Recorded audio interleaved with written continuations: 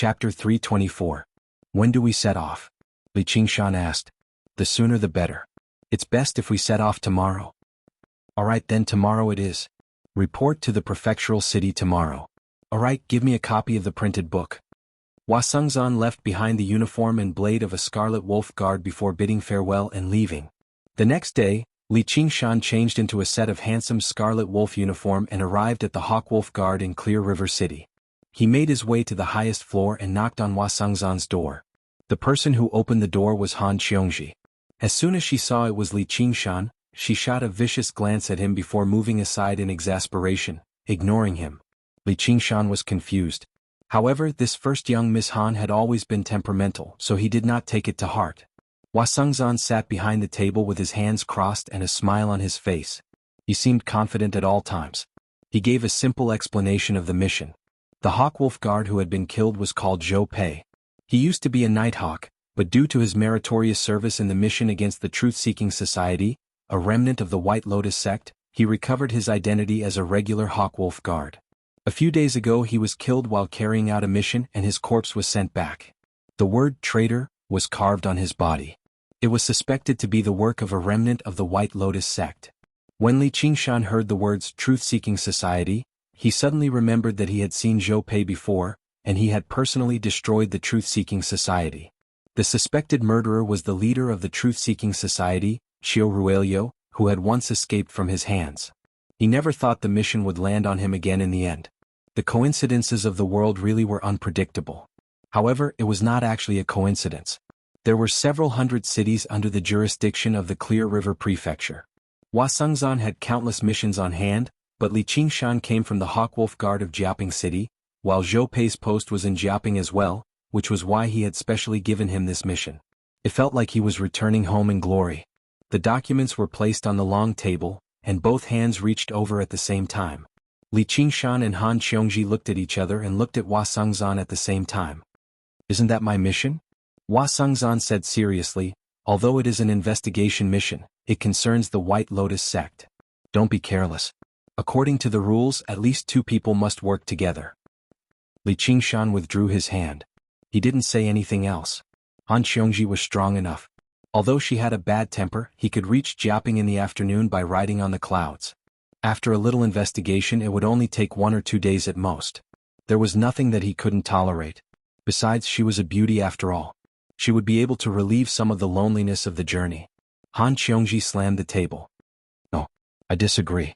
Hua Sengzan said solemnly, this is the commander's order. No matter how unassuming they usually were, the Hawkwolf Guard still had a clear hierarchy and their laws were strict.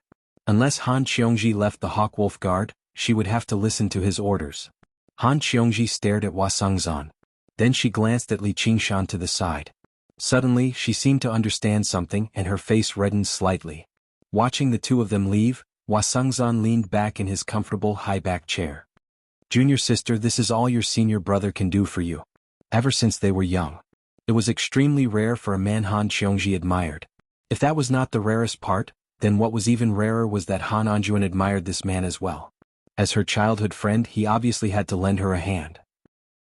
When the two of them were alone, it was the best way to improve their relationship. If she returned to her hometown with Li Qingshan, that would be even better. This was basically helping a friend. If Li Qingshan could rely on the Han family, he would also benefit endlessly. With Han Anjuan nearby and Han Anghua looking after him from afar, he no longer had to worry about a lack of cultivation resources. It was basically a match made in heaven. It was just a joke back then, but he never thought there would actually be a chance for it to come true. He had to admit that Li Qingshan was developing quite well. As for Gu Yenying, it was best if she woke up from her daydreams sooner. Arriving outside, Han Qiongji asked, "Was this your idea?" "Of course not." Li Qingshan curled his lip. "First, young miss, even if you can get whatever you want, there's no need for me, Li Qingshan, to resort to such underhanded methods." Han Qiongji raised an eyebrow. "What, am I not worth your underhanded methods?" Worth it, very worth it. Can you wait for me? I need to go somewhere first." Li Qingshan gave a perfunctory reply as he looked around. "That's more like it. Where are you going? Acting so mysterious, can't you see the light of day?" Li Qingshan said, "Then let's go together." It was inconvenient to use spells in the city, so he walked slowly to a small building at the edge of the city. On the signboard hung the words Cloud Wisp Society. Han Qiongji said in surprise, "This was done by your school of novels?" Li Qingshan chuckled and did not explain. It was also his first time coming to this place. He was naturally here to see how his new book would be published. Last night, Lu Chuanfeng had personally delivered the manuscript to him. When Sun Fubai and Lu Chuanfeng heard about Li Qingshan's arrival, they came out to receive him together. When they saw Han Qiongji, they were slightly surprised. There were many young masters and young misses from aristocratic clans in the Clear River Prefecture, but rarely were they more powerful than the person before them. She was traveling with Li Qingshan, so they could not help but wonder. For Li Qingshan's sake, Han Qiongji bowed towards Lu Chuanfeng in an indifferent manner. "What are you doing here?" Lu Chuanfeng began to admire his beloved primary disciple's impressive methods even more. In the past, she would never look him in the eye when she saw him. "You'll know with a single look." Sun Fubai welcomed the two of them in with a chuckle. They took a look around the Cloud Wisp Association. In the hall upstairs, the various storytellers were currently reciting Li Qingshan's book, preparing for their future performances. They all agreed that Li Qingshan's writing was extremely fascinating, and it was extremely suitable for storytellers. However, due to the lack of ancient charm and it was not in the style of scholars or beauties, it would take a lot of effort to get a singer to compose a tune. Li Qingshan waved his hand. "If I can't sing it, can I act it?" He pulled out something like a play and the group of people felt enlightened.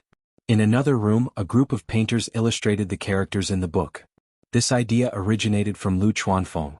He discovered that ever since he began illustrating, his pornographic books sold much better, and it became slightly easier to collect the power of belief. In the workshop behind the Cloud Wisp Association, over a dozen printing machines he had bought from the Mahis school were operating at full capacity, humming as they printed square characters onto white paper. All he had to do was insert the characters and he could repeat the process. After being bound, he would be able to turn it into a book. Li Qingshan looked around and expressed great satisfaction. "I really don't have the time to spare, so I'll have to trouble you with the matters here, Uncle Fu." Sun Fubai said, "We're all family. Don't you think you're treating me like an outsider by saying that?" "When are we leaving?" Han Qiongji asked impatiently. These people from the School of Novels were just so weird. As cultivators, what was so interesting about mixing around with these mortals? She also flipped through a stack of paper, but she found it boring after a single glance. Apart from cultivation methods, she had no interest in anything related to literature. She only felt that compared to fighting against the disciples of the school of the military, he really was not that admirable. He who wrote novels really was not that admirable. "Let's go right now." Li Qingshan thought about how his great name would spread through the Clear River Prefecture before long, so he was in a great mood. "Let's go together. Mine's faster." Arriving outside, Han Qiongji was just about to take out the shuttle when Li Qingshan said something. Her face eased up slightly, but it immediately tensed up again. She was the first young Miss Han. No matter what, she could not allow herself to lose face.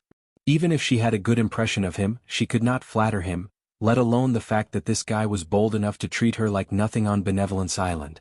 The cloud rushed into the air, directly flying towards Jiaping City. They returned along the path they had taken in the past. Li Qingshan sighed inside. Han Qiongji had always been bold and unrestrained, but when she faced him, she thought about why Hua Sengzan had arranged this. She wanted to get along better with him, but she was also afraid of embarrassing herself. If she lost her temper as she pleased, she would just be like a young girl in love. It was not her style at all. It was not just her usual style. In Li Qingshan's eyes, she was just like a young girl, yet she just had to pretend to be something else right now. It was very awkward. For a moment he was actually unable to say anything. Fortunately, Li Qingshan's sighs came and went quickly. A while later he began chatting with Han Qiongji, and only then did Han Qiongji let out a sigh of relief. However, she was still tense, doing her best to maintain a sense of propriety. This just happened to be what she was the least proficient in. As they spoke, Li Qingshan felt that the first young Miss Han's personality had suddenly changed drastically. She had become reserved. Although she had lost some of her sharpness, she had also lost some of her straightforwardness. He found this strange, but they were not exactly close, so he could not delve into it. Never did he understand that his venting chaotic battle in the school of the military would touch on her tiny feelings. After 4 hours of traveling, he saw a lone mountain in the distance, standing on the side of a great river. A hawk spread its wings on the mountain, overlooking the city below. The cloud vanished beneath his feet, and Li Qingshan landed firmly on the top of the mountain. He looked around. It's been a while jopping. The Black Hawk commander, Fang Yinshang, led all the Black Wolf guards on the mountain to receive him. There were quite a few former members of the Hawk Wolf Guard among them. All they saw was Li Qingshan in his Scarlet Wolf uniform, with a great beauty from the Scarlet Wolf Guard standing beside him. Just her composed bearing alone was incomparable to regular women. They were filled with indescribable envy as well as some sour jealousy. When Li Qingshan first joined the Hawk Wolf Guard, they had personally witnessed him. He was just a kid from the mountains. Never did they think he would reach such heights in just a short year or two. Fang Yinshang bowed politely. Fang Yinshang greets the two sirs. Li Qingshan returned Fang Yinshang's bow. Han Qiongji went up and patted Fang Yinshang's shoulder. Little Fang, long time no see. Why are you still at the 6th layer? Fang Yinshang said, you're still as unforgiving as ever, second senior sister. How can my talent match up to you, senior sister? And fellow Qingshan, when I first saw him, he was only at the 5th layer. Because Han Qiongji was second in the school of legalism, she was referred to as the second senior sister. Thank you. I think Commander Fang's bearing has changed drastically instead. You've matured quite a lot. Li Qingshan only felt that Fang Yinshang had lost some of his naivety and gained the bearing of a commander. You're two grown men, yet you keep praising each other. Don't you find it embarrassing? Tell me just what happened. Having escaped from the awkward situation where the two of them were alone, Han Qiongji returned to normal and immediately took charge. She asked about the ins and outs of the matter as she got Fang Yinshang to take them to inspect Zhou Pei's corpse. It was possible to tell that Han Qiongji was very experienced in handling situations like this, so Li Qingshan was willing to serve as a foil. He said nothing. In the chilly morgue, a layer of white cloth was lifted, and a body that had turned blue lay there. Sure enough, the word traitor was carved into the body. Li Qingshan had seen life and death before, so he treated it like nothing. He only frowned and thought. He felt like with Priest Chio's temper, he did not seem like someone who would do something like this. This seemed more like the revenge of a third-rate member of the Jianghu. To a large extent, the truth-seeking society had not been destroyed by the hands of the Hawk Wolf Guard. Instead, it had been destroyed by Niu Juxia, who had appeared out of nowhere. Even if he knew Zhou Pei was a spy, his hatred should not have run so deep. Wasn't a single stab enough? Han Qiongji showed no fear at all. She studied the corpse, but she did not show the bashfulness of regular women. Instead, she became furious. She covered the corpse with the white cloth and said, "How audacious of you to provoke the Hawk Wolf Guard like this. Little Fang, do you have any leads?" Fang Yinshang said, "I was just about to say that yesterday, an informant reported that Priest Chio had appeared in the northwest. He seemed to have traveled in the direction of ancient Wind City." Li Qingshan became even more suspicious. He had personally experienced Priest Chio's craftiness. How could a person like that be tracked down by regular people? And wasn't ancient Wind City where the Qian family resided? His second trial mission actually pointed there again. Was it a coincidence or was there some other reason? With a swish, Han Qiongji covered the corpse with the white cloth and said to Li Qingshan, "Let's go right now." Li Qingshan hesitated. It probably won't be as simple as it seems. As a result, he voiced out his doubts. In the past, Han Qiongji definitely would have mocked Li Qingshan for worrying. However, after going through so much, she knew he was not a coward.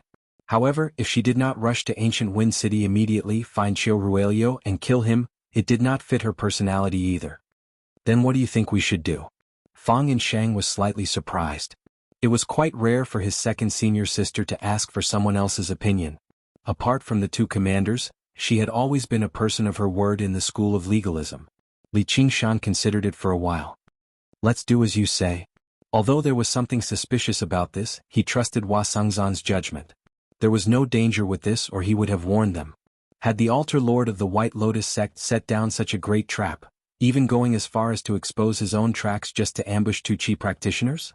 If he really wanted to kill to vent his anger, wouldn't it have been better if he had directly come to the Hawk Wolf Guard and slaughtered to his heart's content? Why did he have to specially lead them to such a remote place like ancient Wind City?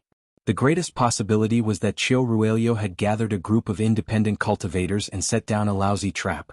With his abilities, he could kill as many below Foundation establishment as he wanted. Han Qiongji said, "Then why are you asking?" Li Qingshan shrugged. "There's no harm in being careful.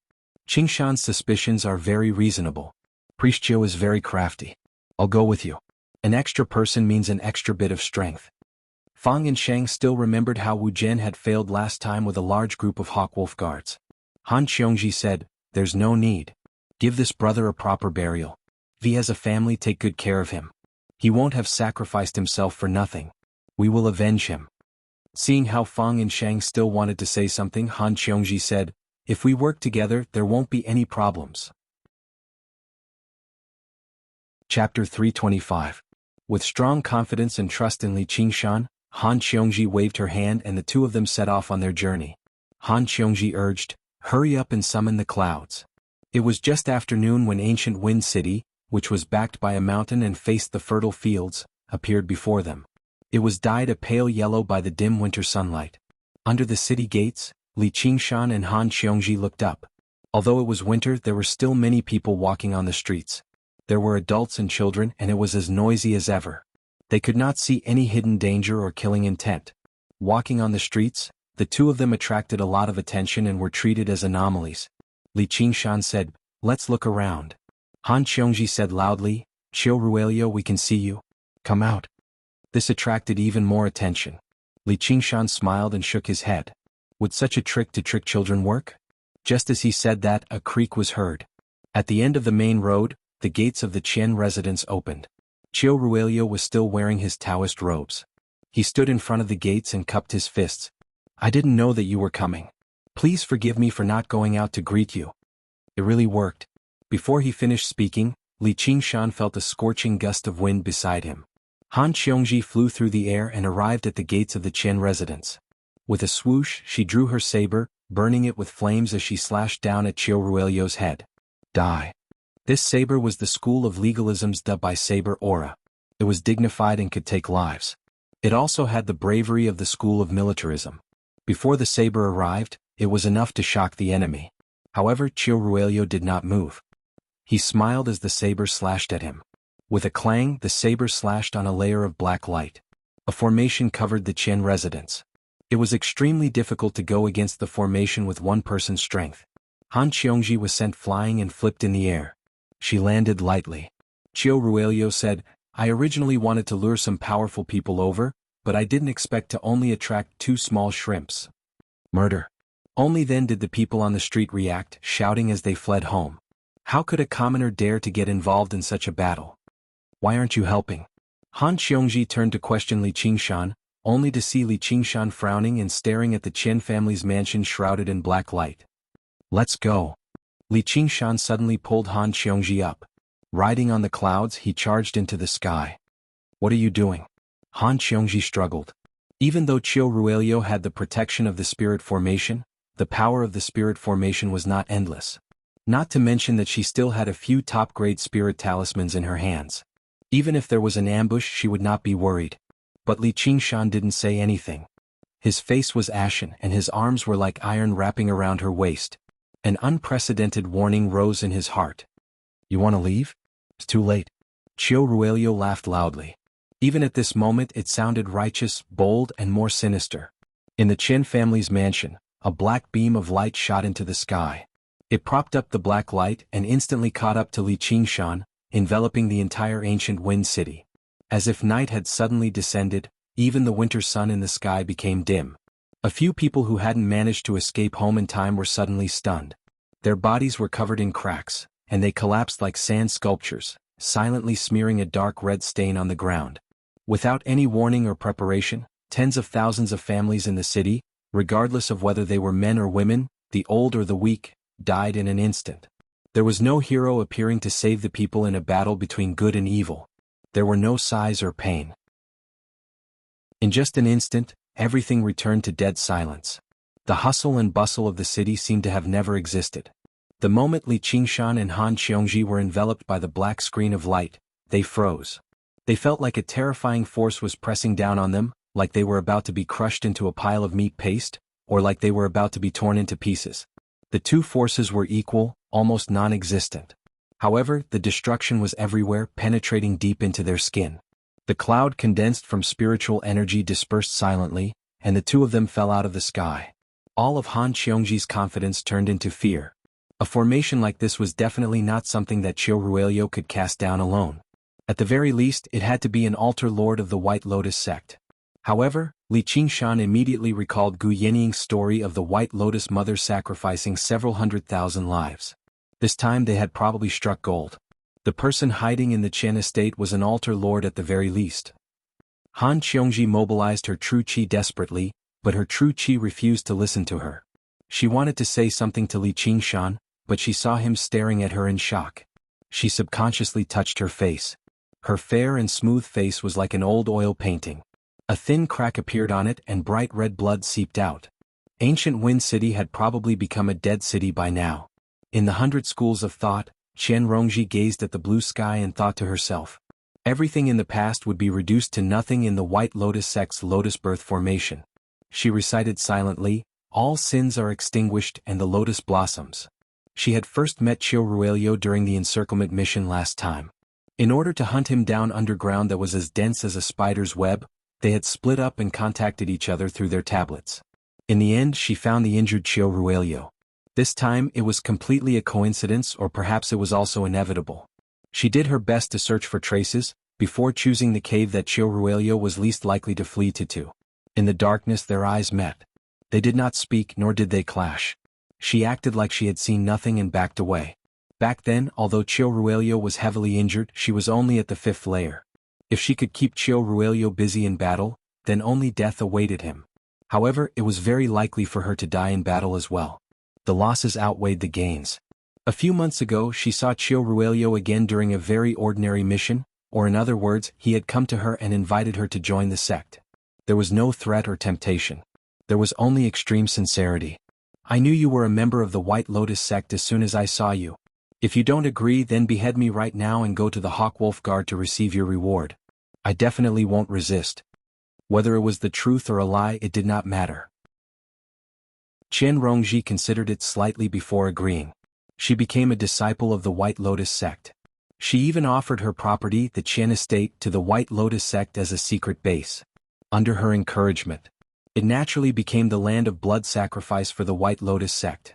She was not sure whether Li Qingshan would go there as an accident, a coincidence, or a necessity. If he died, she would sigh for him. Han Qiongji looked at the blood on her hand. Fear appeared in her eyes. This was the first time in her life. She was so close to death. At this moment, the black beam of light that held up the darkness contracted and twisted. However, the top swelled up like a flower bud. On the ground, the mottled, dark red patches were being worn away bit by bit. The last traces of their existence gradually vanished. Even their flesh, blood, and souls had become nutrients for the flower bud, helping it to bloom. Li Qingshan tried to circulate his true qi, but his sea of qi was collapsing. It was as if it was collapsing from a deeper level, let alone condensing techniques. As the flower bud bloomed, the power of the formation grew stronger and stronger, and the damage to his body grew greater and greater. If this continued, there was no need for the altar lord to do anything at all. Only death awaited them. This was the terror of the White Lotus sect that had fought against Gu Yannying and the entire Hawkwolf Guard of the Rui Commandery for many years. They were also Foundation establishment cultivators, but the 3 elders were basically amiable compared to them. Qiu Ruelio sighed. The heavens are benevolent. I can tell that the 2 of you are no ordinary people. Why don't you forsake the darkness for the light and join my White Lotus sect? We can help the world together. That way you won't have to suffer so much. Shut up. Han Qiongji gritted her teeth. Her mouth was filled with the taste of blood. As a great qi practitioner, her physique far surpassed that of mortals, which was why the formation had not collapsed immediately. However, her wounds spread bit by bit. She felt like thousands of ants were gnawing away at her. You weren't born to be a coward. Han Anjuan had once scolded her like that. Although she found the old man utterly irritating, some of what he said was still very reasonable. No matter what, Han Qiongji could not embarrass herself, especially before Li Qingshan. Qiu Ruelio said, "How stubborn. However, it's your good fortune to become a part of the Black Lotus and cleanse yourself of your sins." Li Qingshan raised an eyebrow. He was about to take action. No matter who it was, if they wanted to take his life, they would have to ask his fist first. Even though the formation suppressed his true qi, it could not suppress his demon core. After reaching the 2nd layer of the spirit turtle, even if he faced a Foundation establishment cultivator, he would no longer be helpless. Just now he had indeed hesitated for a moment. His body was tough, far greater than Han Qiongji's. Although he was suppressed by the formation, he did not suffer any actual injuries. With how powerful the formation was, he would have to transform if he wanted to break free. However, that would expose his greatest secret. At a time like this he could not care too much. He could not just watch Han Qiongji die. Han Qiongji said softly, "Go." What? Li Qingshan frowned. If he could enter and leave the formation as he pleased, what was there to be afraid of? The Black Lotus is the eye of the formation. I'll go break it and you can use the opportunity to break free. There might only be a moment, so you have to grasp it properly. Go back and ask for reinforcements so that you can avenge me. If there's no chance, then let's just die here together. She did not say that. Instead, she leapt up and charged towards Qiu Ruelio. She held a supreme-grade talisman in her hand. Fresh blood seeped out from between her fingers, soaking the talisman in the blink of an eye. The talisman shone brightly. Using the remnant true qi in her blood, she used the most primitive method to activate the talisman. The talisman started to burn and turned into a blazing fireball. It rapidly grew in size like a dark red sun, illuminating Han Qiongji's smiling face that was full of cracks. Die. Altar Master. Qiu Ruelio's expression changed drastically. The power of a supreme-grade talisman was not something that any qi practitioner could withstand. However, before the fireball's power could reach its peak, it began to dim. It was swallowed by the darkness and quickly extinguished. When it arrived in front of Qiu Ruelio, all that was left was a wave of heat. The smile on Han Qiongji's face disappeared. She could not care less about despair. Without stopping, she held the second supreme-grade talisman in her hand. Qiu Ruelio took out the pine-pattern longsword and sighed. This poor Taoist cannot bear to see you suffer like this. I've come to send you off. A black shadow flashed past Han Qiongji and arrived in front of Qiu Ruelio. It was Li Qingshan. Qiu Ruelio was shocked and swung his sword. Li Qingshan raised his hand, and several dozen strands of sword qi shot out. Even the terrifying formation was unable to weaken their sharpness. Qiu Ruelio was stunned. Crisscrossing bloody marks appeared on his body. They moved slightly, but before they could shatter, they were disintegrated by the formation. Just like the mortals, they collapsed into a dark red stain. Chapter 326. Yo, didn't I tell you to leave? Han Qiongji stopped. Li Qingshan's tall figure stood in front of the Qian manor. He looked back and said, "I'm sorry. I don't have the habit of asking a woman to die for me." He was apologizing because of the moment of hesitation just now. Even if we have to break the formation, I have a better chance. I'm the one in charge here. Han Qiongji rushed forward and tapped her forehead with a finger. A supreme-grade talisman shone brightly and enveloped her body. Although the power of the talismans was greatly reduced in this formation, it was still useful. The cracks on her face stopped spreading. She opened her mouth to speak. She tossed a healing spirit pill into her mouth, and the wounds on her body began to heal. Obedient women are cute. Don't let my efforts go to waste. Li Qingshan said no more. He turned into a gust of wind and charged into the inner courtyard of the Qian manor. Han Qiongji clenched her teeth and ran out of the city. Sometimes, someone has to be sacrificed. But no matter who the sacrifice is, this sacrifice shouldn't go to waste. This was what Han Anjuan had said to her before. Even when two people were playing chess, there was the saying of bait and abandonment, not to mention when two armies were fighting. This was the way of the military. The familiar scenery flooded his face, and Li Qingshan charged right through it. His true qi was useless. Not only could he not fly, he even lost the ability to turn in the air. From now on, his feet would not leave the ground. After breaking through countless walls, he finally arrived at the inner courtyard of the Qian manor, the source of the Black Lotus. Beside a lotus pond, the lotus leaves were green. The lotus bloomed and its fragrance filled the air. It was like spring or summer. He could vaguely see carps swimming in it. It was full of vitality. However, in the dead silence of ancient Wind City, it was so strange and abnormal. A man dressed in black dharma robes and a black lotus crown. He sat cross-legged on a lotus leaf. He reached out his hand to stir the water and tease the carps. He was like a scholar in the spring forest. He did not look like a wicked person at all. However, those black lotuses that were about to bloom had roots as thick as giant trees planted in front of him. Tens of thousands of lives were taken in front of Li Qingshan. You're here. Looks like Ruelu has already left. No, he should be here too. The black-robed man looked up at the black lotus and smiled. Li Qingshan was very similar to Han Qiongji. Without saying a word, he slashed with his saber. However, the warning in his heart was simply screaming. This black-robed man was not just a Foundation establishment cultivator, he was simply at the peak of Foundation establishment. The feeling he gave Li Qingshan was similar to that of the slovenly Taoist. In this state, perhaps a single move would be enough to kill him. The more dangerous the situation was, the calmer he became. He was looking for a flaw, a chance of survival. Who are you? My name is just a code. Just call me Black Lotus. Your companion is dead. Don't you feel sad and angry? I'm happy for him. He has committed many sins and it's time for him to repay them. Altar Lord Black Lotus slowly recited, 10,000 sins extinguished, lotus peanuts. Mud removing plow. Clear. His gentle voice had a different kind of charm. His eyes were clear and relieved, like an eminent monk. Anyone who saw him would want to get close to him. You're happy for yourself, right? It's given you this lotus a bit more power. However, I don't know when you'll be able to repay your sins. Perhaps today. Altar Lord Black Lotus smiled. Li Qingshan was speechless. This Altar Lord did not just disregard life and death, he truly viewed death as a return home. The thoughts of people from evil sects could not be understood with common sense. At this moment there was a splash in the pond. A red figure passed through the lotus leaves, wagging its head and tail as it swam out, nodding towards Li Qingshan on the shore. It was the one that Li Qingshan had released in the past. It opened its mouth as if it was begging for a pill to eat. You know each other? Altar Lord Black Lotus waved his hand. Go. I don't have any panacea for you right now. Even when he was facing a carp, a demon in the eyes of the world, he was so gentle that he seemed like he was coaxing a child who was asking for candy. Perhaps this analogy was not correct, as he had just personally killed hundreds, if not thousands, of children. Altar Lord Black Lotus was helpless. He fished out a panacea from his 100 treasures pouch and placed it in the carp's mouth. He rubbed the carp's head, and only then did the carp leave in satisfaction.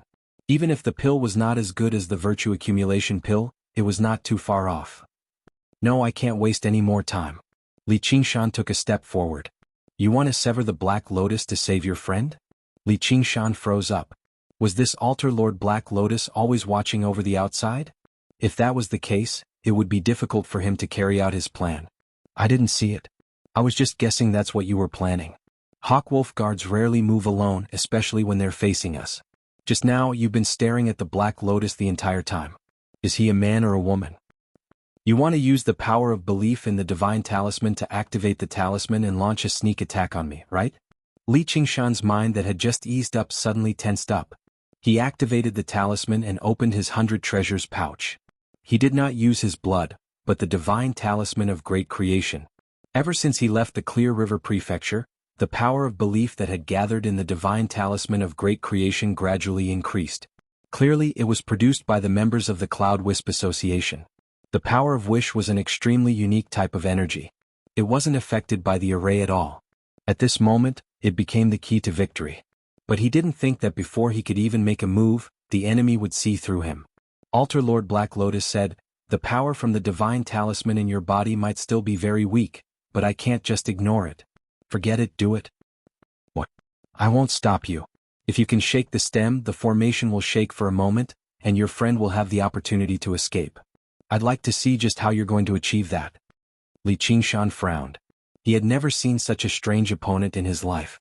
Altar Lord Black Lotus said, don't worry. If I wanted to do something, I would have done it a long time ago. Just treat it as the words of a dying man being kind. About to die? Li Qingshan made his way towards the black stem step by step, but he was filled with hesitation. If Altar Lord Black Lotus had used his full strength to kill him right from the beginning, he would instead feel much more at ease. However, the current situation was far too unexpected, which only increased the pressure he felt inside. He had to be on guard against Altar Lord Black Lotus's sudden attack at all times, and he had to worry about whether there were any traps. However, he did not purposefully avoid him either. At such a close distance, a distance of a few feet made no difference to a Foundation establishment cultivator at all. Li Qingshan came to a halt. He brought his fingers together like a sword and leapt up. The remaining several dozen strands of sword chi all merged into his finger, stabbing towards the black stem. The unstoppable sword chi stabbed deeply into the stem, interrupting its absorption of nutrients. The huge butt on it swayed as well. The sky suddenly brightened slightly, but it returned to darkness very soon. Li Qingshan returned to the side of the pond and looked at Altar Lord Black Lotus strangely. As expected, Altar Lord Black Lotus did not attack. Instead he praised, "This sword chi is very unusual. No wonder Ruelio could not even take a single blow.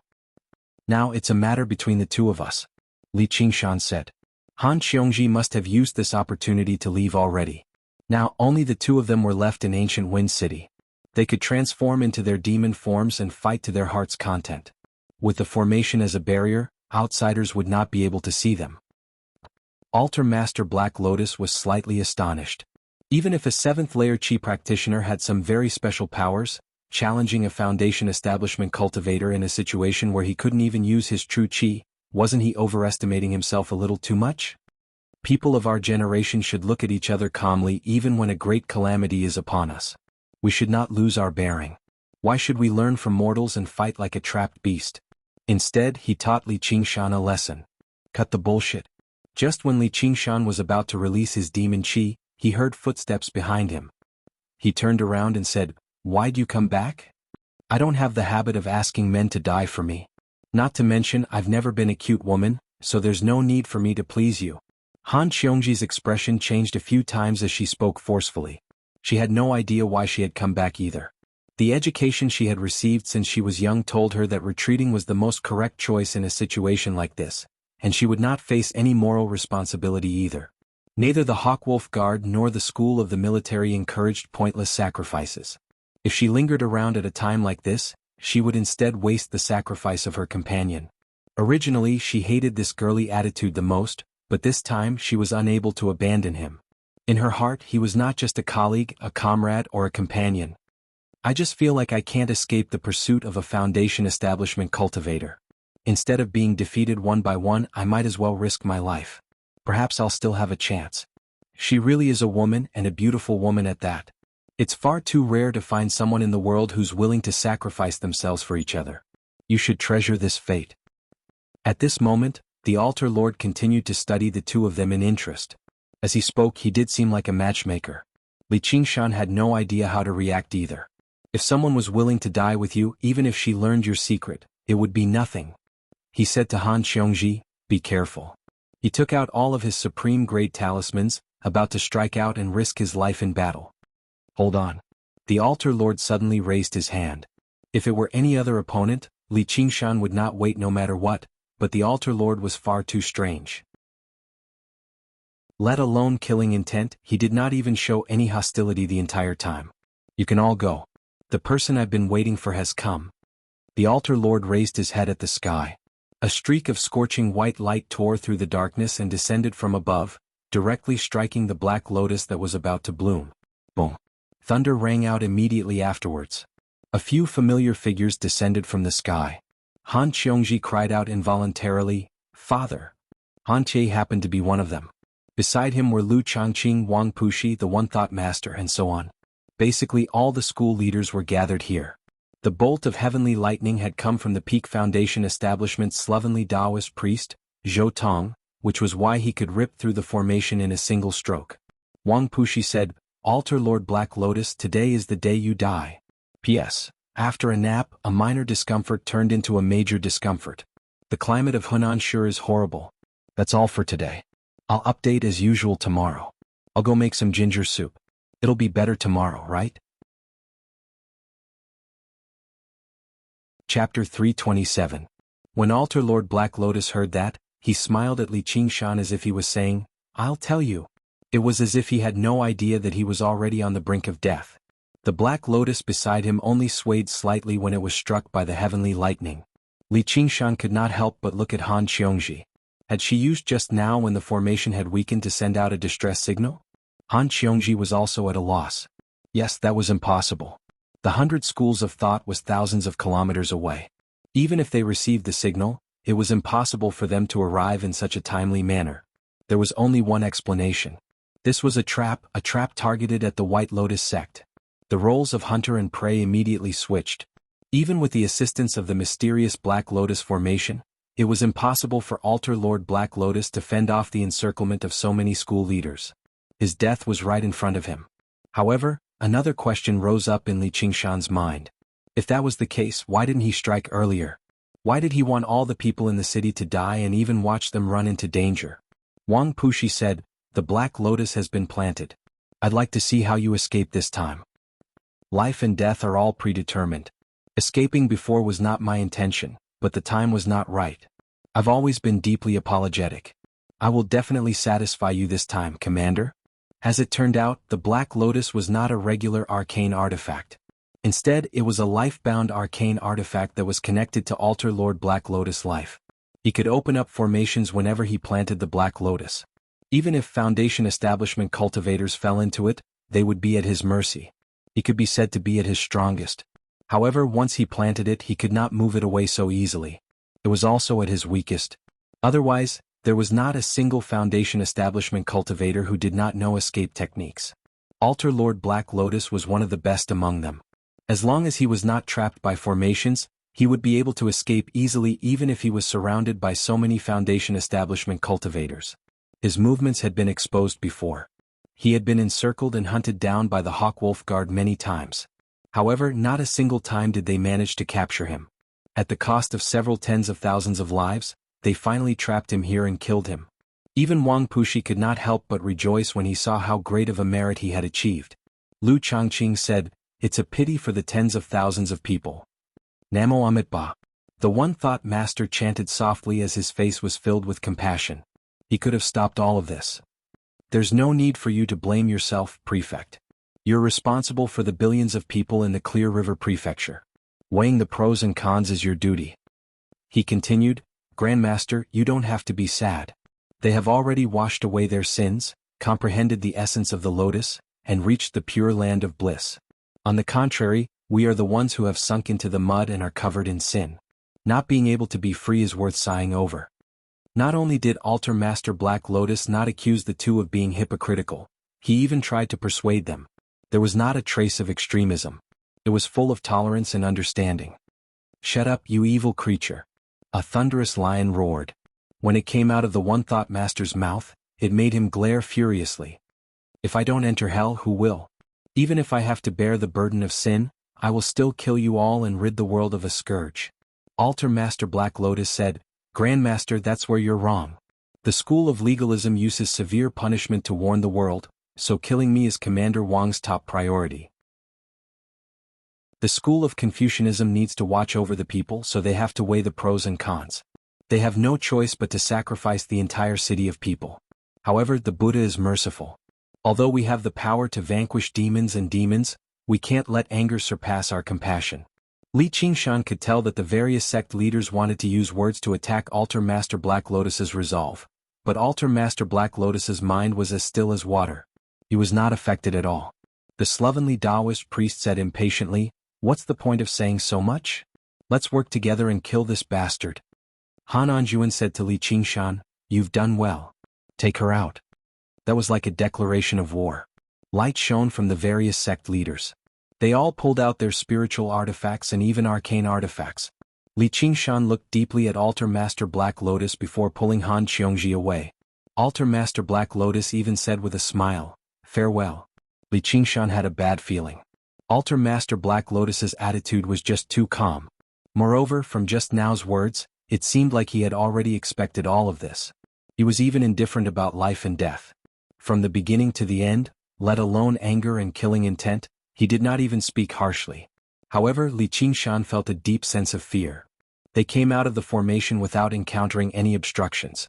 Without the pressure of life and death, Han Qiongji could no longer suppress her injuries. She immediately spat out a mouthful of blood and fainted. However, Li Qingshan dared not tarry. He summoned a cloud first and took the two of them to a safe location high enough and far enough away. Then he fed Han Qiongji a healing pill and used techniques to heal her. A while later, Han Qiongji woke up slowly. Li Qingshan stopped worrying, but when he looked down, he frowned again. The battle below did not begin immediately as expected. Altar Master Black Lotus seemed to have said something, and the various sect leaders were stunned. Just what had happened?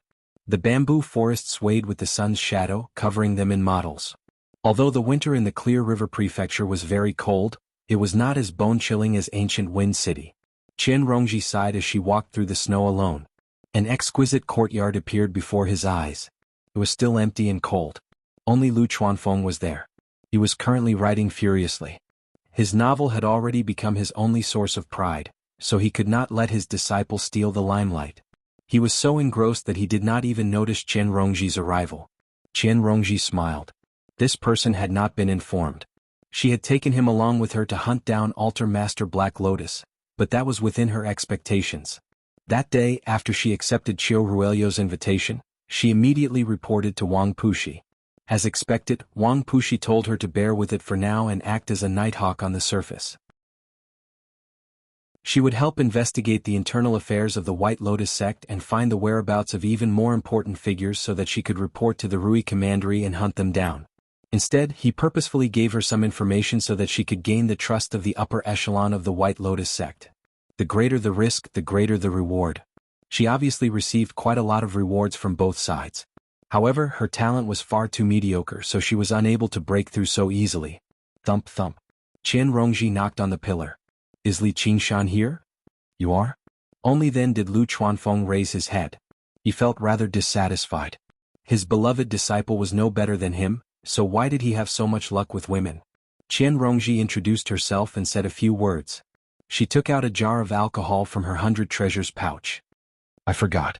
He still hasn't completed his trial mission, so he's just not fated to be with you. Sir, I'll treat you to this jar of alcohol. Lu Chuanfeng immediately beamed with joy. My luck with women has come. He coughed twice in a feigned manner. That's no good, right? Why don't we wait for Qingshan to return? Before Qian Rongji could back down a little, he said, if that's the case, I'll gladly accept your offer. A while later, with a clang, Lu Chuanfeng spilled the jar of alcohol and collapsed on the ground. Just like the legends say, he's an idiot. Qian Rongji wrapped him up with true qi and spat out all the alcohol. Afterwards, she took away his tablet and made her way to the central formation of Cloud Wisp Island. Spying was a dangerous occupation no matter the age. They could fall deep into enemy territory at any time, and only death awaited them as soon as they were discovered. Not to mention a capricious double agent. However, she still lived rather peacefully. Throughout the entire process, she did not draw any suspicion from the White Lotus sect. This was because she reported everything to the White Lotus sect. Chapter 328. Just as the school leaders were about to take action, Altar Master Black Lotus said, School leaders, do you only care about what's in front of you and not what's behind you? What do you mean? Lu Changqing said. This is my destiny as well as the destiny of the 100 schools of thought. Don't even think about wasting time with words. The 100 schools of thought is protected by a formation. Even if the White Lotus Mother comes personally, she won't be able to break through it easily. As Lu Changqing said this, his expression suddenly changed. He took out a formation plate with a dragon and snake coiling around it. The light that originally lingered around it had actually disappeared. The school leaders all knew what this meant. The dragon and snake formation that protected the 100 schools of thought had been broken. Qian Rongji watched as a white lotus grew out of the formation. It swayed gently, pure and beautiful. The endless pillar of spiritual qi that shot into the sky was immediately cut off. The formation was powerful, but it was also extremely precise. It was like an operating machine. As long as one of the key components had a problem, it would affect the entire thing. The sky distorted, but it was still blue. However, the fog surrounding the islands of the 100 schools of thought gradually dispersed under the winter sun. A few fishermen who were fishing on the lake looked at the islands in front of them in surprise. They had long heard that it was the residence of immortals, but this was the first time they had seen it with their own eyes. What happened? The disciples of the schools walked out of the buildings and looked at the sky. They discussed among themselves, thinking that something had happened to the formation. Hua Sengzan was the first to sense that something was wrong. He said angrily, Qian Rongji, what are you doing? When he saw the resplendent white lotus again, his anger turned into disbelief as well as a hint of fear. He had long known that Qian Rongji was a spy in the White Lotus sect. However, he never expected that she would really throw herself into it. The White Lotus sect had long been hated by everyone. It was declining day by day, and its members were in a precarious situation. With her scheming, how could she really be so loyal? Qian Rongji said, Commander Hua, I'm just a lowly soldier following orders. Why do you have to make things difficult for a weak woman like me? Hua Sengzan wouldn't listen to her and pounced on her. The most important thing now was to destroy that White Lotus. Otherwise, the consequences would be unimaginable. Qian Rongji didn't stop him and took a few steps back. Wasangzan was slightly surprised. From the corner of his eyes, he saw a white figure flashing in the depths of the bamboo forest and appearing in front of him out of thin air. It was a white-haired old woman. Although her face was full of wrinkles, she looked extremely benevolent. The deep smile lines on her face made her look like she was always smiling. She held a white lotus in her hand, but it was close to withering. He looked into Wasangzan's eyes. He was also very gentle, as if he was looking at his own grandson. However, Wasangzan felt a suffocating pressure. He made a turn in the air and leaped backward. Before he knew it, a few men and women stood behind him. Standing behind him were men and women, young and old, but they all had smiles on their faces. It was not a sneer, nor was it a fake smile. Instead, it was joy from the bottom of their hearts. It was as if all the sunlight and white clouds in the world were so delightful. Coldness poured down from the top of his head to the bottom of his feet. Apart from the white-haired old woman, he was familiar with all of them. Every single one of them possessed astronomical amounts of merit in the Hawkwolf Guard. The remaining altar lords of the White Lotus sect were all gathered here. Qian Rongji bowed politely. Disciple Qian Rongji greets the Holy Mother and greets the altar lords. Wasangzan was shocked. Sure enough, the old woman was the White Lotus Mother. However, according to the rumors, wasn't she a middle-aged woman? Stand up.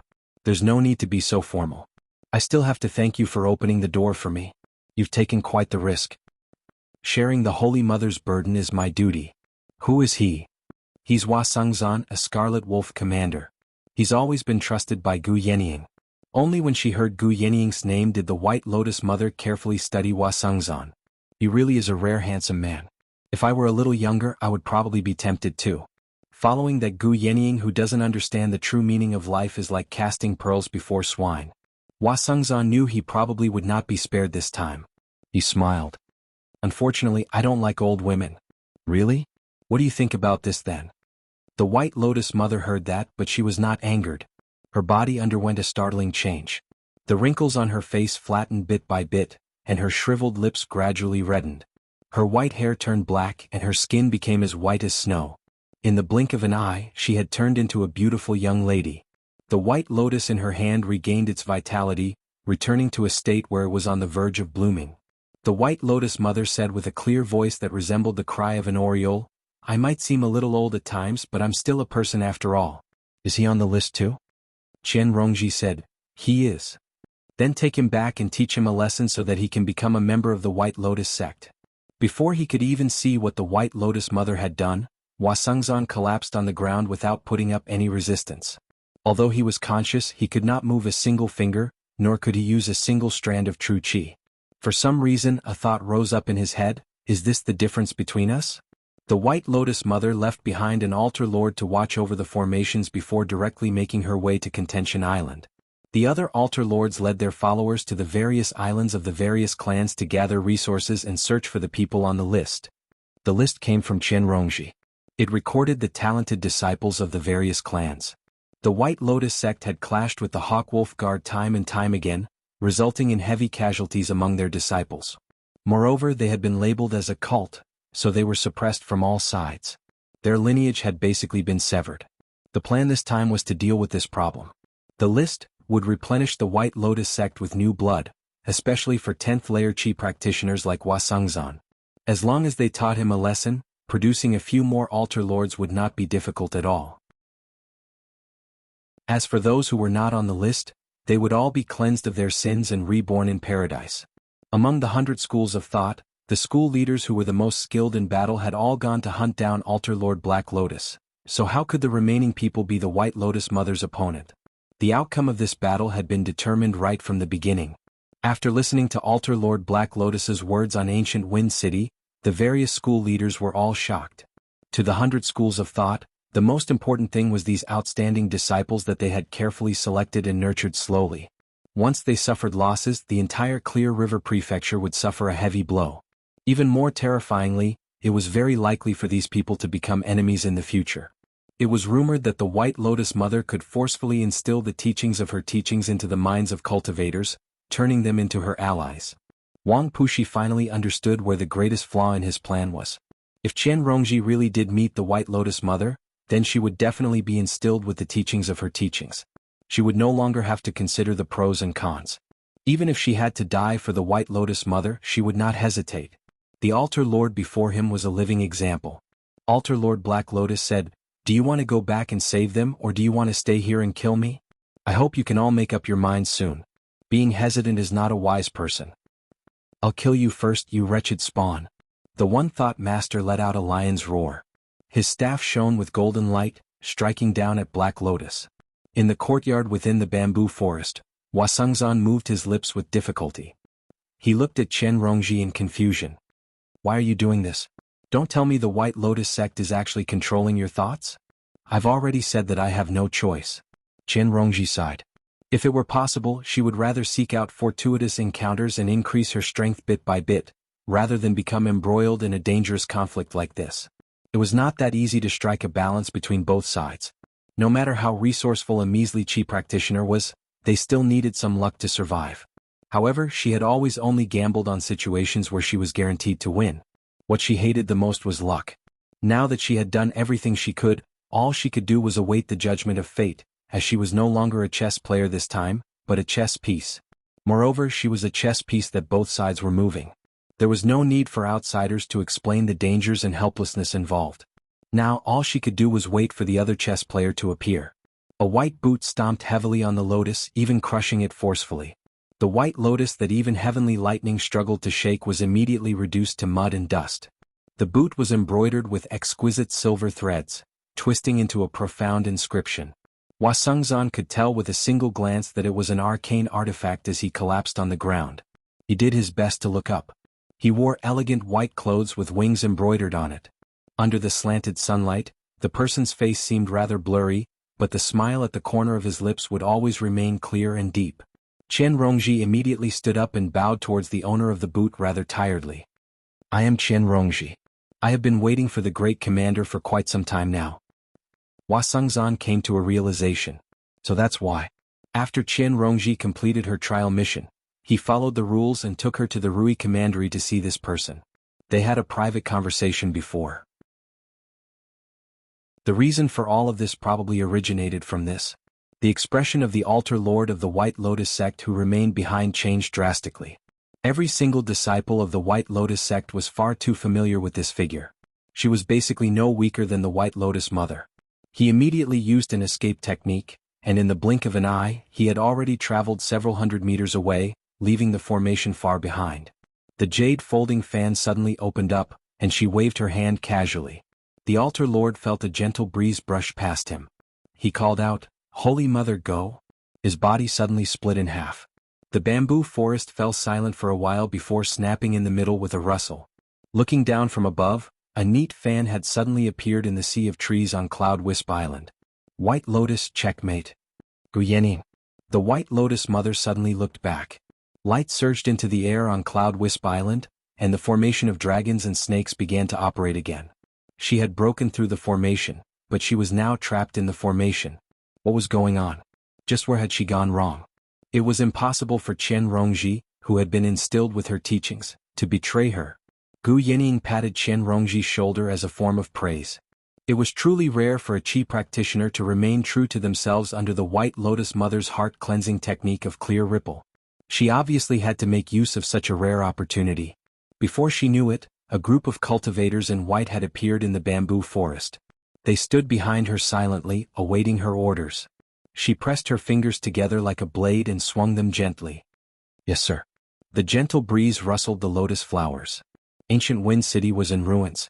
The estate of the Chen family had already been reduced to dust. Only the pond where the black lotus was planted remained the same.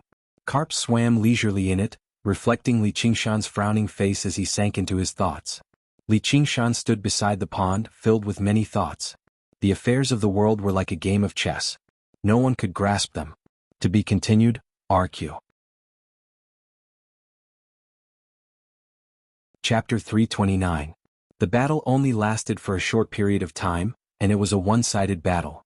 With a group of patriarchs here, if they still couldn't suppress an altar lord, that would be the biggest joke in the world. When the battle reached its most intense point, Altar Master Black Lotus was already prepared to fight with his life on the line and drag one or two family heads down with him. However, he seemed to have sensed something and personally cut off the Black Lotus. He plucked a lotus seed from the black lotus and said, "My time hasn't come yet," before vanishing into thin air.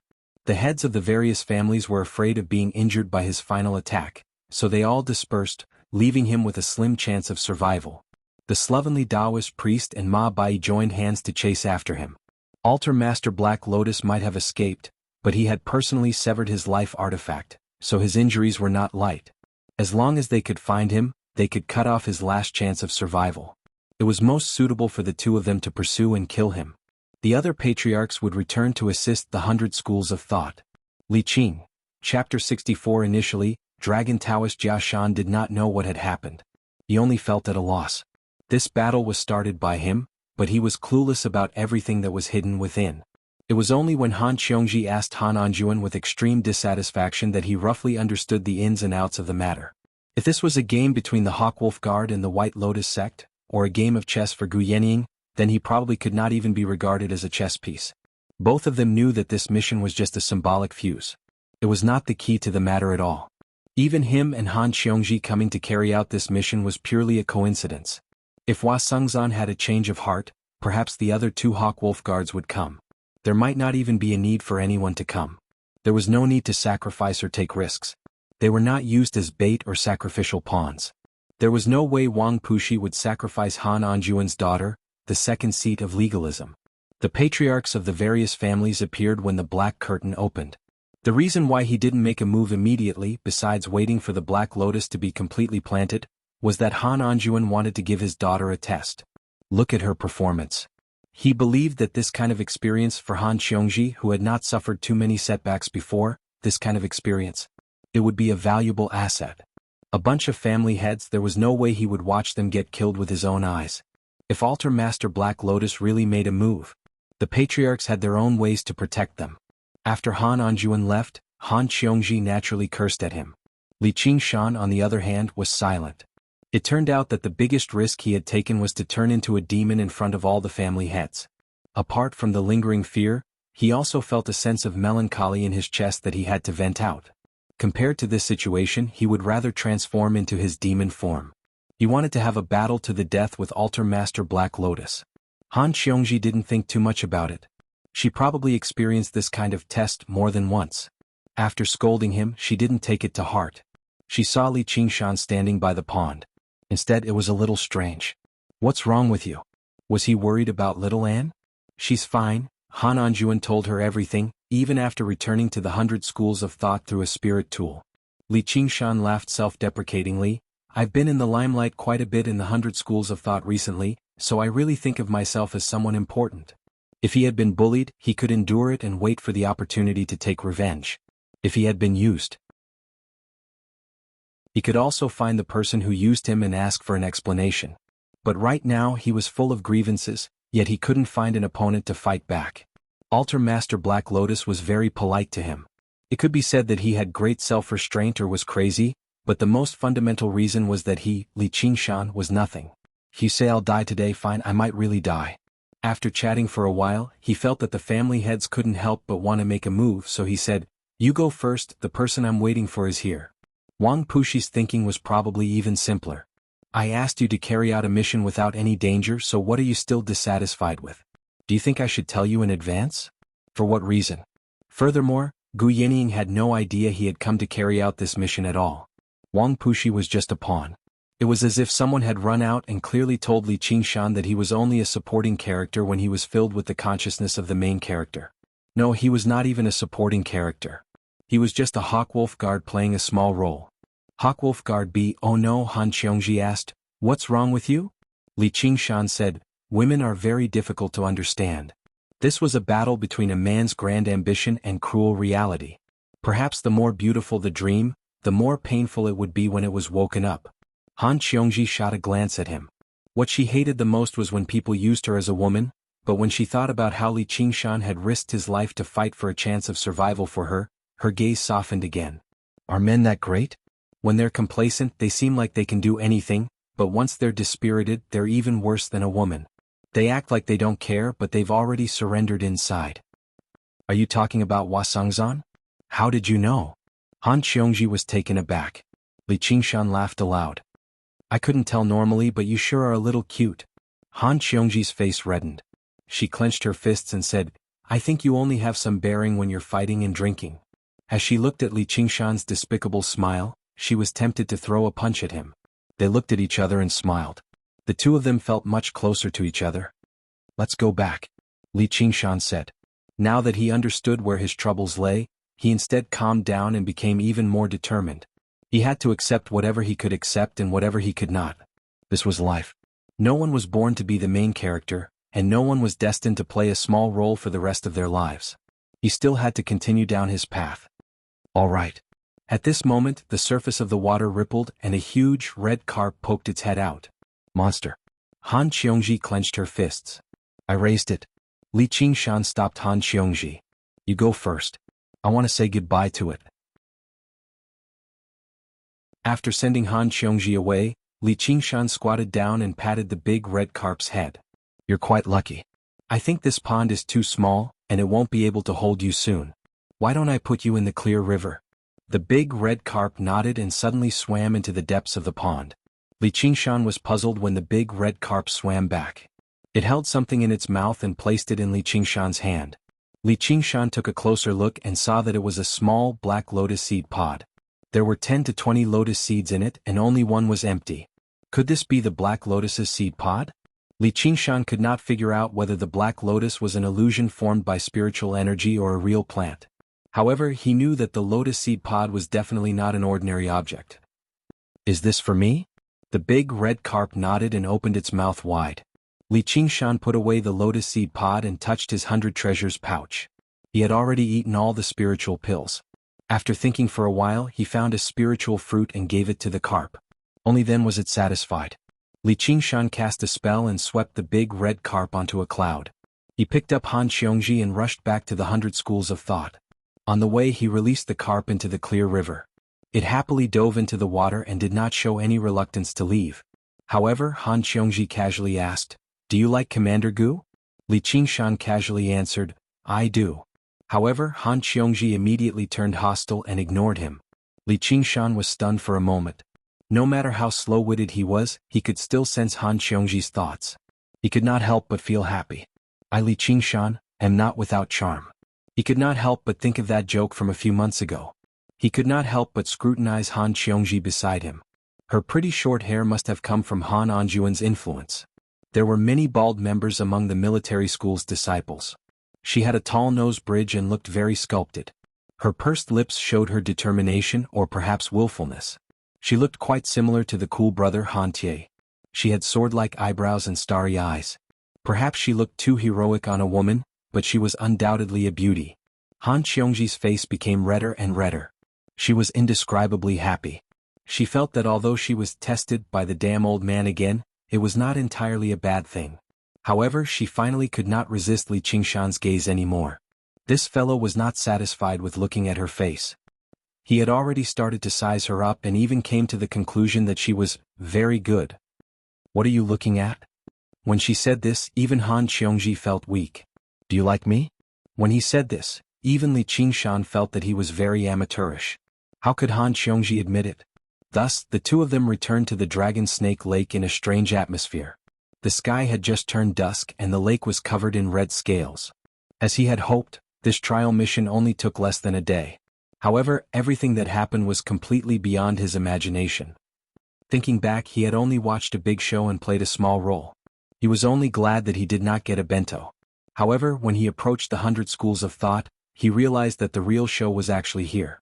The Dragon Snake Formation no longer existed. Every island was filled with tragic traces. Large areas of buildings had been toppled, and many disciples were busy cleaning up. The most exaggerated was Contention Island. The craggy mountains on the island seemed to have been chopped up and crushed, turning into large pieces of cracked boulders. Not a single complete building remained. Li Qingshan rushed to Ansrava Island. Only when he saw that little and was safe and sound did he relax.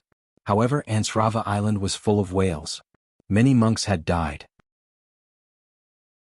They had been refined by the altar masters of the White Lotus sect. Not even their corpses could be found. Li Qingshan hugged her tightly in his arms. He felt a different kind of danger. This was the battlefield of two golden core cultivators. Even the most talented Qi practitioners would not dare to say that they could protect themselves. Back then, the soaring dragon elder had sliced through a mountain like tofu. He still remembered it vividly. Qingshan. With a call, Li Qingshan turned around and saw Hua Sengzan. Their eyes met. Both of them felt like they had just survived a disaster. Hua Sengzan said, "I'm sorry, I didn't know either." "Are you fine?" Li Qingshan wrapped his arm around his neck and smiled. "Do I look like I'm not fine? You're the one who rarely asks stupid questions like that." Hua Sengzan smiled as well, but it was rather forced. Compared to Li Qingshan, he had truly made a trip to the gates of hell. The White Lotus Mother only needed a single thought, and he would be a dead man. "Commander Gu wants to see you."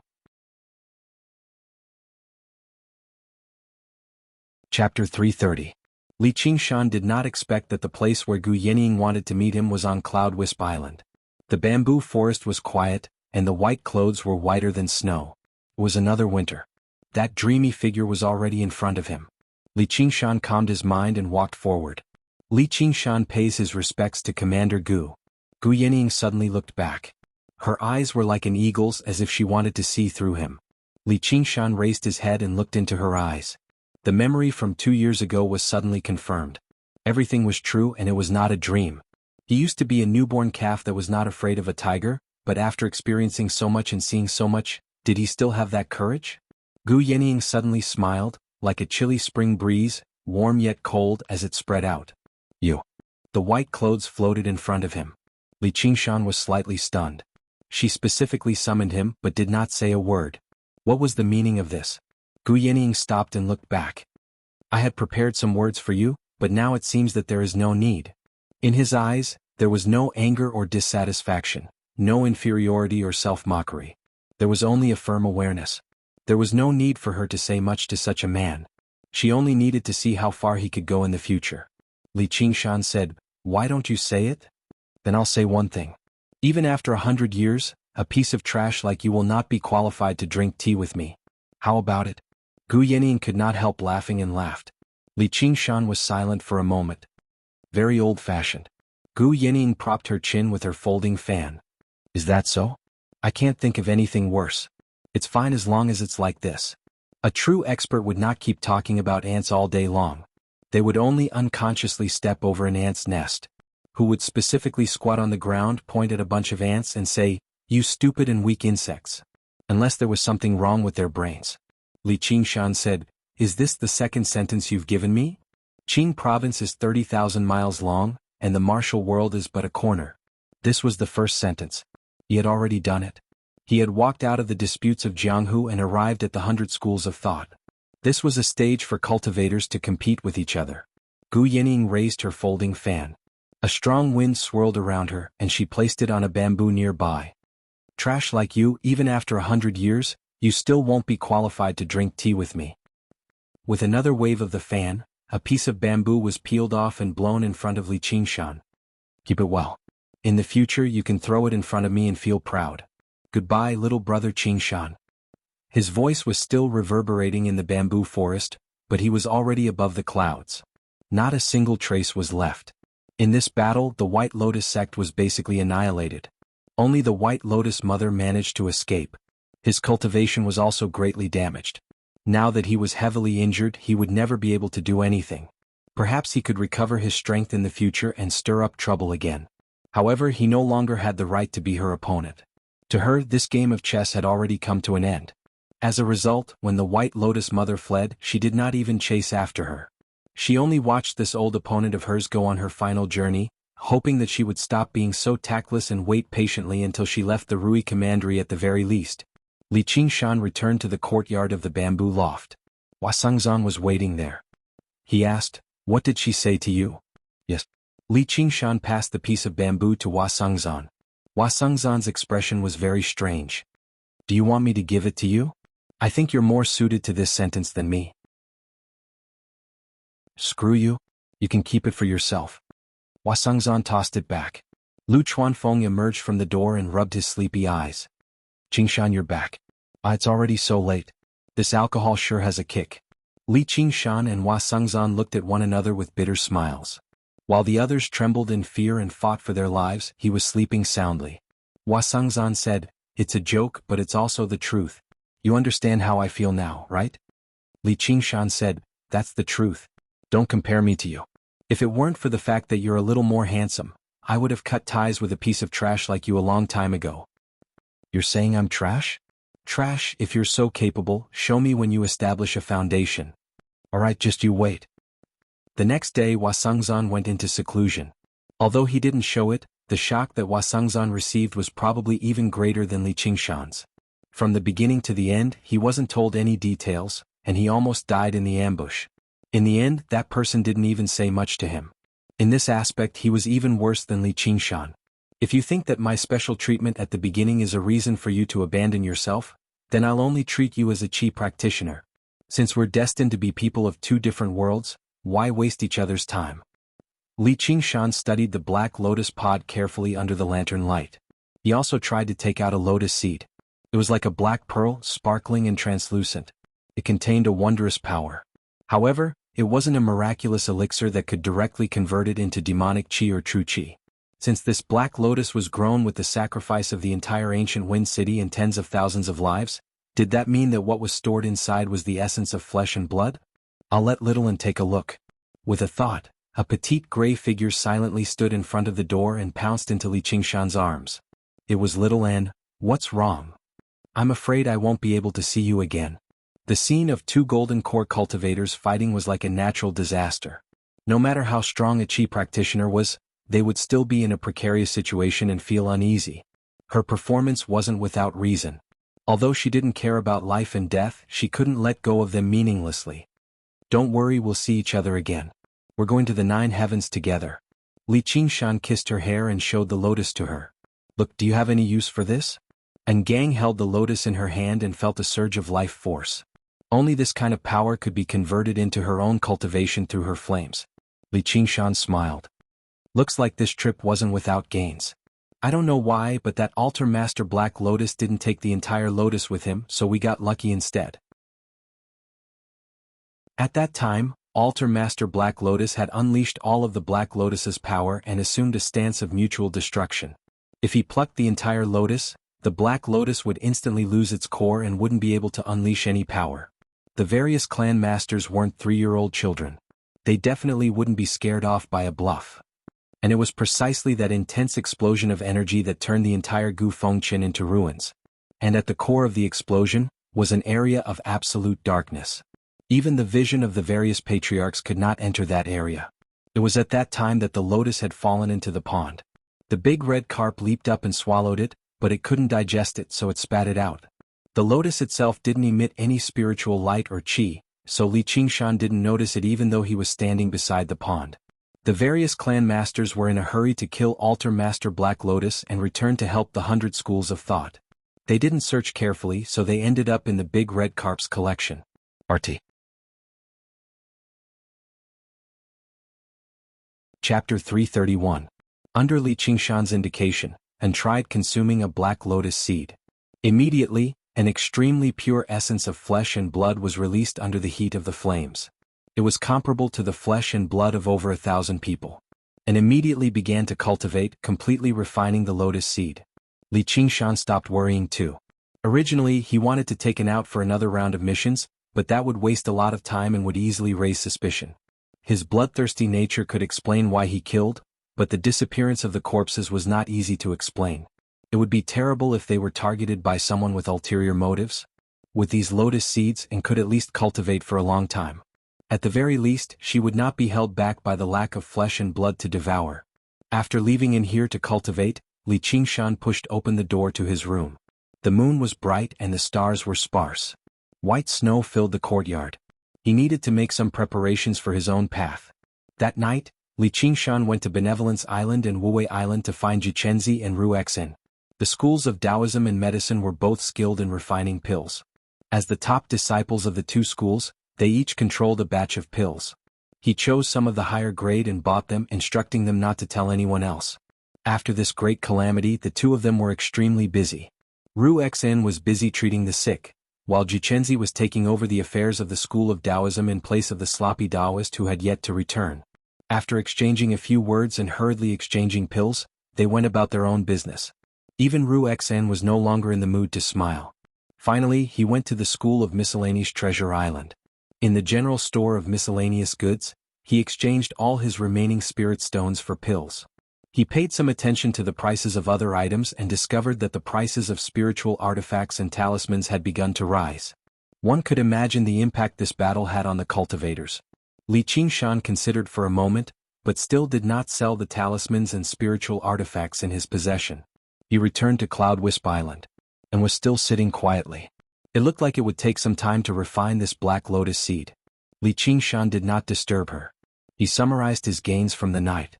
Because he had tried to choose the higher grade pills to buy, there were not many of them. However, it should be enough for him to cultivate the Ox Demon's Fist of Great Strength to the 3rd layer. He did not intend to cultivate in seclusion. As long as he took the elixir every day and practiced his fist technique, it wouldn't take long for him to succeed. At that time, his strength and physique would become stronger once again, and his chances of transcending the heavenly tribulation would increase significantly. At dawn, Hao Pingyang came to visit and told Li Qingshan a piece of news. Zhang Lanqing was dead. He died at the hands of an altar master of the White Lotus sect. With just a single strike, he was reduced to nothingness without any room for resistance. If that altar lord, if they didn't want to capture Hao Pingyang alive, he was also dead. At this point, Hao Pingyang's voice was hoarse. His eyes reddened. Li Qingshan was silent for a long time. What can I do? I'm just here to tell you that I've already avenged him. I'm going to go to his house. Hao Pingyang said a few more words and then left. This was the last bit of existence left behind by that dark-skinned, well-behaved man. Li Qingshan was silent for a while, then began to practice his fist technique. In the empty and silent bamboo forest, he practiced the Ox Demon's Fist of Great Strength again and again until he exhausted the last bit of his strength. Just now he was lying on the ground, panting. The sky gradually brightened. On this day, a mass funeral was held on Contention Island. It was a funeral, but most of the dead cultivators didn't leave behind their corpses. Even if they did, they were sent back to their hometowns for burial. The disciples of the various sects lit lanterns on the Dragon Snake Lake to commemorate their classmates, whether they knew or didn't. Li Qingshan watched from afar as the lanterns scattered in the darkness, gradually moving further and further away. He returned to Cloud Wisp Island and continued his cultivation. One by one, the elixir transformed into wisps of medicinal power that fused into his body. Then they turned into waves of power that surged and surged in his body, waiting for the moment to be released. A building rose up from the ground on Contention Island. Under the effects of the mechanical arts of the School of Moism, the construction speed was startlingly fast, not to mention there were many mechanical structures too. At the very top of the building, the 12 school leaders gathered together. The slovenly Taoist priest was filled with indignation. He had failed to hunt down Altar Lord Black Lotus in the end. The one-thought master glanced at him and he almost leapt up and cursed aloud. However, he did not do that in consideration of the current atmosphere. Earth Elder Huang sucked heavily on his pipe. The School of Agriculture had suffered great losses, not because of the disciples, but because of his precious fields and orchards. They had suffered quite a lot. The disciples of the White Lotus sect saw so many spiritual fruits and forcefully plucked them without caring whether they were ripe or not. Although they managed to retrieve all of them, they had lost quite a lot. Diagonally behind them were the primary disciples of the various sections. They also knelt silently. Only the seat behind Wang Pushi was empty. Hua Sengzan had entered secluded cultivation. With his personality, it was evident just how determined he was to ignore the bigger picture like this. And was dressed in black clothes. Her long, soft, curvy hair was barely coiled into a bun with a wooden hairpin, but it still draped down her back. She had digested the Black Lotus seed, and her cultivation with the path of white bone and great beauty had increased once again. She also pushed her cultivation as an artifact refiner to the 8th layer, which was more befitting of a primary disciple. It was also worthy of the pills the one-thought master had given her. Li Qingshan glanced past Ruexan. She nodded slightly and the corner of her lips curled up slightly. This major event that had shaken up the 100 schools of thought did not seem to affect her at all. He believed that if it were not for the feelings of others, she would still be able to smile fearlessly. She was not just uncaring as a doctor. She was basically heartless, which made Li Qingshan glare at her in exasperation. As the main caretaker, Lu Changqing remained in the main seat. He cleared his throat and attracted everyone's attention. He said, "The 100 schools of thought has undergone such a great change." After a series of mourning, he suddenly changed the topic. "But it has also exposed many loopholes. Some school leaders are weak and useless. They can't even keep a close eye on their waste tablets, so how can they still claim the position of school leader in shame?"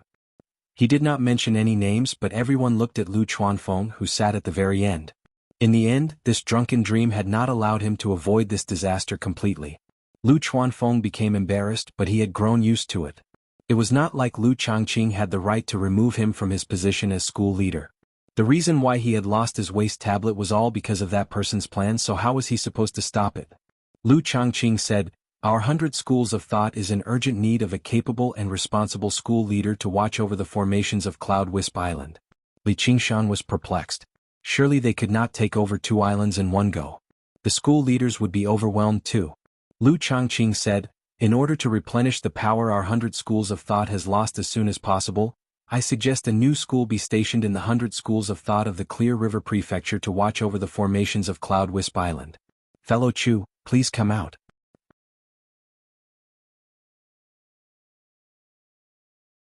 Chapter 332. Thump, thump, thump. The walking stick struck the ground again and again. An old man with a hunched back made his way into the room under the support of a young man. His face had already deteriorated to a rather terrifying degree. Only his eyes remained clear. Li Qingshan had never seen someone so old. He believed that if it were not for his cultivation at Peak Foundation establishment, he would have been reduced to a pile of bones a long time ago. "I am Chu Sherdao. Greetings, fellow cultivators." Chu Sherdao pushed aside the young man's support with one hand and let go of his walking stick with the other, bowing to everyone. Everyone stood up and returned the greeting. Even Earth Elder Huang could no longer regard himself as a senior. He put down the tobacco pipe in his hand and said to Lu Changqing, "You've actually invited Master Chu. Is Master Chu planning on becoming the school leader?" Chu Sherdao was not a nameless figure. He was renowned throughout the entire Rui Commandery. No one dared to not gasp in admiration at his skill in painting. Obtaining a painting from him was an extremely honorable matter. However, it was rumored that he was close to the end of his life, so he had stopped painting a long time ago and secluded himself in the Forest of Springs. No one expected him to actually appear here. "I'll be honest with you all. I don't have much time left, so I don't dare to occupy the position of school leader for too long. When the time comes, my disciple will take over. Danqing, why don't you bow to the seniors?" Only then did the patriarchs realize that Chu Sherdao had come to guide the handsome young man next to him. The young man looked to be about 17 or 18 years old, but his cultivation base was already at the 10th layer of chi refinement. He was definitely worthy of the word genius. They had heard a long time ago that Chu Sherdao had taken on a final disciple and remained in seclusion for a decade just to teach this child. Now that they had seen him today, it really was true. There were no objections. If a figure like that was willing to join the 100 schools of thought of the Clear River Prefecture and gain a school of painting, it would be an honor for the 100 schools of thought. And it was rumored that he had many disciples who were not his direct disciples. He could even replenish the strength of the 100 schools of thought. Another seat had been added. He ranked below Lu Chuanfeng. Lu Chuanfeng probably only had one chance in his life to gain the upper hand. However, the ownership of Cloud Wisp Island could not be decided so easily. When Lu Chuanfeng heard that his foundation was about to be taken away, he grew anxious. Cloud Wisp Island. For thousands of years, it has always been the island of our school of novels. We have carefully maintained it for many years. Are we going to take it away just because of a small mistake? This is too unreasonable. There were also some differences in opinion among the various family heads. But of course it wasn't because of the trash Lu Chuanfeng, but because of Li Qingshan who stood behind him. Li Qingshan laughed at himself because of what he had gone through this time. However, in the eyes of the patriarchs, he was a genius with a bright future. Or the power of battle. They were all impeccable, and he had even been personally summoned by that person yesterday. Such a person was not someone who could be casually suppressed. Lu Changqing put on a straight face and said, "That's not it. You know very well what you've written in the past." The One Thought Master said, "That might not be appropriate. Although we've never accepted the way school leader Lu conducts himself, not only has he stopped writing those obscene books in the past half a year, but he's even recalled and destroyed all the books he's written in the past. It's a testament to his sincerity. Everyone makes mistakes. Making mistakes is the best way to improve oneself. School leader Lu, you better reconsider your decision. Lu Chuanfeng was extremely touched. Thank you for speaking for me, master. Right now, no one cherished the title of Master of Wind and Moon more than him. After comprehending the righteous path of the school of novels, he recalled all his books voluntarily. The one-thought master glanced at little Anne. This is all because of you. This humble Taoist also feels like Master Chu shouldn't be in such a hurry to take over. The slovenly Taoist priest spoke up as well, supporting the one-thought master for once. A person who's about to die still dares to come to our 100 schools of thought and strut around. He's utterly despicable.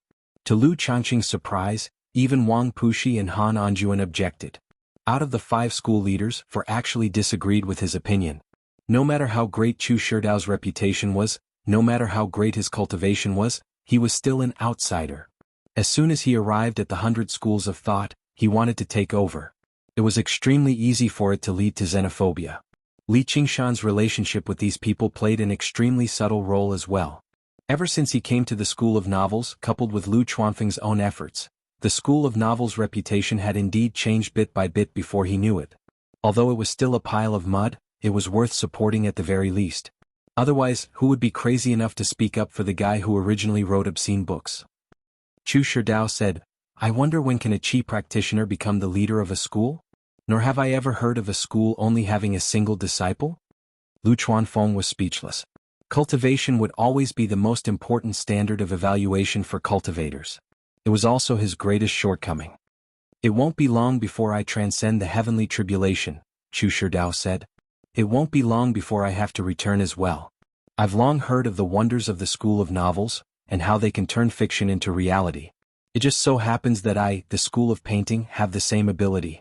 Why don't we have a competition to determine the ownership of Cloud Wisp Island? How could Lu Chuanfeng dare to compete with a Foundation establishment cultivator? He immediately tried to reject the challenge. I won't bully the weak, and it's not good for a school leader to compete in front of others. Chu Shidao's gaze suddenly turned to Li Qingshan. This must be your disciple. I'm Li Qingshan. Greetings, Grandmaster Chu. I've long heard that you're skilled in battle and that your body tempering technique is astonishing. Do you dare to compete with my disciple? How would we compete? Li Qingshan glanced at Chu Danqing. Paintings and novels are both elegant matters. It would be too vulgar for painters and authors to fight with their fists and feet. Why don't we hide behind the scenes and turn fiction into reality? My disciple will produce a painting while you'll produce a novel. We'll let the painting and the characters in the novel decide who's better. What do you think? Cloud Wisp Island will belong to whoever wins. Even the school leaders present had never heard of a competition like this, but they all felt like Chu Shidao was looking down on their opinions far too much. Lu Chuanfeng shot a glance at Li Qingshan, telling him to turn it down. Now that so many school leaders supported them, what was the point of competing? Li Qingshan had no intentions of agreeing in the first place. If it were a duel, he was confident regardless of whether Chu Danqing was at the 9th or 10th layer. However, he had absolutely no confidence in a duel like this.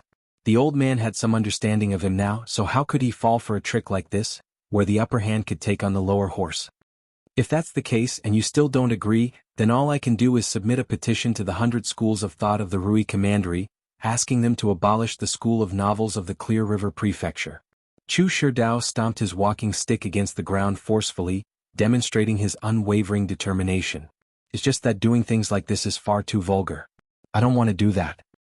All the school leaders knew why Chu Shidao was so fearless. Chu Shidao was not exaggerating. He had come from the commandery city of Rui in the first place. He wanted to use his connections to abolish this Qi practitioner school leader as well as the School of Novels that only had a single disciple. Most importantly, all the school leaders present had once submitted a petition together. Perhaps Chu Shidao only needed to give it a slight push and it would be done. Surely they could not submit a petition to protect the School of Novels at a time like this. Lu Chuanfeng paled. He had some understanding of Chu Shidao's influence. The School of Novels had just set foot on the right track and was currently developing. If they were really abolished, then all of their previous efforts would go to waste. However, it was impossible for him to give up on the ancestral property of Cloud Wisp Island. He looked at Li Qingshan for help. Li Qingshan said, "All right, I can agree to it. However, the path of the School of Novels cannot be like the School of Painting, which requires time to spread and gather the power of belief. Only then can it become real. I can publish a book, but I'll need a year at the very least to spread it everywhere. A year is too long. Anyway, I need time. If Master Chu doesn't agree to it, then there's no need for the competition. Please submit a petition to the Commandery of Rui and abolish our school of novels. In the end, after Lu Changqing's mediation, it was set at 6 months. Chu Shidao had his concerns too. He had already incurred the displeasure of the school leaders by taking over the school of novels. If he used even more drastic methods, he would probably incur the wrath of the masses. He had already gained a deep understanding of the school of novels before this.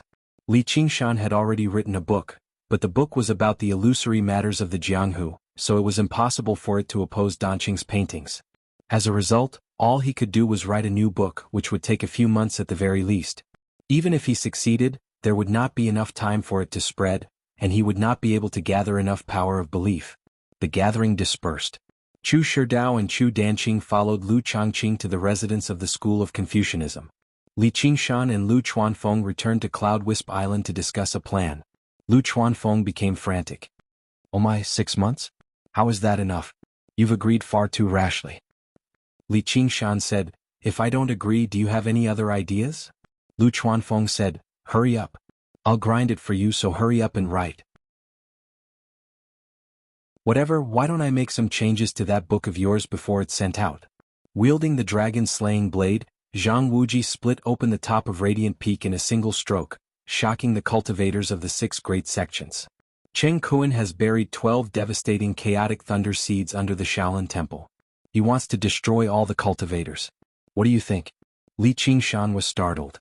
He couldn't help but admire Lu Chuanfeng's quick wit. He hadn't thought of this idea at first.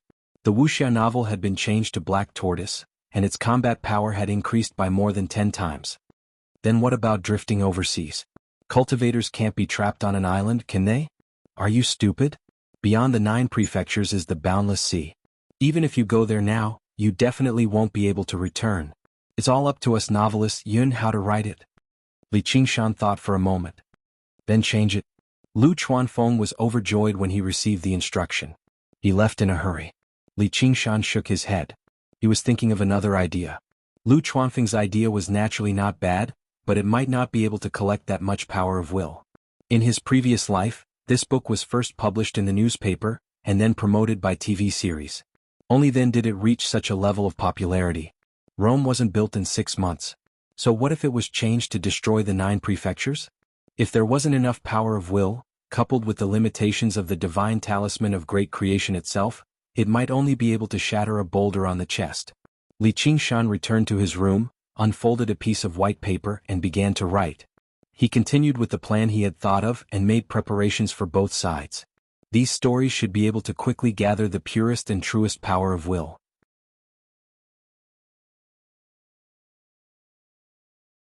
Chapter 333. There couldn't be some defensive formation here, could there? Chu Danqing pondered as he stepped on the cobblestone path. There was a thick layer of snow on top and a layer of bamboo leaves, but no one swept it. The bamboo forest was mainly green, but there was also a hint of yellow mixed in. It stretched high into the sky, and in his eyes, it naturally turned into flower green, light green, emerald green, goose yellow, garcinia yellow, dusky yellow, and so on. The myriad of colors changed from three-dimensional to flat, forming an exquisite meticulous painting. He shook his head and threw these thoughts out of his mind. He had been studying in the mountains for 10 years, and was almost going crazy from studying painting. The outside world was still better. The senior apprentice sister from the School of Medicine just now was really beautiful. Although his master often said that there was a Yen Ryu in the painting, and he also had the power to make Yen Ryu walk out of the painting, it was a living beauty. It was different from a painting. This was also the biggest difference between him and his master. His master had a distracting thought, but he still wanted to keep it. It's you? Li Qingshan looked at Chu Danqing, who was walking over, looking left and right. It's me. I'm here to see the future territory of the painter. Chu Danqing puffed out his chest. Chu Shidao had asked him to find out the truth about Li Qingshan. Know yourself and know your enemy and you will never be defeated. However, he had not thought of what to do yet. Do you want to drink? Li Qingshan did not seriously sprawl in front of his desk to write. Instead, he leisurely leaned against the corridor, holding a jade cup in his hand and surrounded by jars of wine. Although he had decided on the direction of his writing, he still felt troubled when it came to actually writing. He walked around the room a few times, and suddenly remembered that he had not drunk the 100 jars of wine Sun Fubai had given him. He wanted to imitate the story of Li Bai's 100 poems on drinking, so he took them out and drank a few cups alone. Although they were all fine wine, he felt that it was lacking in flavor. Li Taibai wanted to raise his cup to invite the bright moon, to form a trio. This wine was indeed not easy to drink. After thinking about it and was preparing for the assembly, Millipede was hibernating, Hua Sengzan was in seclusion, and Han Che was busy with military affairs. He could not get away. Just as he was feeling miserable about not having a drinking buddy, he suddenly saw Chu Danqing and invited him over. Chu Danqing was stunned for a moment. The words he had prepared in his stomach could not come out. He had never drunk much. A painter was not a poet. He couldn't be drunk all day. Only when he was clear-headed could he be confident and steady. Smelling the fragrance of the wine, he couldn't help but swallow a mouthful of saliva. It was a clear stream. The wine was poured into 2 jade cups from the jar. Chu Danqing's real name was Gudner. He was 21 years old. Because he had a delicate baby face, so he looked very young. He was discovered by Chu Sherdao in his hometown when he was a beggar on the streets. Possessing a strange bloodline, he was known as the verdant blood of painting. Hence, he was called Danqing, following his master's surname. At the age of 11, he had been brought to the mountains by Chu Sherdao to learn painting. He had only come out of seclusion a month ago. This time he had come to investigate Li Qingshan's situation. After drinking a dozen jars of wine, Chu Danqing had already confessed everything before Li Qingshan could get any information out of him. He hooked his arm around Li Qingshan's neck and spoke from the bottom of his heart. "I want a woman," Chu Danqing shouted. His voice echoed in the bamboo forest. Then he laughed foolishly. Li Qingshan shook his head and sighed. "Look at what a good kid had become. You're drunk." "I'm not drunk." "Drink, let's continue drinking." "I can't drink anymore." "Why can't I drink?" "I have money." Chu Danqing searched his 100 treasures pouch for a long time, but he really couldn't find any silver. He took out a pile of paintings. "I'll pay with my paintings." Then, Li Qingshan also obtained a pile of ready-made samples to understand the painter's abilities. "You guys." With a cry of surprise, Han Qiongji came to the bamboo loft. Since Hua Sengzan wasn't here, she, as the second seat of legalism, was extremely busy.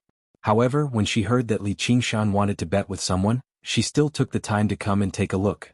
However, she saw a handsome young man almost leaning into Li Qingshan's embrace. He was even holding a wine cup and feeding wine to Li Qingshan. She immediately felt as if she was struck by lightning.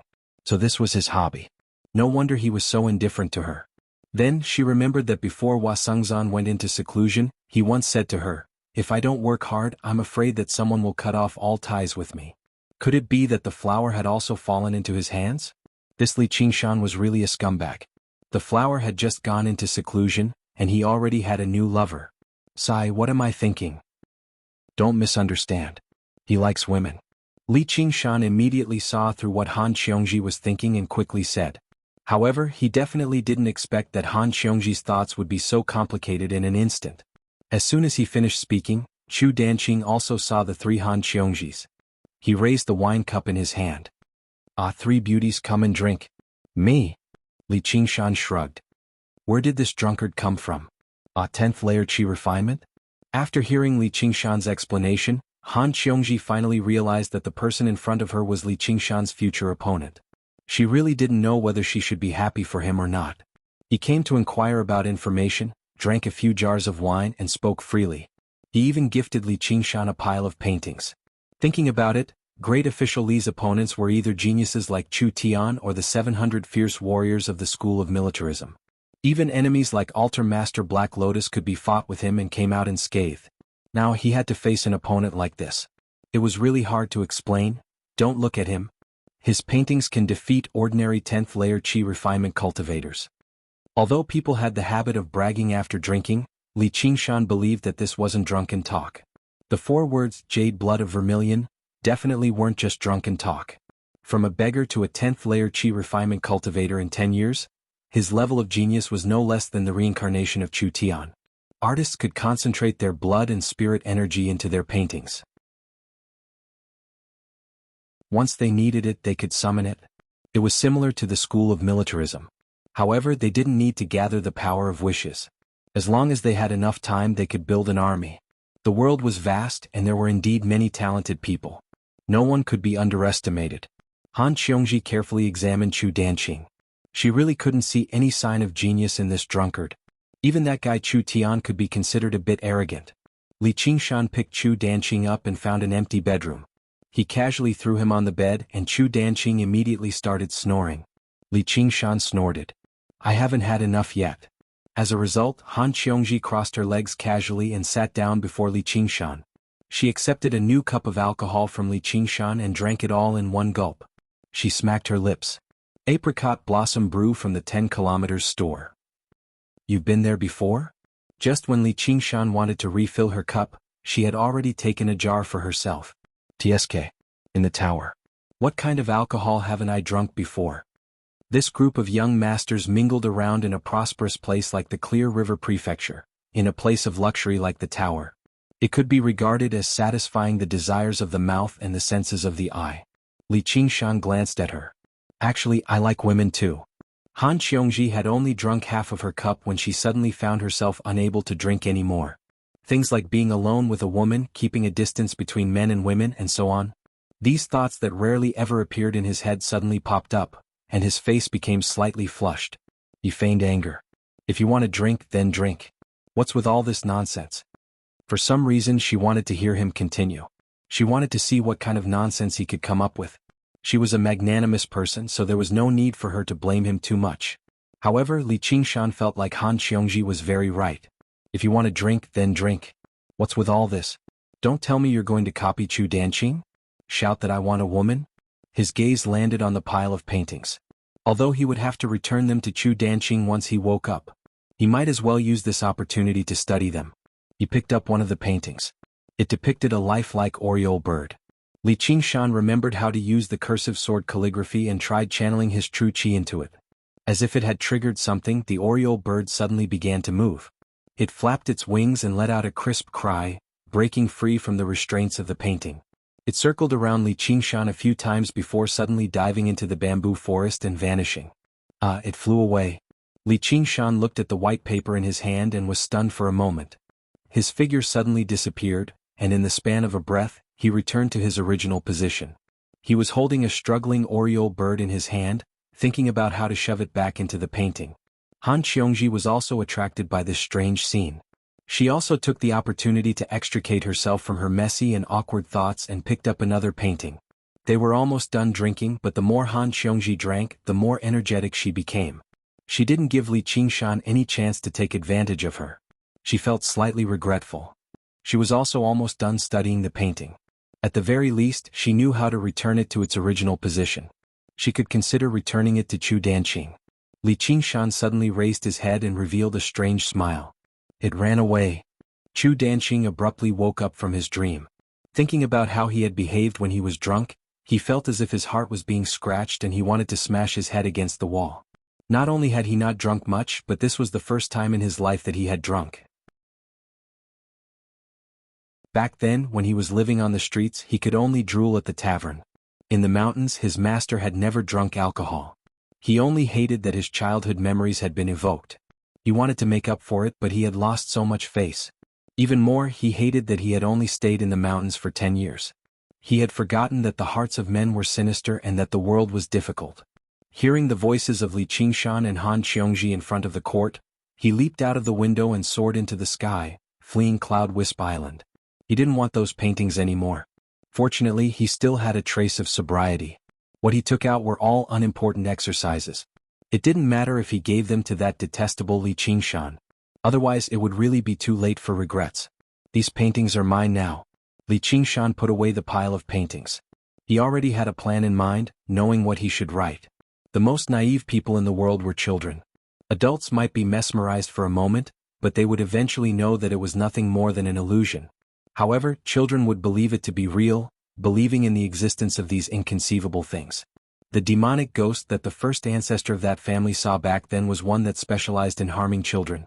Of course, Li Qingshan couldn't harm children. However, he knew that among the many categories, there was one called fairy tale. The power of wish that each believer could provide from their pure hearts was probably equivalent to that of 10 adults. Fairy tales were short and concise. They were easier to spread than bulky tomes. However, fairy tales were also as vast as the sea, leaving Li Qingshan with no choice. Western fairy tales might not be able to adapt to the climate. Which Eastern fairy tale should he focus on? The King of Farting? Simple, interesting, easy to spread, and powerful and practical. A fart that could send mountains flying. However, when he thought of summoning such a character under the watchful eyes of the public, with his bare buttocks sticking up, even though Li Qingshan was thick-skinned, he still felt hot. Until he met Chu Danqing and saw his paintings. He couldn't help but think of an extremely famous character.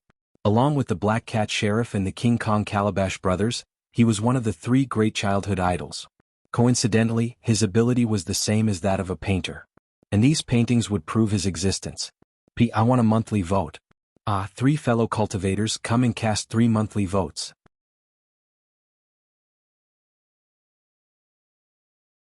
Chapter 334.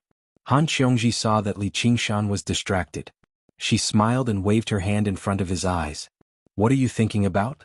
Li Qingshan said, I'm thinking of a way to deal with this little brother Chu. Han Qiongji frowned. Is there really a way?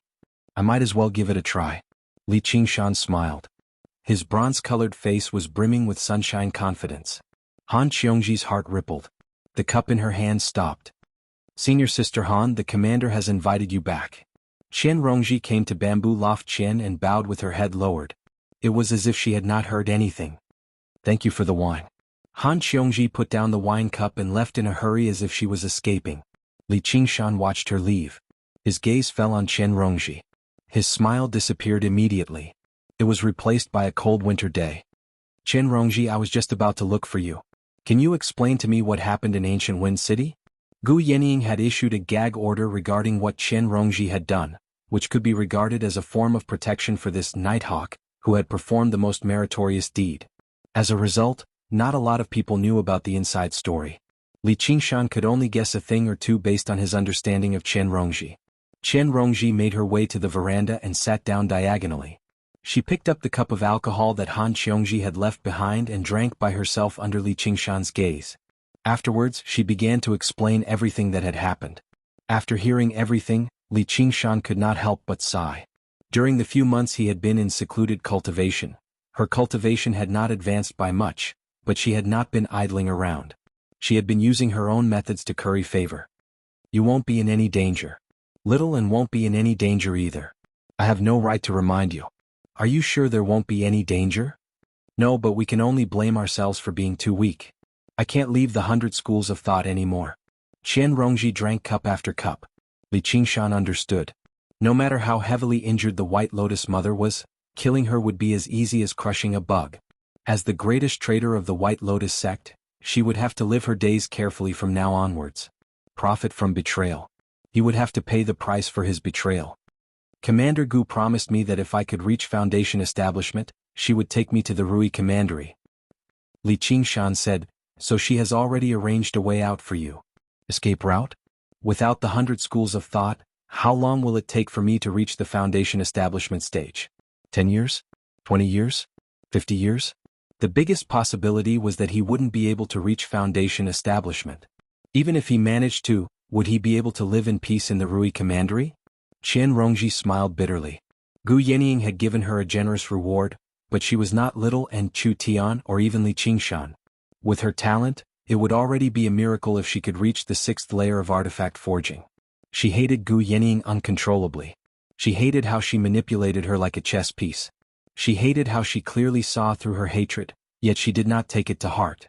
She hated how she did not even have the ability to bite back. Li Qingshan fell silent. There was no longer a place in the world that could shelter her now that she was hated by a golden core cultivator. This vicious woman who had made it to the 100 schools of thought with him might seem glorious, but she had actually reached a dead end. Qian Rongji suddenly stood up and fished out a pile of items from her 100 treasures pouch. There were a great number of pills and spiritual stones. There was even a virtue accumulation pill among them. There were also many mid and high-grade spiritual artifacts, as well as a supreme-grade spiritual artifact. The virtue accumulation pill and the supreme-grade spiritual artifact had all been given to her by Gu Yenying. To a Qi practitioner they could basically be regarded as supreme treasures.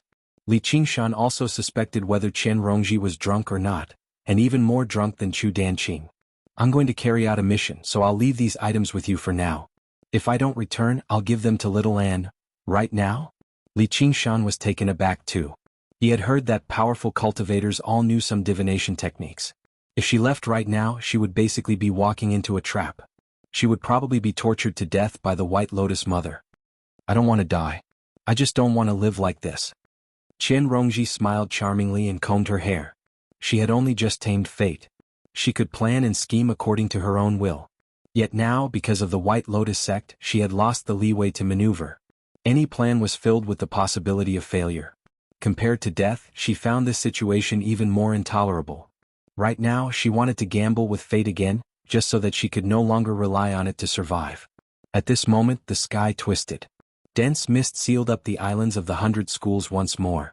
After several days of repair, the formation of dragons and snakes finally operated once more, protecting the disciples of the 100 Schools.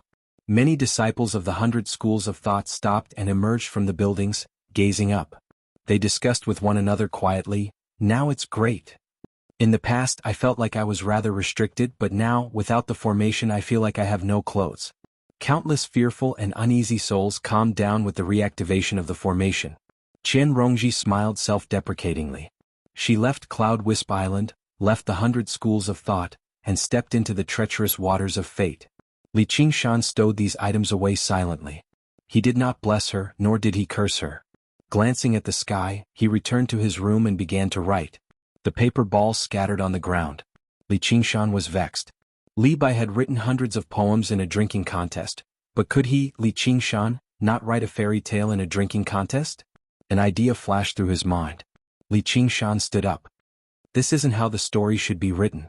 When he arrived at the Cloud Wisp Society, Sun Fubai and Lu Chuanfeng were anxiously revising his novel. However, the amount of work required was not small. A novel that was 1,000,000 words long had to be revised in its entirety. Moreover, it had to be able to match the beginning and the end. Even if they did not sleep or rest, it was not something that could be finished in a few days. Sun Fubai also said, "Qingshan, this is too rushed. We can only try our best." Li Qingshan then said to Lu Chuanfeng, "Help me draw some things." "I don't have the time." Lu Chuanfeng shouted. "Then I'll go find other artists." Li Qingshan remembered that the Cloud Wisp Society also had many artists who specialized in drawing illustrations for novels. Li Qingshan selected a young artist who could draw meticulously, then voiced his thoughts and asked them to draw. After Li Qingshan's visit, the members of the Cloud Wisp Society knew that he was one of the 3 masters. They did not dare to be negligent, and they hurriedly drew with all their might. Li Qingshan meditated. After a while, an artist handed over a sample drawing. "Boss, what do you think?" The other artist hurriedly sped up. Li Qingshan took a look. It was indeed lifelike and extraordinarily exquisite. The image of a poor youth was vividly painted on the paper. However, Li Qingshan shook his head. "No, it's too well drawn. How could a good drawing not work?" The 2 artists looked at each other in dismay. "This is for the child. I have to make it as simple and clear as possible and don't leave any white space. I want full color." Li Qingshan confirmed his thoughts. This story could only be expressed with pictures. Back then he had read a picture book. And he had to ensure that he could understand the meaning of the picture. Children's literacy was very limited. On second thought, what he was making now was no longer a so-called novel, but a comic book or a comic book. However, the original novelists had always been based on hearsay. They did not rigidly adhere to words. No matter what method was used, it was enough as long as people knew and believed it. He wanted to use the methods of artists to defeat artists. He stayed in the Cloud Wisp Society until night time, and finally decided on the style of the drawing. However, no matter how simple it was, the drawing produced by the 2 artists was still much more exquisite than the picture book in his memory. Then, he immediately gathered all the artists who were skilled in meticulous drawing and began to imitate the drawing. The story was very simple and there were less than 100 pages in total. In the end, Li Qingshan added a voiceover that was so simple it was almost childish at the bottom of the drawing, and it became a picture book. Li Qingshan weighed it in his hand. The original manuscript was crucial to summoning the characters in the book, as well as his trump card to defeat Chu Danqing the painter. In a small town 30 kilometers away from Clear River City. Thump thump thump. Thump thump thump. A peddler chewed on a rattle drum and carried a shoulder pole, making his way through the alleyway paved with limestone. In the alleyway, a door opened and a little head poked out. "Peddler uncle, do you have candy?" "Yes, sesame candy, maltose candy, sweet candy." We have everything. The peddler shouted at the top of his lungs, listing off a string of goods like he was singing. A group of children scurried over like little monkeys, surrounding the peddler as they held a few copper coins in their hands. What's this? A child saw a pile of brightly colored picture books on the goods. There were 4 words written on them, but he only recognized the word horse. The peddler said, "You're the sharp-eyed one. Take a look." The children held a book in each hand and flipped through it. Perhaps they didn't quite understand the contents of the book, but the beautiful drawings alone were enough to attract their attention. Their hearts suddenly wavered. Should they buy candy or books? "How much is this book?" "I'll buy it," said a chubby kid. He had a little more copper coins than his companions. "I'll buy it too," said the oldest child. He had learned how to read in the private school, so when he understood the words below, he was immediately drawn in by the story in the book. Even if he did not want to eat the candy, he would buy it. The peddler said, "It's free. It's a gift. 1 book per person. You're not allowed to take more." The children cheered. "Can I take it too?" a child said timidly. Compared to his companions' cotton-padded jackets, his patched clothes seemed particularly thin. He did not have a single copper coin on him. He had only come to join in on the fun. "Take it." The peddler casually stuffed another 2 pieces of candy into the child's mouth. The money he earned from giving these books away was even more than what he earned from selling the entire load of goods. He was extremely happy to be able to have a good new year. The peddler walked far away and the children gathered together. "It's so beautiful. What's this drawing?" The oldest child coughed twice, mimicking the teacher. "Come, I'll read it to you." Sun Shuping took a new chapter from Sun Fubai. He was prepared to go back and revise it. After he had thought of how to say it, he would teach it to the other storytellers. Although he felt that the book would not be as charming as it was when it was not changed, there were not many changes. If he could explain some of the key points well, it would be more interesting. Cutting off the bright peak with a single slash was quite interesting. The young owner looked young, but his writing skills were really impressive. He was much better than the second owner, the mistress of Moon Breeze. P.S. Treat Singles Day as if it doesn't exist. Yes, just ignore it. Women are not important. As long as you have the monthly votes, that's enough.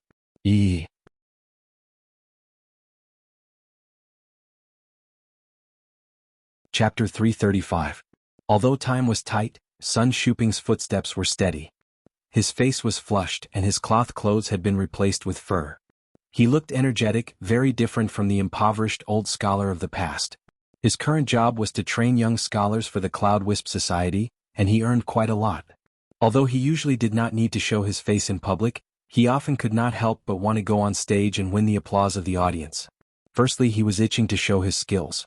Secondly, the money he earned from the stage belonged to him, and the Cloud Wisp Society did not take a single cent. Sun Shuping, on the other hand, often felt embarrassed and advised his boss to think about the long term and withdraw some money. He now considered the Cloud Wisp Club to be half his home. Naturally, he hoped that the Cloud Wisp Club could have a long history and flourish so that lowly artists like him could walk with their backs straight. When he returned to his room, he saw his disciple, Stone, lying on his stomach and reading a picture book. He frowned and said, "Stone, what are you looking at instead of going on stage to study?" Sun Shuping had originally not planned on letting his disciple continue in this line of work, but after joining the Cloud Wisp Society, he changed his mind. He wanted to nurture him properly. Stone raised his head. "Master, I want this book." Sun Shuping had read Li Qingshan's picture book once before. Although it was interesting, it was just a story to coax children. There were almost no words and the length was too short. It was not suitable to be used as a book or song, so he did not think much of it. Now that he heard Stone say this, he felt that it was not a bad idea to make this story into a segment. It was a good chance for Stone to practice his eloquence on stage. Lu Chuanfeng and Sun Fubai knew of the existence of this picture book. It was all thanks to Sun Fubai's connections that it had been able to spread so quickly. However, they also felt that this picture book, which did not conform to the family's standards, could not possibly compete with Chu Danqing of the School of Painting. In the blink of an eye, they threw this matter to the back of their minds. They focused even more on revising Li Qingshan's book. Every time they finished revising a chapter, they would immediately spread it everywhere through the mouth of the writer. The effects were excellent. The Cloud Wisp Society's reputation soared, filling the two with confidence. More than 10 days had already passed. Li Qingshan sat in the meditation room and examined his body. Inside the divine talisman of great creation, specks of power of will gathered and glowed brightly. His book and painting quickly spread among the two groups. In every tea house and tavern, every child whispered to each other Li Qingshan's name. It was spreading out bit by bit, turning into bits of faith and gathering into the ocean of wish power.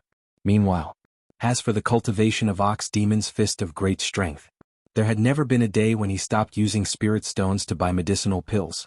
He was already halfway there. In another half a month he would be able to reach the next level. Seeing that it was getting late, Li Qingshan thought that it was about time for her to arrive. After waiting for another half an hour, and finally appeared outside the door and threw herself into Li Qingshan's arms. She looked a little angry. Who made us so angry? Li Qingshan stroked her long hair with a smile. During this period of time and was extremely busy.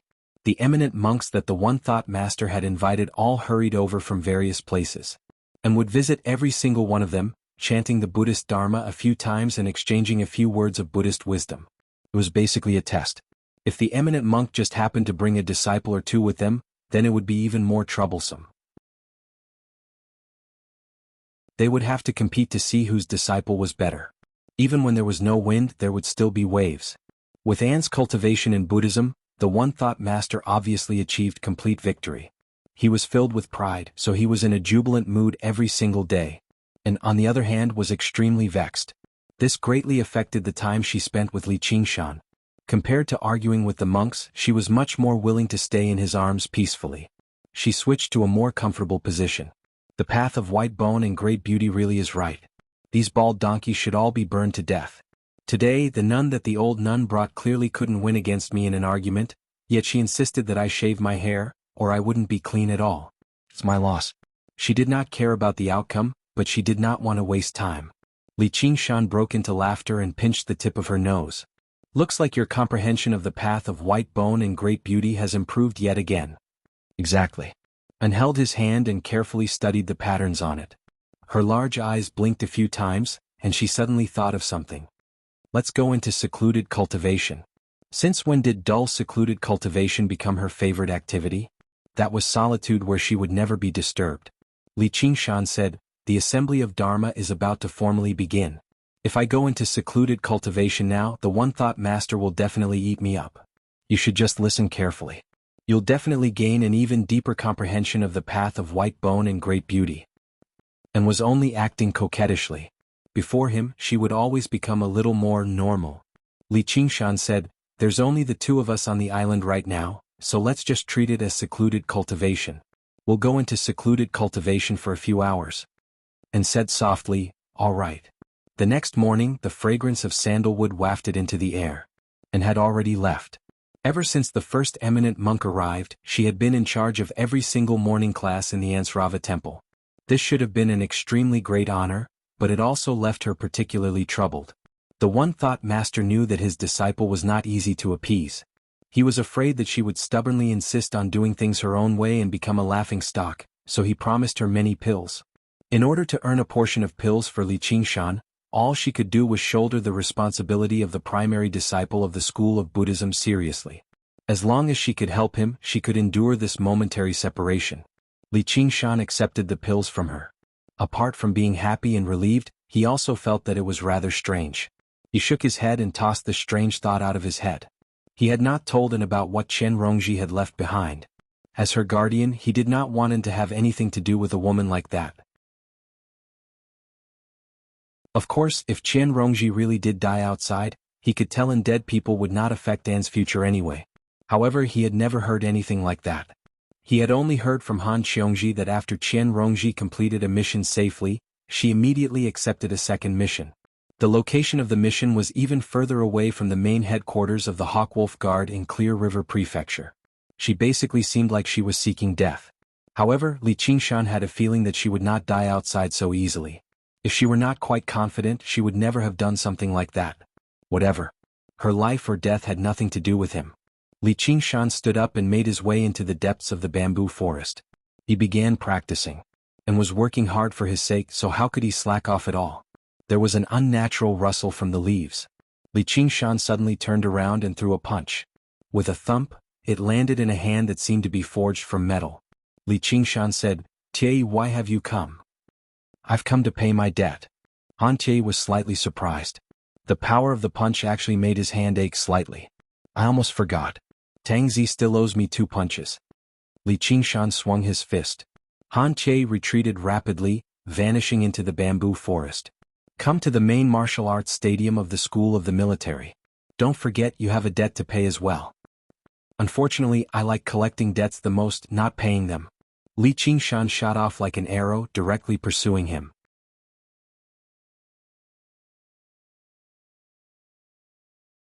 Chapter 336. The bamboo forest turned into a field of colorful green shadows that retreated to both sides of Li Qingshan. The dazzling dragon snake lake suddenly appeared in front of him. A wave of water rushed towards Great War Island. In front of the wave, Han Che walked on the water as if he was walking on flat ground. Li Qingshan leaped up and stepped on a cloud. He rode the cloud and chased after him, leaving a long cloud trail behind him. Huge pillars of different heights reached the sky. The military school's great martial arts field was right in front of him. Li Qingshan's eyes suddenly narrowed.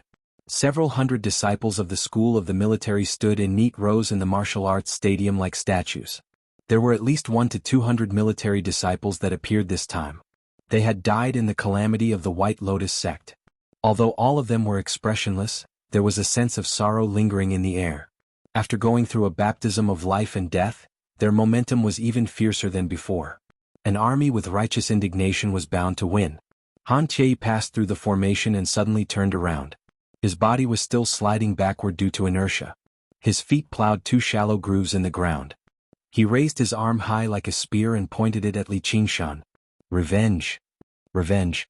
The roar was like a landslide and thunder. Li Qingshan jumped down from the cloud. He squatted down and landed heavily on the ground. He stood up and extended his right hand as if inviting, "Come." This time there were no spectators on the island. Other than the military disciples, no other disciples were allowed to enter the island. The only 2 exceptions were Han Xiongji and Ru Xen. Han Xiongji stood together with the 10 military disciples. She was full of interest and fighting spirit. This time, Li Qingshan would definitely lose. He had not seen the true power of the military school. However, she felt that this man was extremely charming when he fought against so many without fear. Ru Xan stood on the other side of the great martial arts field on a pillar platform that was several meters tall. Looking down at the entire battlefield, her crimson lips parted, and infused her voice with zhenqi. It was transmitted into Li Qingshan's ears. Go harder. Li Qingshan turned a deaf ear. This time he couldn't hold back even if he wanted to. He moved his feet and ran forward briskly. In the next second, he transformed into a black tiger and charged into the military formation. Several military disciples were sent flying by the collision. When he turned his head, his eyes were like a tiger's. His wolf-like eyes met hers. Set up the formation, he roared. The military disciples surrounding Li Qingshan restrained themselves from attacking. They all retreated, revealing the strongest 12 people and slowly advancing. It was a joint attack. None of the schools could defeat the militarists. Sure enough, that's more like a military strategist. Li Qingshan grinned. From weak to strong, it was better to give it his all. In the eyes of the military disciples. However, it was like a wanton mockery of the humiliation from the crushing defeat last time. The grief of losing a comrade instantly turned into the flames of anger. When they attacked at the same time, their zhenqi turned into swords, spears, ice and fire. Last time they didn't even use the joint attack until the end, but now they directly used it. Such a decision flashed in their minds. This time I only need 1 move to make you fall. On the contrary, Li Qingshan's heart was as calm as still water. He used his 6th sense to sense everything in front of him. As expected, there wasn't a single flaw. Then he would create a flaw. Li Qingshan raised his arms. Wave-like blue zhenqi wrapped around his arms. However, he didn't attack any military disciple. Instead, he fiercely smashed his arms into the ground. Bang! The ground trembled and a deep pit was formed. A ring-shaped shock wave spread in all directions. Every military disciple couldn't help but tremble. Having no flaws was perfection. Once perfection was destroyed, it would become full of flaws. Looking at Li Qingshan again, he had already used the rebounding force to leap into the air.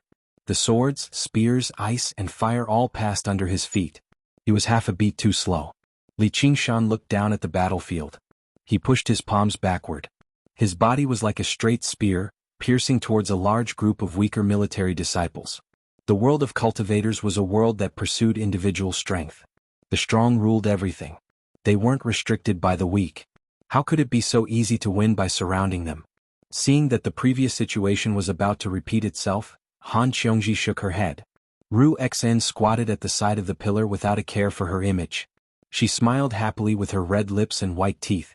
It seemed like she wouldn't be able to get so much consultation fee this time. However, it was worth it to see him suffer. A huge snake opened its bloody mouth and tried to swallow Li Qingshan. The snake's head seemed solid, and the snake's neck seemed illusory. However, when it reached the snake's body, it became faint and merged with the 500 military disciples surrounding it. Unknowingly, they had formed a strange rotating formation. The strongest trump card of the military formation. Through strict training, everyone's spirit and willpower were merged into one. With the combined power of everyone, they formed a single attack. The coiling snake formation was specially set up to kill powerful cultivators. Vital energy surged out. Li Qingshan turned around and punched out. With a bang, Li Qingshan was sent flying. He crashed into a pillar and slid down. His body felt like it was about to break. The huge vital energy contained in the snake's head was probably only comparable to that of a Foundation establishment cultivator. "Hey, I'm fine." Li Qingshan raised his head and met Ru Xian's smiling eyes. He laughed loudly and said, "Interesting." The first time he defeated the military disciples was interesting. If he had the same experience again, even he would feel bored.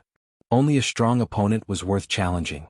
Han Qiongji clenched her fists tightly and revealed a worried expression. However, when she saw the eccentric woman from the medical school talking and laughing, a nameless fire immediately rose in her heart. She waved her fist and said, "Revenge." Han Tie glanced at her and waved his hand. "Advance." Li Qingshan supported his body with his knees. Seeing the army slowly approaching and a long snake spitting out its tongue in the sky, he smiled and moved forward. Boom! The snake's head bit down and smashed a large pit on the ground. Li Qingshan was already prepared and dodged. Relying on his superhuman speed, he lingered outside the military formation. He tried to attack a few times, but he didn't know where to attack. The weakest military disciple was the snake's tail, which was hidden in the middle of the formation. The snake's outer body was like an iron wall, blocking all damage. However, the disadvantage was also very obvious. Their movement speed was too slow. Even among the 12 experts, only 1 or 2 could keep up with Li Qingshan's speed. However, they didn't dare to approach him, afraid that he would kill them one by one. They could only let him move about freely. Han Tie shook his head slightly. This brat's reaction was too fast. Just now, when an ordinary person faced such a terrifying attack, they would definitely think of dodging. If they dodged, they would be completely forced into the formation and would only end up being strangled to death. However, he did the opposite and met force without hesitation. He also had the qualifications to meet force with force. If an ordinary 7th layer Qi practitioner dared to meet force with the snake's head, even if they didn't die, they would be heavily injured. However, he just stood up and patted his butt as if nothing had happened. Li Qingshan continued to move, leading the entire military formation. Suddenly, a smile appeared on his face. Finally, he saw the weak spot. With a leap, he charged into the military formation. After a while, in the great martial practice field, 500 military disciples were lying on the ground. However, as long as they were still conscious, they all cheered. Many of them shed tears of excitement. They had won. That monster like Li Qingshan had finally fallen. The depression and humiliation that had been suppressed in their hearts for many days seemed to have been relieved at this moment. Li Qingshan charged into the coiling snake formation and quickly pulled the military formation apart. However, he immediately fell into a bitter battle. Because he had received that attack just now, he had suffered internal injuries. Finally, his true Qi was exhausted and his physical strength could not take it anymore. He collapsed. He lay on his back and looked at the clear sky. Suddenly, a figure blocked the sunlight. Han Tie stretched out his hand. Li Qingshan grasped that hand and stood up. The group of military disciples looked at Li Qingshan. When their anger and humiliation dissipated, they all felt a sense of admiration. This man, after all, had fought against all of them with his own strength. Even though he had lost, it was still an honor. "Do you want to learn the military's battle techniques?" Han Tie's handsome face that seemed to be cast from ice and iron seemed to have become slightly gentler. Li Qingshan smiled and said, "Of course, but I need to rest first." He shouted, "Ru Xen. I'm here. Thank you for your patronage.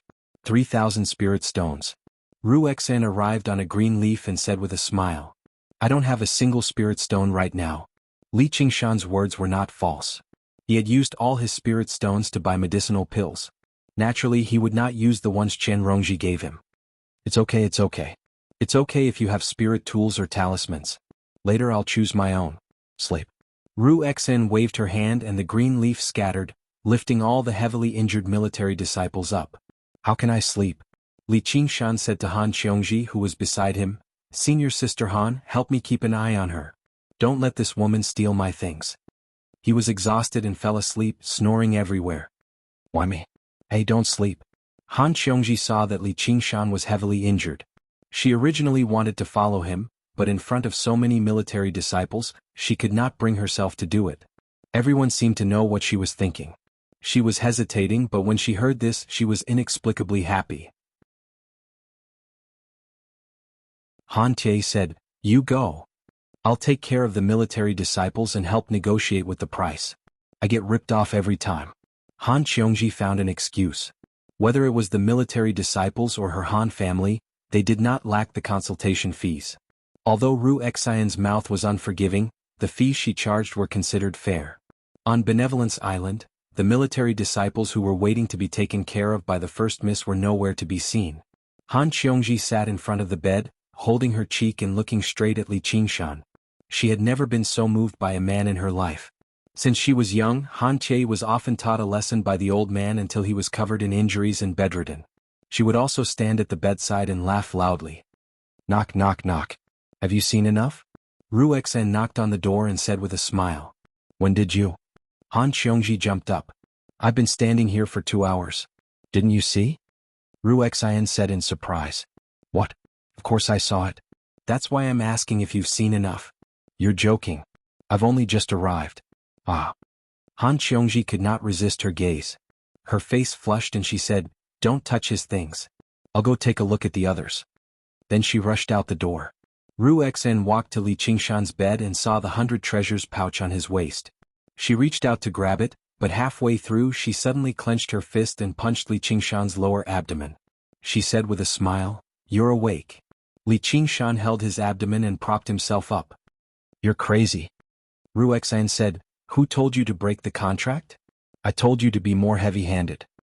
Victory and defeat are common in the military. I've already tried my best. Going easy on him isn't considered trying your best. Ruexen suddenly pressed on Li Qingshan's shoulder. Her gentle face was inches away. She shook him lightly and breathed out.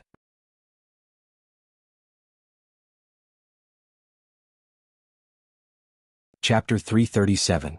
I didn't go easy. Li Qingshan casually pushed her away.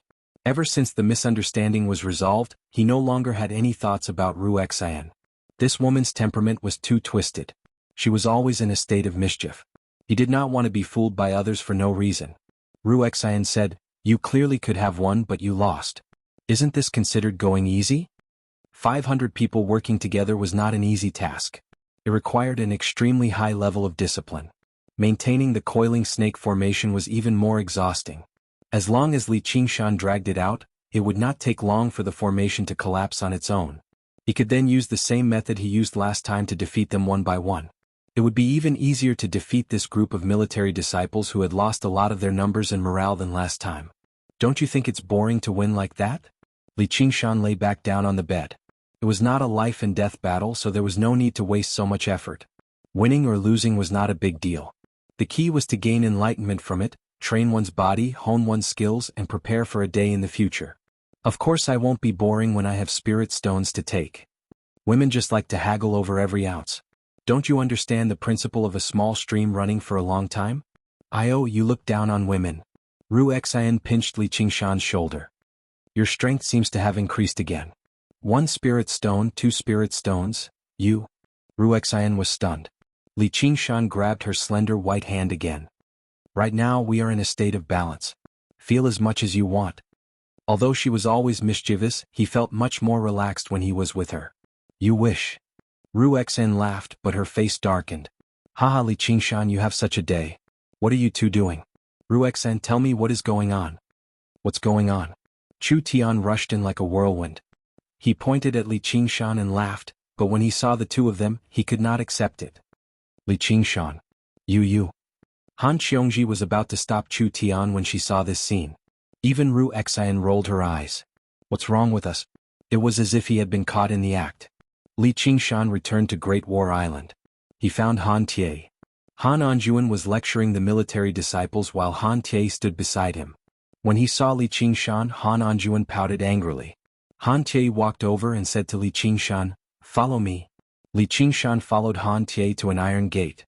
Han Tie took out his waist token, opened the iron gate and walked into the darkness. The gates opened one by one. More and more doors closed and the two of them went deeper underground. Li Qingshan never thought that beneath Great War Island, it was a completely different world. He was even more curious about what kind of battle technique Han Tie would teach him. Finally, when they reached the lowest level, they saw a formation emitting a spiritual light, spitting out a huge spiritual light. It turned out that the school of the military's formation was built here. As expected of the school of the military, the security of the formation was definitely not something that the school of novels, which had casually built in the middle of a bamboo forest, could compare to. However, it was not the book collection vault that Zhang Xian had imagined. Han Tie stopped, turned around and said, "Thank you." If Ru Xian could see it, he could also see it. Although the original purpose of summoning Li Qingshan was to give the military disciples a sense of danger and a chance to fight, after experiencing the chaos of the White Lotus sect, they could not lose again. Losing once or twice could boost their morale, but if they kept losing, it would weaken the army's willpower. They urgently needed a victory to boost their morale. Li Qingshan said, "What's there to thank me for? I said I did my best." Defeating a military disciple did not bring him any practical benefits. Instead, he had lost a great opportunity for actual combat. After this battle, the effects of practicing the Ox Demon's Fist of Great Strength were much better than practicing boxing in the bamboo forest. Han Tie said, "You can punch me a second time." Li Qingshan said, "If I want to fight, I'll fight openly and not sneakily. I don't like punching bags, so you can fight back as much as you want in the future. Then don't even think about touching my face again." In the darkness, Han Tie's mouth seemed to curl up, but it was only for a moment. Li Qingshan said, "I usually do what I say. Less nonsense, where are the battle techniques?" Han Tie took out a dozen or so jade scrolls from his 100 treasures pouch. "These are all battle techniques suitable for Gue Water True Qi. You didn't call me to such a secret place just to say those words, did you? So what if I did?" Li Qingshan didn't know whether to laugh or cry as he looked down. The so-called battle technique was a battle technique that combined qi and blood. It was similar to spells but different from spells. In a sense, it was a superior martial art. The people of Jianghu not only had to cultivate inner force, but they also had to cultivate all kinds of martial arts in order to unleash their battle power. Cultivators were the same, and the profoundness and variety of true qi was even greater than inner force. For Li Qingshan, who was good at close combat, it was a necessary skill. In a battle that could change in an instant, being a bit faster at a critical moment was the difference between life and death. Just like martial arts, there was also a difference in strength between battle skills. What Han Tie had brought out were all rare and powerful battle skills. Even if he was a military disciple, if he didn't have an outstanding performance, he wouldn't be taught. Although the 100 clans could communicate with each other, the core things couldn't be taught to outsiders. Not to mention there were battle techniques that the Han clan had collected themselves, and they were only taught to Han clan disciples. Without Han Anjuan's permission, Han Tie didn't have the right to take them out. This was no longer just for the sake of training Li Qingshan for the military. That day in ancient Wind City, Li Qingshan let Han Qiongji leave first, and then he personally opened a path for her to escape. Han Anjuan saw it with his own eyes. Although he didn't say it, he had his own plans. Li Qingshan also felt something about this. His gaze suddenly froze on a jade scroll, and he let out a soft sound of surprise. This battle technique had an extremely majestic name, Ocean Wielding. The introduction said, "Absorb the power of 100 rivers, wield the vastness of the ocean and achieve boundless merit." 5 words immediately popped up in Li Qingshan's mind. Boundless Ocean Technique. And this wasn't the first time Li Qingshan heard this. In order to help Li Qingshan make the right choice, Han Tie also said, "You have a good eye. This is the strongest battle technique out of all, but it needs a specialized cultivation method to activate it. Although your true qi is pure, it's still a bit lacking. You should change to another one." This further confirmed Li Qingshan's guess. This ocean wielding was most likely a battle technique derived from the boundless ocean technique. A sect naturally couldn't be supported by just one cultivation method. After the fall of the vast sea sect, various cultivation methods were scattered, and ocean wielding fell into the hands of the Han clan. Li Qingshan hurriedly said, "Do you know where I can find the cultivation method to activate this battle technique?"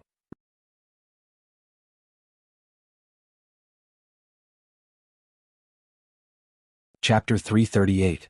Han Tie's answer, however, disappointed Li Qingshan. He didn't know the current whereabouts of this technique, so he recommended a set of ice bone-shattering fist to Li Qingshan, which could transform one's Gui water chi into the power of extreme ice.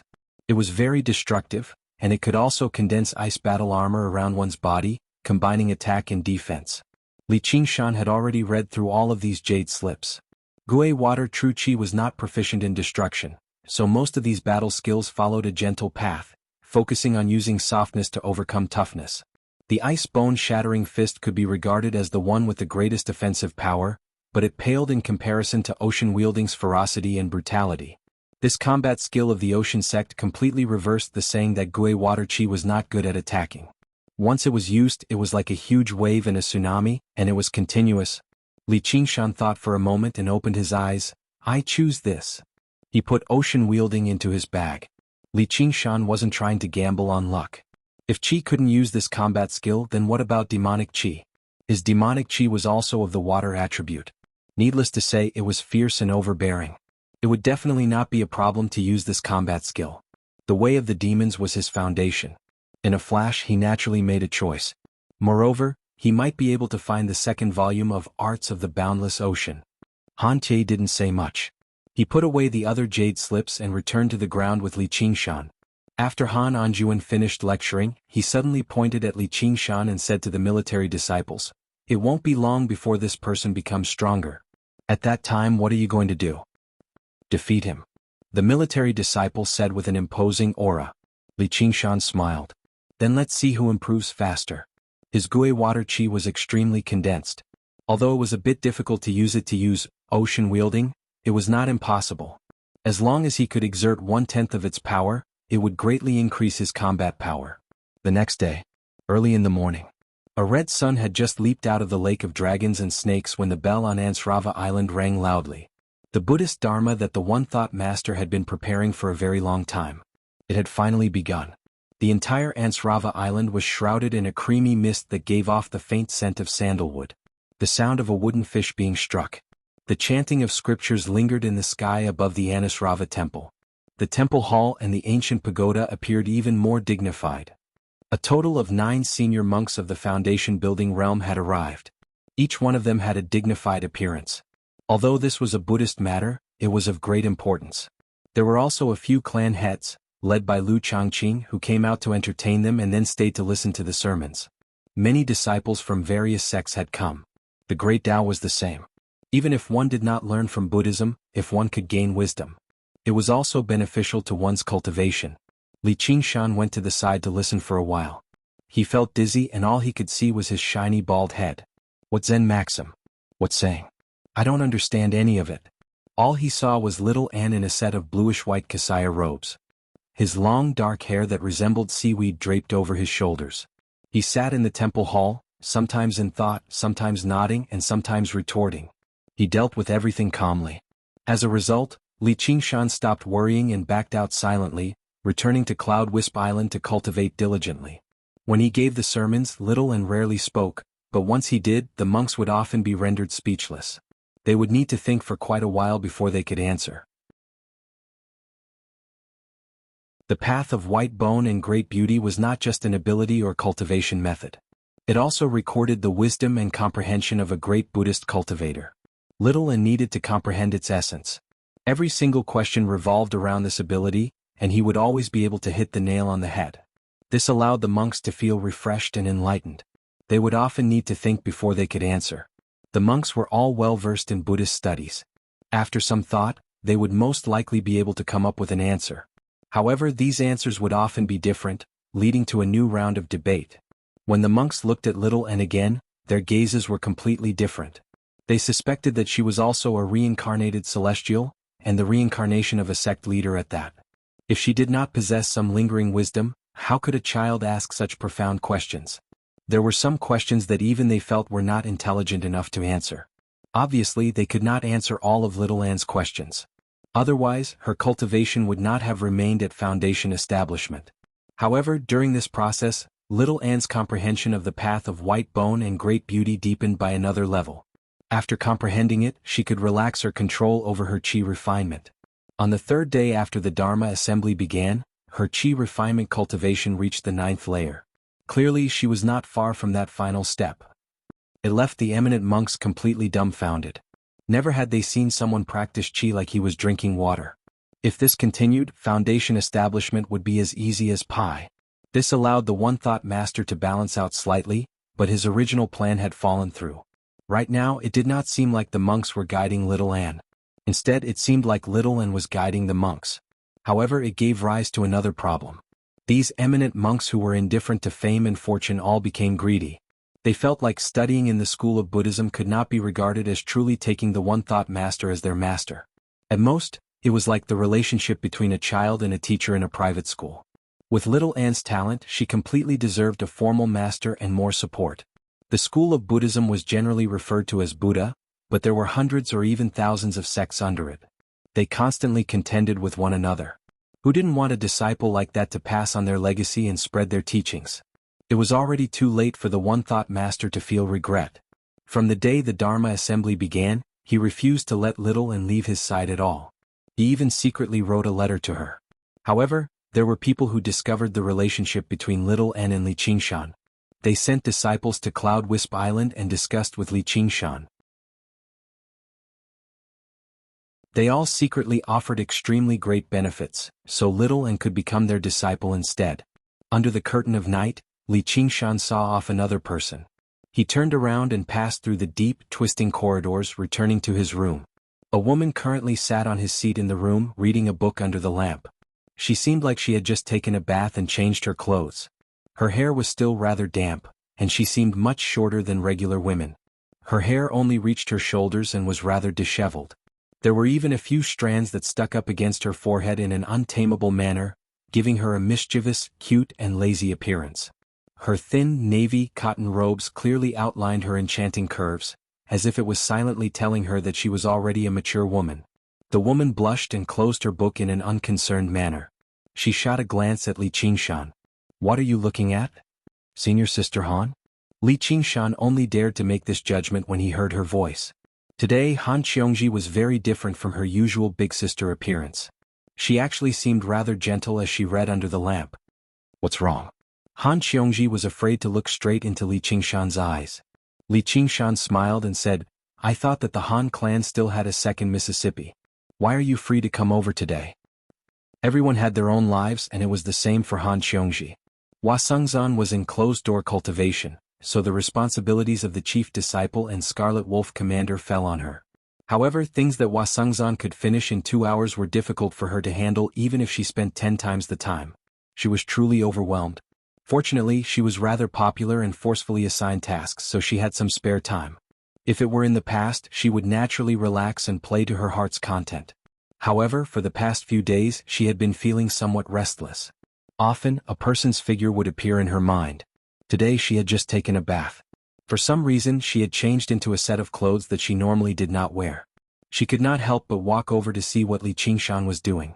However, she was unable to say that, so she changed the topic. "What's the monk doing here?" Li Qingshan told her the whole story and Han Xiongji said, "The Lone Mountain Temple is also a medium-sized sect, so we can consider it. The Lone Mountain Master is a great cultivator who has condensed a Saraira. He's renowned throughout the entire Rui Commandery. I never thought his disciple would participate in the assembly of Dharma this time as well. He's qualified to be Little Anne's master."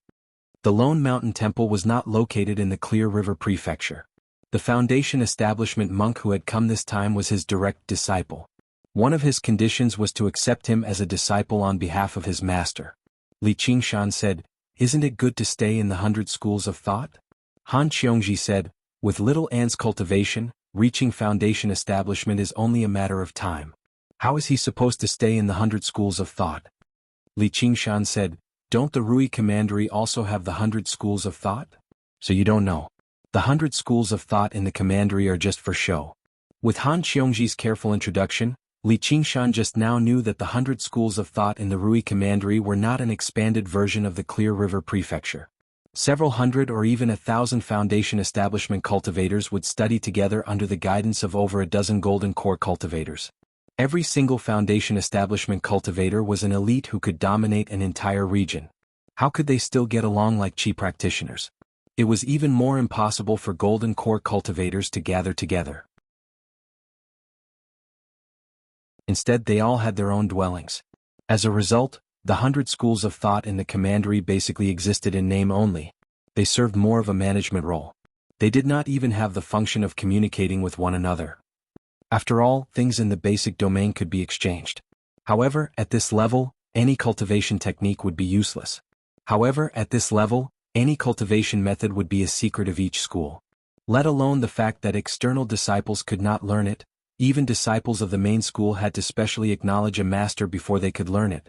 This kind of master-disciple relationship was no longer the indifferent relationship between teacher and student right now.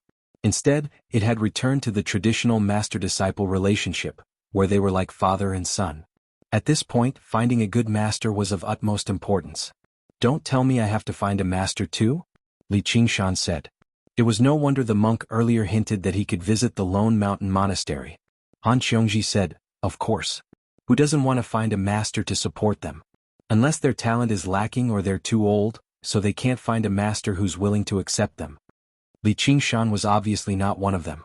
It was possible to say that anyone who could emerge as a foundation establishment cultivator under the strange fee system of the 100 schools of thought would definitely be young prodigies. They would not have to worry about finding a master. This was the special method of inheritance of the 100 schools. It was different from cultivation sects, but it was also similar. Li Qingshan laid out his hands. Does the school of novels have golden core cultivators? Or in other words, golden talisman cultivators? The school of novels primarily cultivated the divine talisman of great creation. After the second heavenly tribulation, their color would turn golden. Actually, apart from foundation establishment, all the cultivators in the world were the same. Further up, due to the different cultivation methods, they would be referred to differently. The school of Buddhism called them sariras, the school of novels called them golden talismans, sword embryos for sword cultivators and golden core cultivators. This was still a habit passed down from ancient times. Han Qiongji lowered her head. You might be a disciple of the school of novels, but you don't necessarily have to find a master from the school of novels.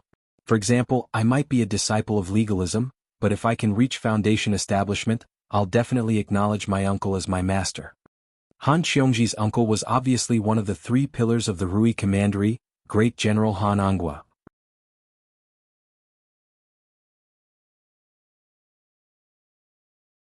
Chapter 339. Li Qingshan was taken aback. Although he was a disciple of the school of novels, his primary cultivation was still the path of the school of the military that combined body and qi. He probably could not find a better master than Han Anghua in the entire Rui Commandery. The effects of a good master were obvious. For example, the second volume of the Arts of the Boundless Ocean could be found with a single order from him. Cultivation could only be converted into power and influence through the accumulation of time. From this perspective, Gu Yening might be even better. As the daughter of the Hawk God, her future prospects were limitless. However, Li Qingshan was not stupid enough to mention other women in front of Han Qiongji. And no matter what, he refused to lower his head before that woman. When other people liked a woman, they would have to bend their knees and compromise, but he just had to straighten his back for that woman to see. Han Qiongji's words seemed unintentional, but there was actually a great deal of meaning behind them. Was she implying that if he became the son-in-law of the Han family, he would be able to establish ties with the Han family and borrow their power? He had to admit that the temptation was rather great. And it also touched Li Qingshan slightly.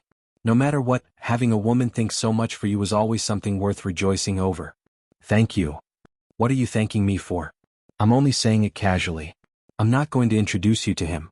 If you want to take this path, go beg my father yourself. Han Qiongji's face became even redder under the light of the lantern. I, Han Qiongji, haven't fallen to the point where I have to use my family to move a man. Pa, why should I move him? What's so special about him? He's just a little more free-spirited and valiant than the disciples of the Han family, and he's a little more determined and self-disciplined than the disciples of legalism. Normally, he does not take her willfulness to heart, but he can stand up for her in times of need, fearless of death. For a moment, her heart was in knots. He was no longer as carefree as he was in the past. Yet he said nothing about it. It made her tempted to grab him by the neck and get to the bottom of this. Even though Li Qingshan was not an infatuated saint of love like Wasangzan, he still understood. A man and woman alone in a room, talking about the future in the middle of the night. It wasn't that simple. The beauty under the lamp had a different kind of charm. He was not a person who was overcautious and indecisive. If he wanted to do something, he would do it. He grabbed Han Xiongji's hand and said softly, "Senior Sister Han." Han Xiongji's body trembled, but she didn't withdraw her hand. She pretended that nothing had happened and asked, "What is it?" Li Qingshan snickered inwardly. "It's just that I haven't reached the 9th layer of aura refining yet. I'm a little impatient." Back then the two of them had only treated it as a joke. They had never expected that it would come true. Han Xiongji bit her lip. She glared at him.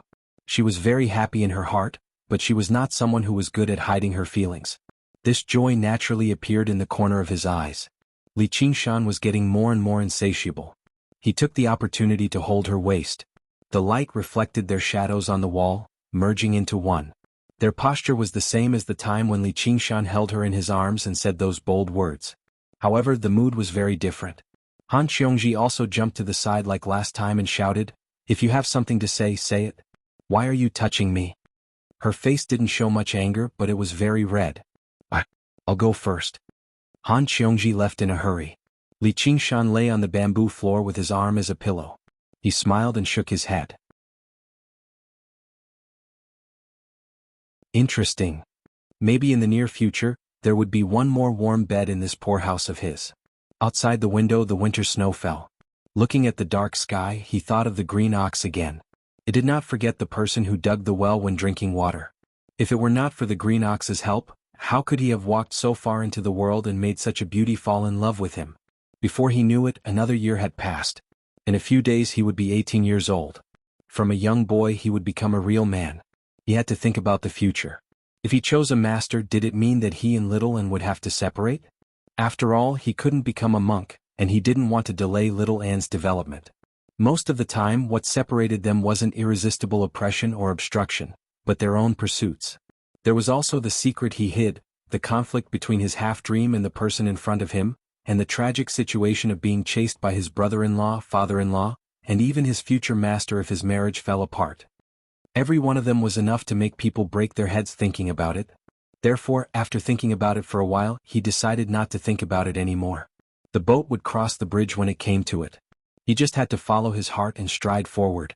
He couldn't possibly say to Han Xiongji, "I think we should focus on our studies." Oh no, cultivation. We shouldn't have any distracting thoughts. Unless he was crazy or impotent, he wouldn't say such words. Late at night, the Dharma meeting continued. The eminent monks were tireless. They sat upright and still, speaking as their gazes wandered about. They treated everyone else as competitors. Right now, they were no longer competing over the Buddhist Dharma. There was also a once-in-a-century genius disciple. They no longer had any doubts. Little Anne's existence was enough to determine the rise and fall of a temple or even a sect. The discussion of the Dharma continued, but they seemed rather absent-minded already. At this moment, an old man appeared in front of the hall. His hair and beard were all white and his hair draped over his face. His hands hung to his sides and his eyes were dull. His expression was dull. If it were not for his kasaya, it would have been impossible to imagine he was a monk. The one-thought master beamed with joy and bowed deeply. Master. He had not sent an urgent message for nothing. His master had actually rushed over so quickly despite being thousands of kilometers away.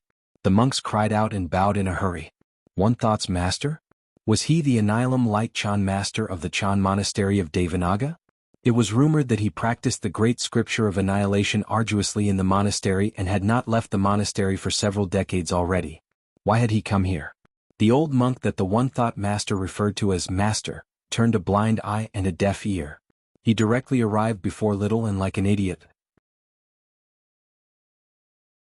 Little Anne raised her head and their eyes met, only to see the old monk's eyes suddenly erupt with resplendent light, eclipsing all the lanterns and flickering light in the hall. They seemed like two miniature suns. The old monk said with great difficulty, "Are you willing to go to the Chan monastery of Devanaga with me to cultivate?" The monks immediately gave up on that thought. The Chan monastery of Devanaga was the greatest Buddhist sect renowned throughout the Green Province. As the head monk of the Bodhi courtyard, who could contend against the Anilam Light Chan master, and who could turn down his invitation, they never thought the one-thought monk would be so resolute as soon as he struck. As a matter of fact, even the one-thought master himself had never expected to be able to invite his master from the Chan monastery of Devanaga. He had no other choice either. Originally, he planned on taking Little Anne to the Chan monastery of Devanaga to see his master after she reached foundation establishment. Even more unexpectedly, his master directly granted Little Anne the highest recognition as soon as he saw her without any questions or tests, allowing her to enter the Chan monastery of Devanaga to cultivate. The hall, or even the entire Ansrava temple, fell completely silent. They were all waiting for that reply. The result was without any suspense. The Chan sect had obtained another supreme prodigy. Before long, the Chan monastery of Devanaga's authority would become even more firm and unshakable.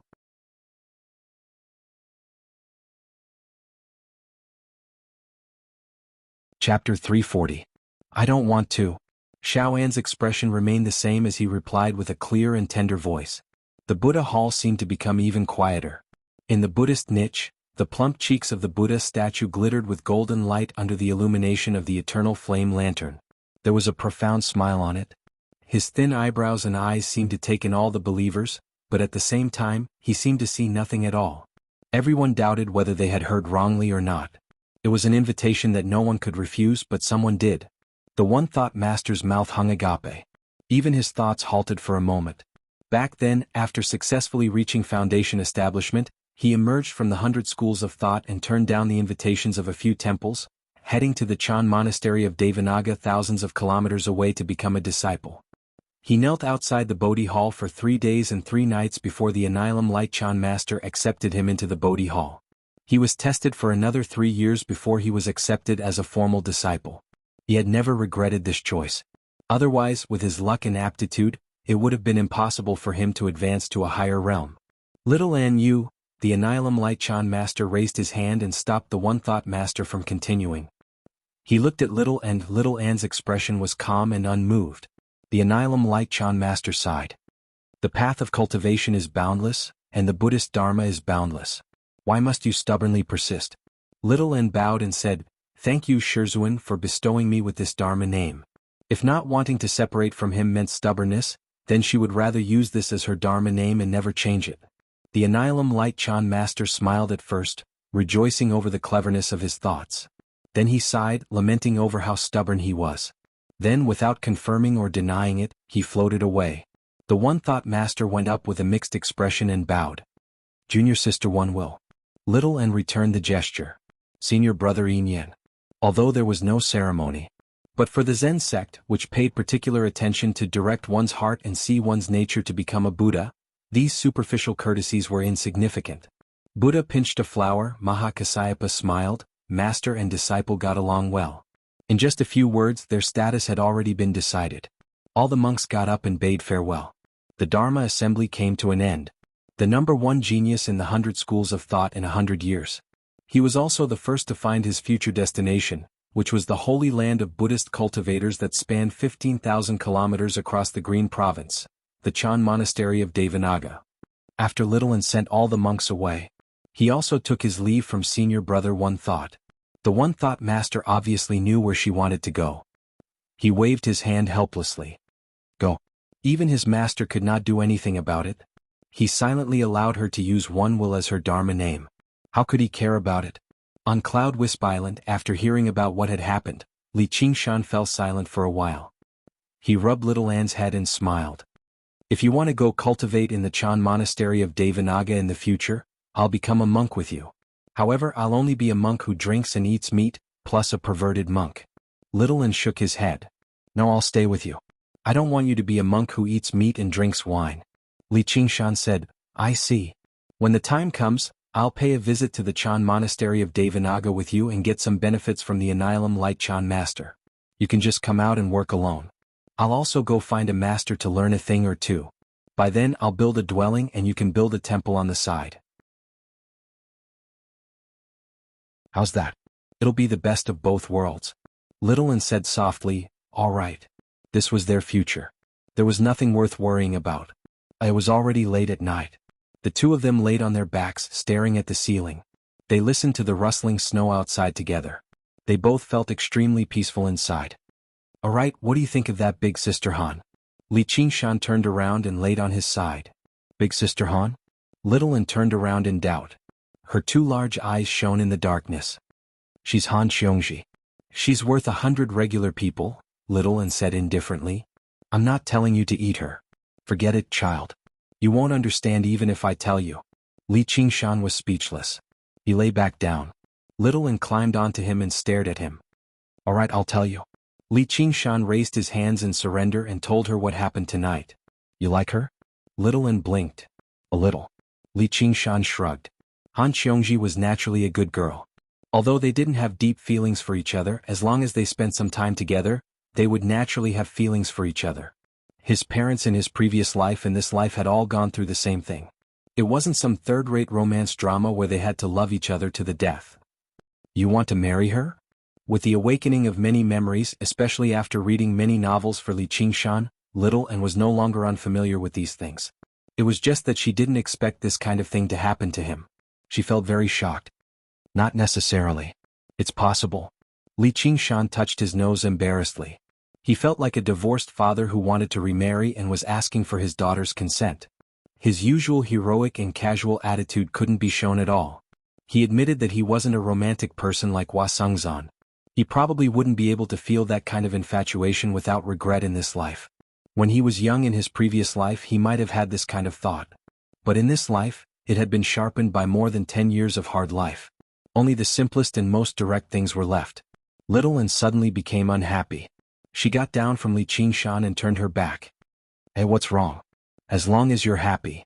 Little An thought that Li Qingshan would be stuck with that woman day and night like in the books. He probably wouldn't have time to accompany her anymore. She felt even more sad. Li Qingshan pulled her body over.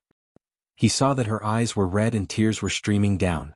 It was as if he had done something that angered the heavens and people. He also panicked. I didn't say that I would definitely marry her. It's fine if you don't like her. The future wasn't that simple. More than 10 days later, on Contention Island, in the underground cave abode of seclusion. A drop of sweat flowed down his cheek, dripped from his chin and landed on the wet ground. Li Qingshan's body knelt on the ground. His long hair hung down and covered his face. The muscles all over his body twisted like dragons and snakes. It was as if he was bearing a heavy burden.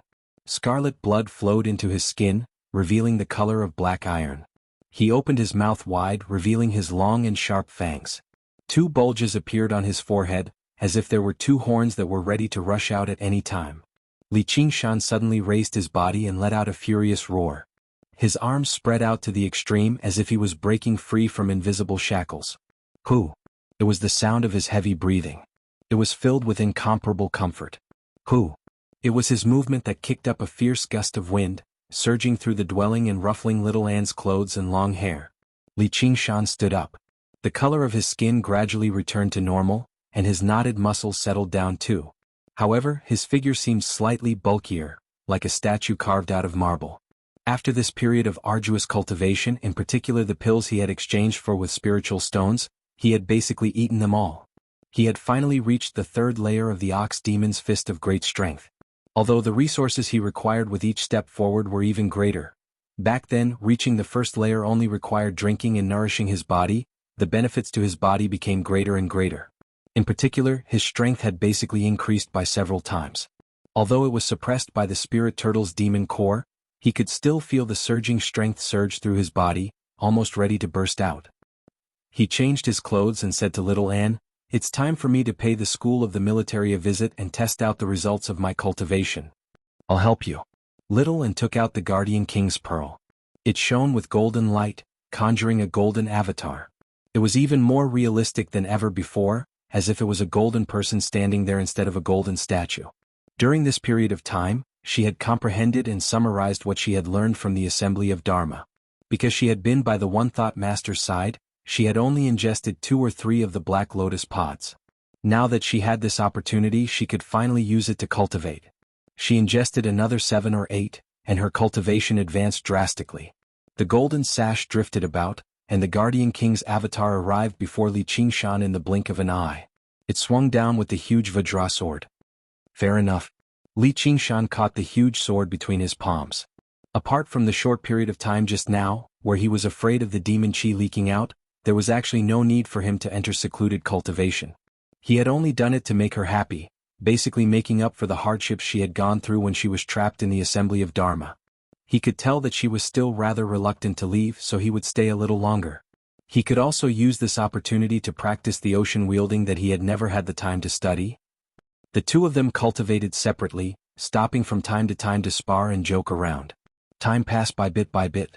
Originally, Li Qingshan planned on spending another half a month in secluded cultivation, but as soon as he began practicing this battle skill, he could not help but delve into it. He was shocked by the exquisite combination of qi in the body, submerging himself into it involuntarily. Speaking of which, it was quite strange. His ability to comprehend various cultivation methods had always been very average, but he felt like a genius when it came to his comprehension of battle skills. Little and benefited quite a lot too. He ingested the black lotus seeds in the lotus pods one by one, turning them into flames and merging with his bones, condensing another skull prayer bead. In the blink of an eye, another month passed. The door to the dwelling opened slowly. Li Qingshan walked out and yawned, gazing down. This time, their secluded cultivation was not at the lowest level of the dwelling, which had been occupied by Hua Sengzan. After such a long time, he wondered how his cultivation was progressing. Let's go. Li Qingshan hugged Little and stepped into the hollow in front of him. This time there were no clouds condensing. Instead, a wave-like blue light appeared under his feet. As if he was stepping on a spring, he soared into the sky. Ocean wielding? The wave-treading stance condensed water into shape. Using the force of the water, one's speed was several times faster than cloud treading. Furthermore, one's agility was greatly increased, as if one could walk in the sky. After emerging from the underground, the sky was blue, and the sun was dazzling. The snow had melted, and the spring scenery was brilliant. Li Qingshan took another step back and shot toward Cloud Wisp Island in the distance. During this period of time, the willpower accumulated in the divine talisman of great creation had reached a peak. Although he could not see it with his own eyes, the effect of the book and the painting was obviously very good. Moreover, as expected, his thin painting album was a level better, and he could easily conjure the characters in it. However, it was still not enough. He needed to become stronger to have a chance. It was time to go out and use the paintings in his hands to do some publicity so that the illusory could become real. P.S. Failed to wake up. I almost had insomnia last night. I'd better write in the morning.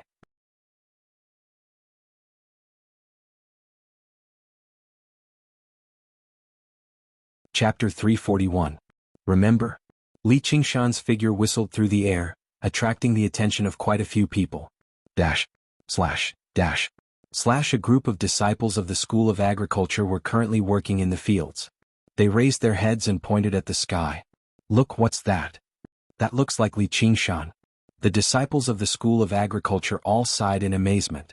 Their eyes were filled with indescribable envy. Before they knew it, Li Qingshan had already become an influential figure in the academy. The people he was usually on good terms with and his enemies were all renowned figures too. Recently, there had even been rumors that the leader of the School of Military, Han Anjuan, intended to take Li Qingshan in as a son-in-law, marrying the second senior sister of the School of Legalism to him. In just a year, he had gone from being the most embarrassing disciple of the School of Novels to where he was. He was basically a legend to cultivators who were also commoners. Oi, Li Long, isn't that your fellow villager? Li Long stood barefooted in a paddy field. The green seedlings were arranged neatly. This was not Longevity Island, but the island where the School of Agriculture grew crops. He had received a piece of land for himself when he distributed it to the new disciples. He raised his head and watched as the faint blue streak vanished into the sky. He remembered his master saying that he would definitely become an impressive figure, but even his master probably did not expect him to make it to where he was right now. He lowered his head and smiled. Yeah, he's a great hero of our Crouching Ox village. During the spring test last year, his wood affinity had reached B-, so he passed the School of Agriculture's test and became a disciple. Back then, the village head had sent him to the Iron Fist School to learn martial arts so that his son would no longer need to work in the fields. He never thought that he would still have to return to the land in the end. The School of Agriculture was indeed very suitable for a disciple with average talent and no background like him. The crops with intelligence they grew could replace pills and improve a person's constitution bit by bit. They could eat what they grew, and they could also trade with other seniors and juniors. They could also be sold for spiritual stones. Compared to other families, the life of the School of Agriculture was monotonous and boring. They would clear away the weeds repeatedly and use their true qi to nurture each seedling. Many people felt bored and often called for companions. He went to Clear River City to have some fun. The young sect master of the Iron Fist had also come to invite Li Long a few times. Even Li Long had refused. He still had to return the 100 spirit stones to Li Qingshan, as well as the next year's worth of spirit stones. He also had to work hard on his cultivation so as to avoid doubling the tuition fee. He could not afford to slack off in the slightest. Gradually, the young sect master stopped coming. He worked from morning to night. Other than listening to the lecture, all he could do was lie on the ground with his face covered in dust. He would fall asleep as soon as his head hit the pillow, and he would be suffocated by the heavy pressure. When he was young, there was a drought in the year when he followed his father to fetch water. The water they brought back was poured into the ground, and it dried up in the blink of an eye. That situation was truly despairing. After a day, their hands and feet were full of bloody blisters. Grandpa sighed. Farming was a struggle against the heavens. Yes, fighting for one's life with the heavens wasn't just a privilege of cultivators. Perhaps it was because his ancestors had been farmers for generations, so the blood of farmers flowed through his body. He gradually experienced unprecedented joy from this primitive labor. He watched as the seedlings grew healthily day by day. When he nurtured them with his true qi, they seemed to nurture him as well. Before he knew it, his cultivation as a qi practitioner had broken through the natural barrier of regular people of the Jianghu, surpassing Protector Yen and reaching the third layer. That day he lay on the ground and cried in joy. As his tears fell on the ground, he thought of the time when the drought ended. It rained heavily and he rolled around in the rain happily. That kind of joy was definitely not something that sleeping with a red lady downstairs could compare to.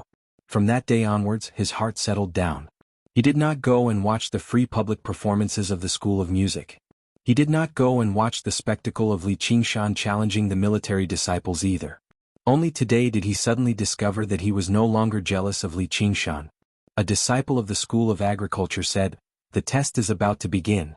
I heard he's skilled in the spiritual rain technique, so why don't you get him to water the ground for you?" The School of Agriculture had its own competition as well, which was to see whose crops were taken care of better.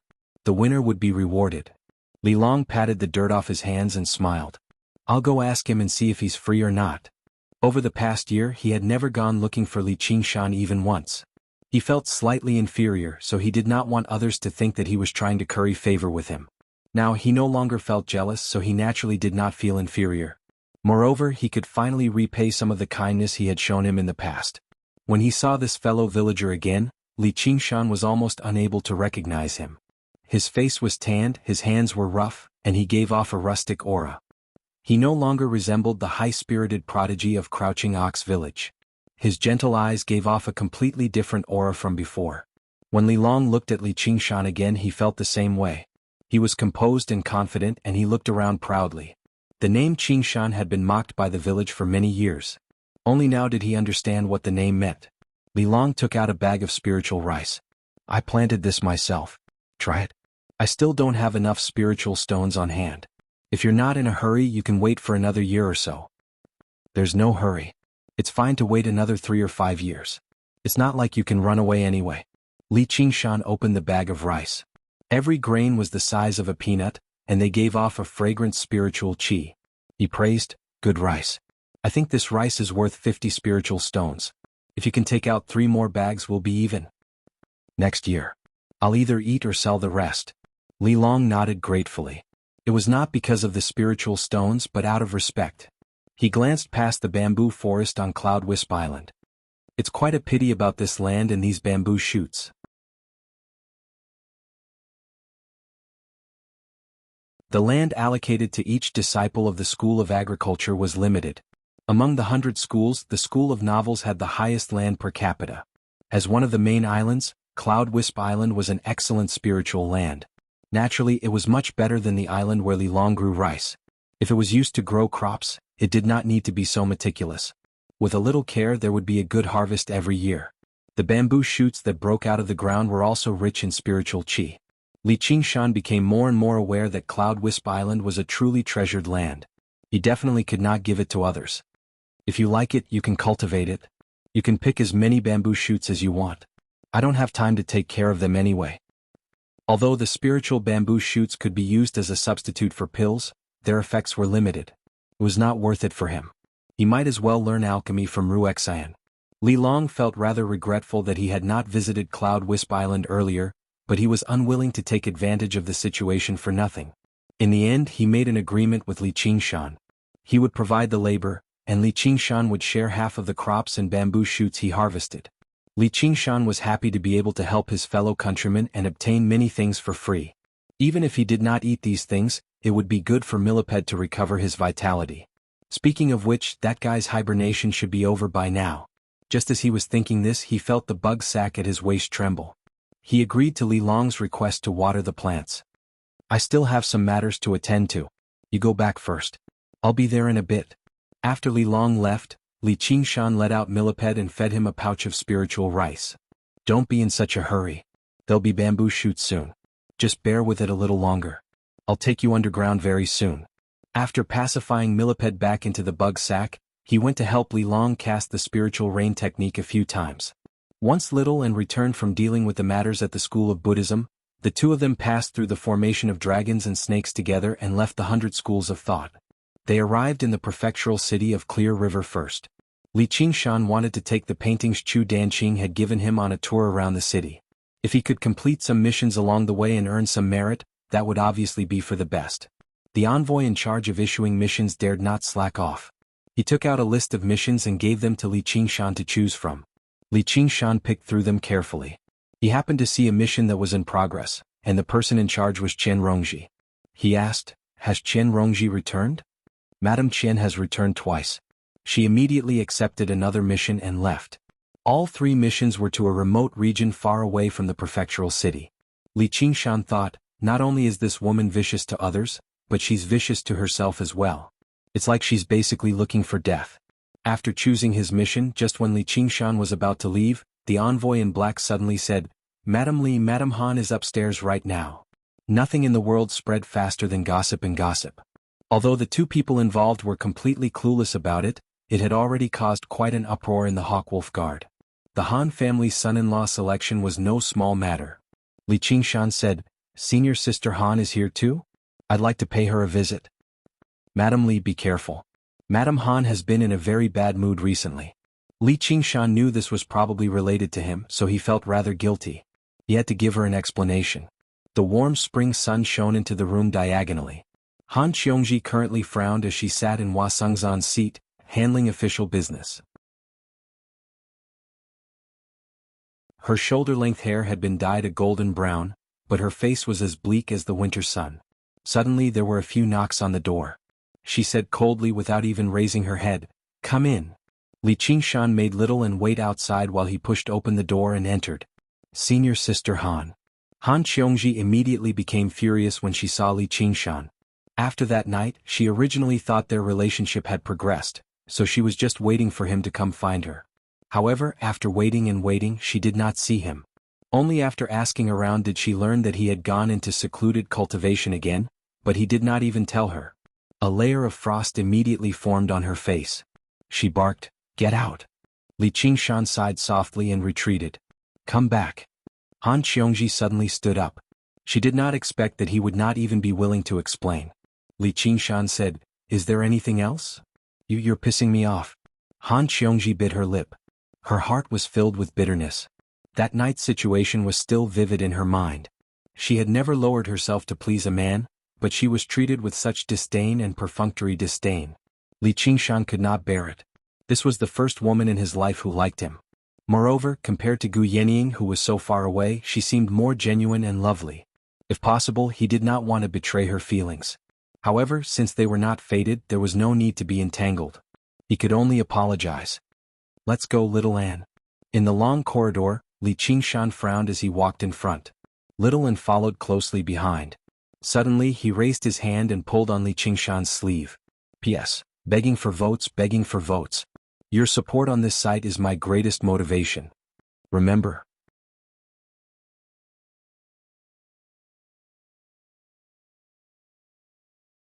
Chapter 342. Li Qingshan turned around and asked, "What's wrong?" Little An turned to look at the door that was still open and said, "If you marry her, can we still be together like this?" Li Qingshan was stunned for a moment before he smiled and said, "It's fine if you don't like it." Although he was very reluctant to part with her, it would be easier to end things while there were no feelings between them. If there were feelings in the future, it would be troublesome.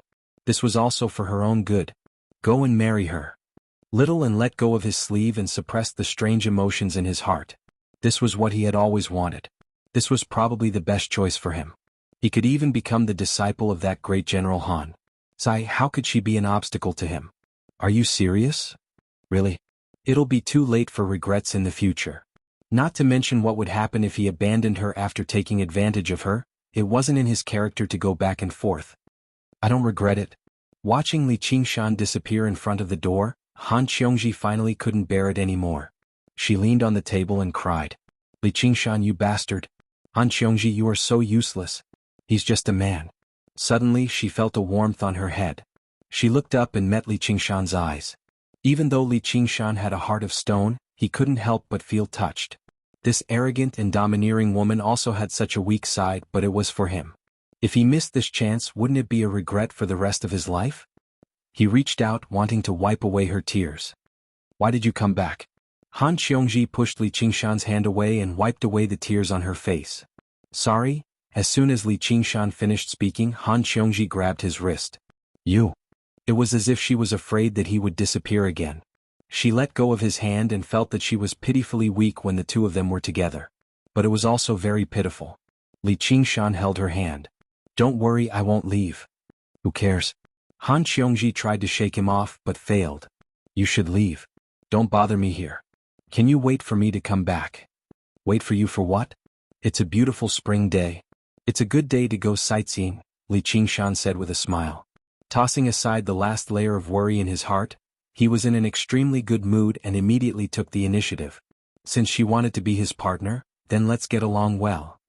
Han Qiongji's mood was completely disturbed by him. Her mood fluctuated and she couldn't speak for a moment. "All right, I'll take that as a yes," Li Qingshan decided on his own. Looking at her rosy lips, he wanted to kiss her goodbye, but he was afraid that he would scare her. Instead, he touched her cheek and turned to leave. "You come back soon." Han Qiongji couldn't help but stand up. Li Qingshan looked back and saw that there were still traces of tears on her face, and her shoulder-length hair was a little messy. The joy on her pretty face couldn't be concealed. Although she was shy, she still looked straight at him with undisguised sincerity. For a moment she was extremely adorable. Li Qingshan almost changed his words and said, "Let's go sightseeing now." "All right, Qiongji." Li Qingshan smiled slightly and closed the door. Han Qiongji sat there and was stunned for a moment. She bit her lips, but she couldn't suppress the smile on her face. She couldn't help but stand up, spin around, and stretch while facing the window. It was indeed a beautiful spring day and she couldn't help but look forward to it. Knock, knock, knock. There were a few knocks on the door. Han Qiongji hurriedly wiped away the tears on her face and resumed her cold appearance. A green-clothed attendant trembled as he walked in. "Lord Han, I want to ask for leave.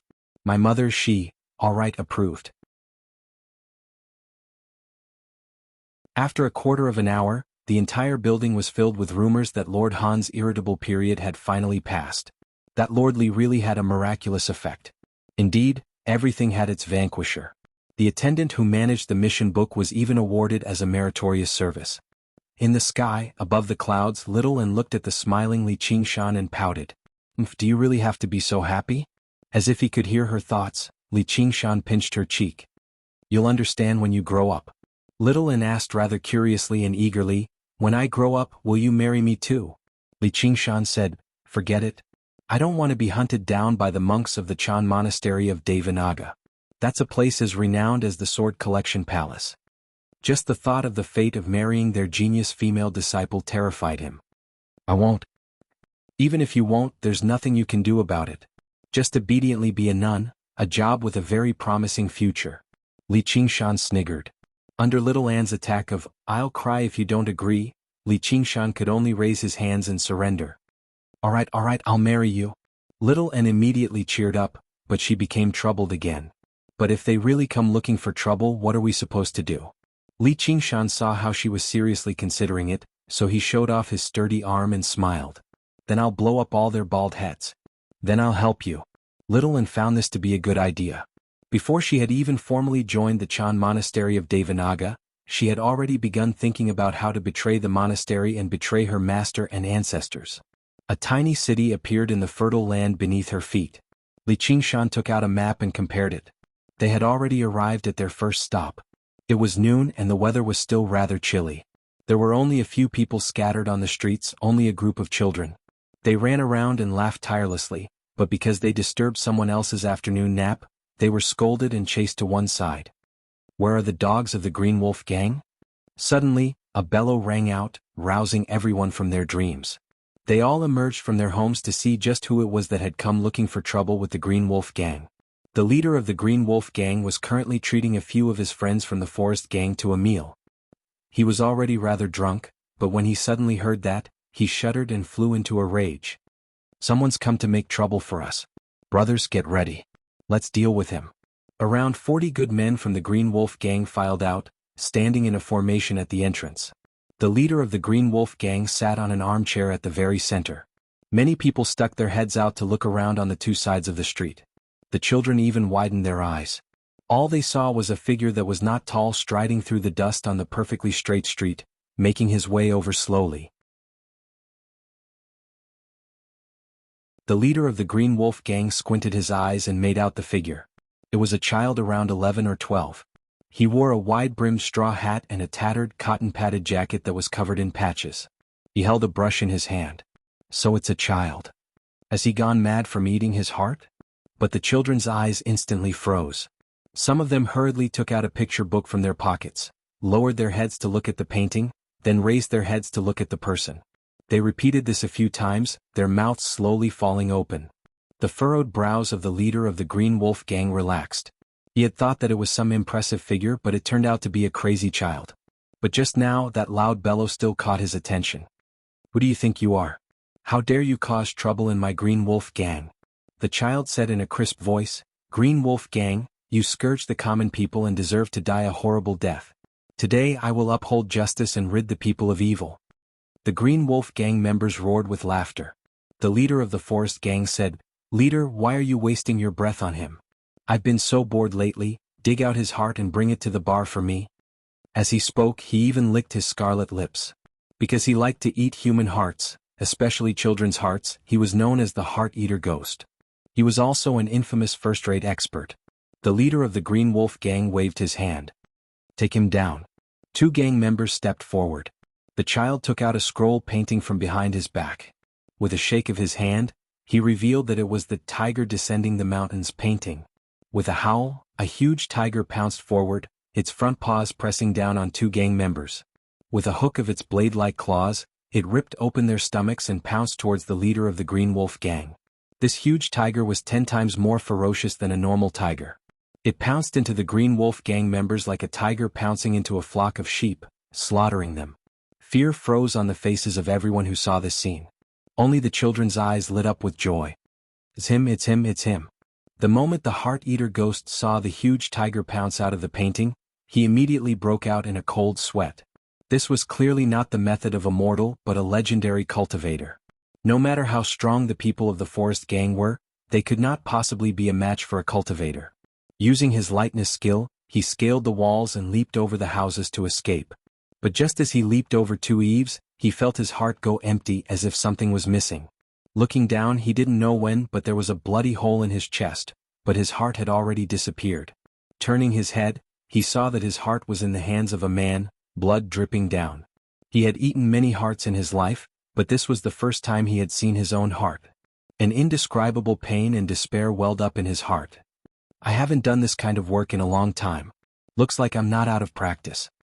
Li Qingshan casually tossed the heart to Little and released the blood flame of corpse incineration, incinerating the man's skin and bones. At this time, the battle between the huge tiger and the Green Wolf gang had also ended. The huge tiger in the painting was not very strong, only at the 3rd or 4th layer of chi refinement. But against a group of people of the Forest gang it was too easy. This painting was naturally one of the paintings given to him by Chu Danqing. Although the people it created were enough to use similar methods, in order to save the power of wishes and prepare for the battle in the future, it was still better to use the power of wishes to activate the paintings. Li Qingshan took out another painting from his 100 treasures pouch and tossed it into the air. When it unfolded, it was completely blank. The blank painting spun and sucked all the corpses into it, returning to Li Qingshan's hands. Dozens of corpses appeared in the originally blank painting. This painting was equivalent to an artist's 100 treasures pouch. Not only could it store inanimate objects, but it could also seal living things. It was very interesting. Moreover, he saved them up and gave them to little N as backup food. It was really a one-stop service that took care of killing and burying. The child in the straw hat rode the huge tiger and leaped away. Everyone walked out of their houses and saw that the Green Wolf gang, which had been running amok for a while, had already disappeared without a trace. If it were not for the traces of blood on the ground, it would seem like a dream.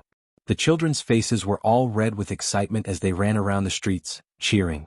At first, the adults did not know why they were so happy until someone suddenly remembered, "Hey, isn't that child the person in the painting book that second little girl made me read to her? Could it be that the painting in that painting book is real?" P.S. The latest record for rope skipping is 70.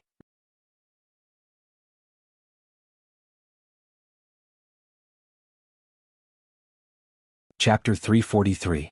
In the sky, Li Qingshan sat cross-legged on a cloud. He could feel that the divine talisman of great creation was gathering the power of belief much faster now. If belief was a form of power, then the people in the city below were gradually beginning to believe in an illusory existence. Let's go to the next stop. Li Qingshan patrolled the land. All the missions were carefully selected by him. There were many missions and they covered a wide range. However, they were also extremely simple. Basically, their main goal was to defeat the people of the Jianghu. It was not that he could not complete the more difficult missions. He believed that there were few people at the level of Qi practitioners that he and Little N could not defeat. However, the key was to make the characters he wrote stand out. Moreover, once Qi practitioners were involved, there would be all sorts of trouble, and it would be beyond the understanding of mortals. Even if he went to kill the palace master of the Sword Collection Palace right now, the commoners would not know who he was. Cracking down on those local tyrants who bullied men and women and ran amok in the village was what the common people loved to see. Gradually, the image of a young hero was established in the hearts of the commoners. Yes, a young man. Li Qingshan had originally designed him to be a half-grown child. However, the child grew up in the legends. Every time he appeared, he would be different. He would appear in the world in an image that was more in line with the expectations of the people. Discussions broke out under every roof. The patches on the young man's clothes increased and decreased accordingly. The color of his belt would change from red to green. The brush in his right hand remained the same, but his left hand would sometimes hold a flute and sometimes a gourd. His final appearance was the integration of thousands of beliefs and wishes. At the same time, the power of belief gathered by the divine talisman of great creation increased exponentially. The young hero also became more and more realistic and powerful. His eyes even shone with a light no different from a living person's. This made Li Qingshan secretly amazed. The mysteriousness of the school of novels. Of course, he still did not possess the ability to think, so he could not be considered a living person. He could only say some stylized lines like a machine. At crucial times, Li Qingshan had to control him like a puppet. However, Li Qingshan could feel it. What restricted him was no longer the amount of power of belief, but the level of the divine talisman of great creation. The level of the divine talisman of great creation was restricted by the level of Qi refinement. Only by transcending the heavenly tribulation and converting his true Qi into spiritual Qi could he reconstruct the divine talisman of great creation and bestow it with greater power. At that time, he might really be able to communicate with people like a living child. At the top of the tallest tower in the city, Zhao Lingshu stood with his arms crossed. Looking coldly at the back of the tiger riding away, he leaped up and a pair of metal wings spread out from his back. Gliding across the sky, he chased after them. With a whooshing sound, a strong gust of wind blew. It descended from the sky and landed in front of the youth. "Who are you? Why are you blocking my way?" The youth said with an exaggerated expression as if he was acting in a play. Zhao Lingshu said coldly, "Which painter's disciple are you? You dare to imitate others to act chivalrously and help the weak? Those tricks of yours can deceive mortals, but they can't deceive me. Who are you? Why are you blocking my way?" The youth continued to speak with an exaggerated expression as if he was acting in a play. Do you know who you killed on the Jade Mountain? Zhao Lingshu raised an eyebrow. He was born in a den of mountain bandits. His father and brothers were all mountain bandits. Due to his talent as a qi practitioner, the sect master of a large sect renowned throughout the Clear River Prefecture had taken a fancy to him and accepted him as a disciple. After many years of arduous cultivation, he had already reached the 7th layer. He never thought he would return to his hometown in glory only to discover that all of his family had already died to the point where not even ashes remained. Who are you? Why are you blocking my way? The youth said with an exaggerated expression as if he was acting in a play again. If Zhao Lingshu had played games before, he would definitely find this scene extremely familiar. There was nothing he could do. Although the youth seemed no different from a real person, even able to use many powerful techniques, he was not human at the end of the day. It was exactly because he had never played games before that Zhao Lingshu flew into a rage. All of the people you killed were my family. I want you dead. Swish. The sword on his back flew out of its sheath, wrapping around the youth's neck like a bolt of lightning and a swimming dragon. Zhao Lingshu had already seen the youth's decapitated appearance. He had not come for revenge on a whim. Instead, he had secretly investigated for a very long time. Although the youth possessed the abilities of a painter, his paintings were only at the level of a 3rd or 4th layer qi practitioner. There was nothing to fear. Sure enough, the youth only blanked out. He watched the flying sword stab over without reacting at all. Just as he was about to get his revenge, Zhao Lingshu felt a sense of loneliness, as if he had left the world behind. As a cultivator, he was destined to walk a lonely path. Farewell, father. Farewell, brothers. Please protect me in the afterlife. However, the flying sword missed. The youth vanished into thin air, while the huge tiger was compressed into a thin piece of painting, flying into the air. Zhao Lingshu was taken aback. Oi, what's wrong with you? A man in green descended from the sky on a white cloud with a child, calling out to Zhao Lingshu. Li Qingshan had just diverted his attention to chat with little N in the sky. When he turned his head, he saw the flying sword flying towards him. He immediately dispersed his power of will and summoned the huge tiger back. Zhao Lingshu said coldly, so all of this was controlled by you behind the scenes? Little N had been observing and listening in all directions, talking to Li Qingshan for a while. I was wondering why those dogshit mountain bandits on Mount Yute were so arrogant. So it was you who supported them from behind. Li Qingshan said angrily after understanding the whole story just now. He had some impression of that place because he had saved more than a dozen women from the bandits' lair. All of them had been toyed with beyond recognition and some of them had even gone crazy. He had never seen the legendary heroes of the underworld who served justice and enforced justice on behalf of the heavens even once.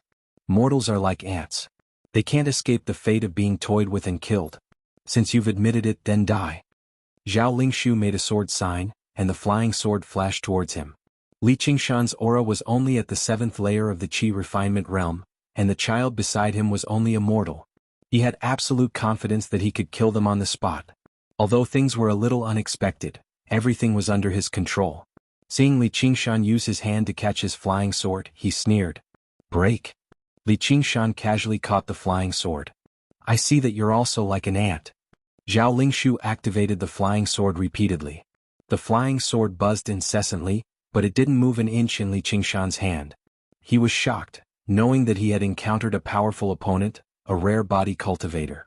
The metal wings on his back spread out and he soared into the sky. Fortunately, he had this pair of Mahist iron wings bestowed by his master so he could fly freely in the air. In the blink of an eye, he saw that Li Qingshan was already flying towards him. His speed was even faster than the flying sword. Zhao Lingshu hurriedly retreated as he said, Why do we have to fight and kill each other for mortals? I've already thought it through. Ever since I stepped onto the path of cultivation, I should cut off these worldly feelings and have nothing to do with them. I still have to thank you for cutting them off for me. I'm Zhao Lingshu.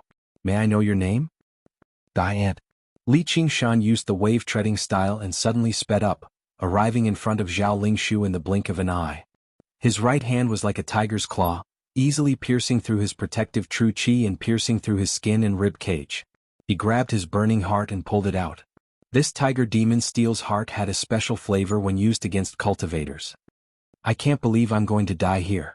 Zhao Lingshu's pupils suddenly dilated. My path of cultivation has just begun. He used the last of his strength to crush the talisman for help. He became a snack for little Anne, but there were a few useful items in his 100 treasures pouch. In particular, the pair of metal wings was rather interesting. As for Zhao Lingshu's request for help, Li Qingshan did not take it to heart at all. After spending a year in the 100 schools of thought, he gained an understanding of all the renowned sects in the Clear River Prefecture. The association was a gang similar to the Iron Fist. He had forgotten whether their leader was a 9th or 10th layer Qi practitioner, but he was definitely not a Foundation establishment cultivator. In the eyes of the people of the Jianghu, they were terrifying leviathans, but in his and little Anne's eyes, they were just a bunch of self-propelled 100 treasures pouches and family buckets. He was only afraid that they would not come. Li Qingshan even considered whether he should wait here and wait for them to deliver themselves to his doorstep. However, who knew whether they would succeed or not? At the end of the day, proper business was still more important. He was in a hurry to go back and go on a date with Han Xiongji. He leapt up and left on a cloud. 2 hours later, an old man arrived in the wilderness and looked around. He was the leader of the association. His cultivation had already reached the 9th layer, approaching the peak of Qi practitioners. If Li Qingshan knew he had arrived so quickly, he would probably regret not waiting a little longer.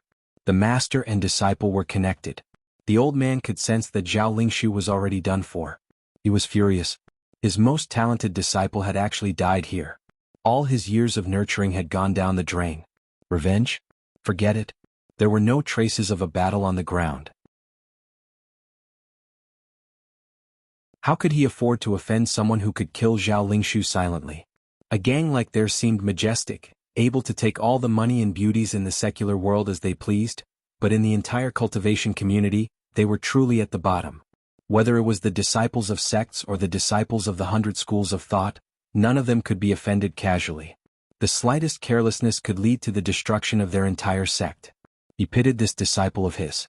His ambition was greater than the sky, but his life was thinner than paper. A month later, the divine talisman of great creation shone brightly. The light blurred the inscriptions on it, illuminating his sea of qi like a blue sun. Li Qingshan smiled in satisfaction, but just that was not enough. However, the seeds had already been scattered across the ground. Next, he just had to wait for them to bloom and bear fruit. There were around 3 months left, which should be enough. Li Qingshan stood in front of the bustling Hawkwolf guard and raised his head, gazing at the vice commander's room below the eagle. He smiled resplendently. Qiongji, I'm here. He actually felt rather excited. After all, this was the first time he had gone on a date in the 18 years since he transmigrated. Little Anne had taken the 1,000 corpses picture to Ansrava Island, which gave him enough time. On the rippling lake of dragons and snakes, it was a beautiful spring day. A small boat drifted along with the waves. Li Qingshan lay in the cabin leisurely. A beauty sat beside him. Her eyes were gentle, and her valiant appearance was filled with tenderness. Her plump, vermilion lips were alluring. When she opened and closed them a few times, she let out an indistinct, clear voice. Gu Yening and I are in danger at the same time. Who are you going to save first?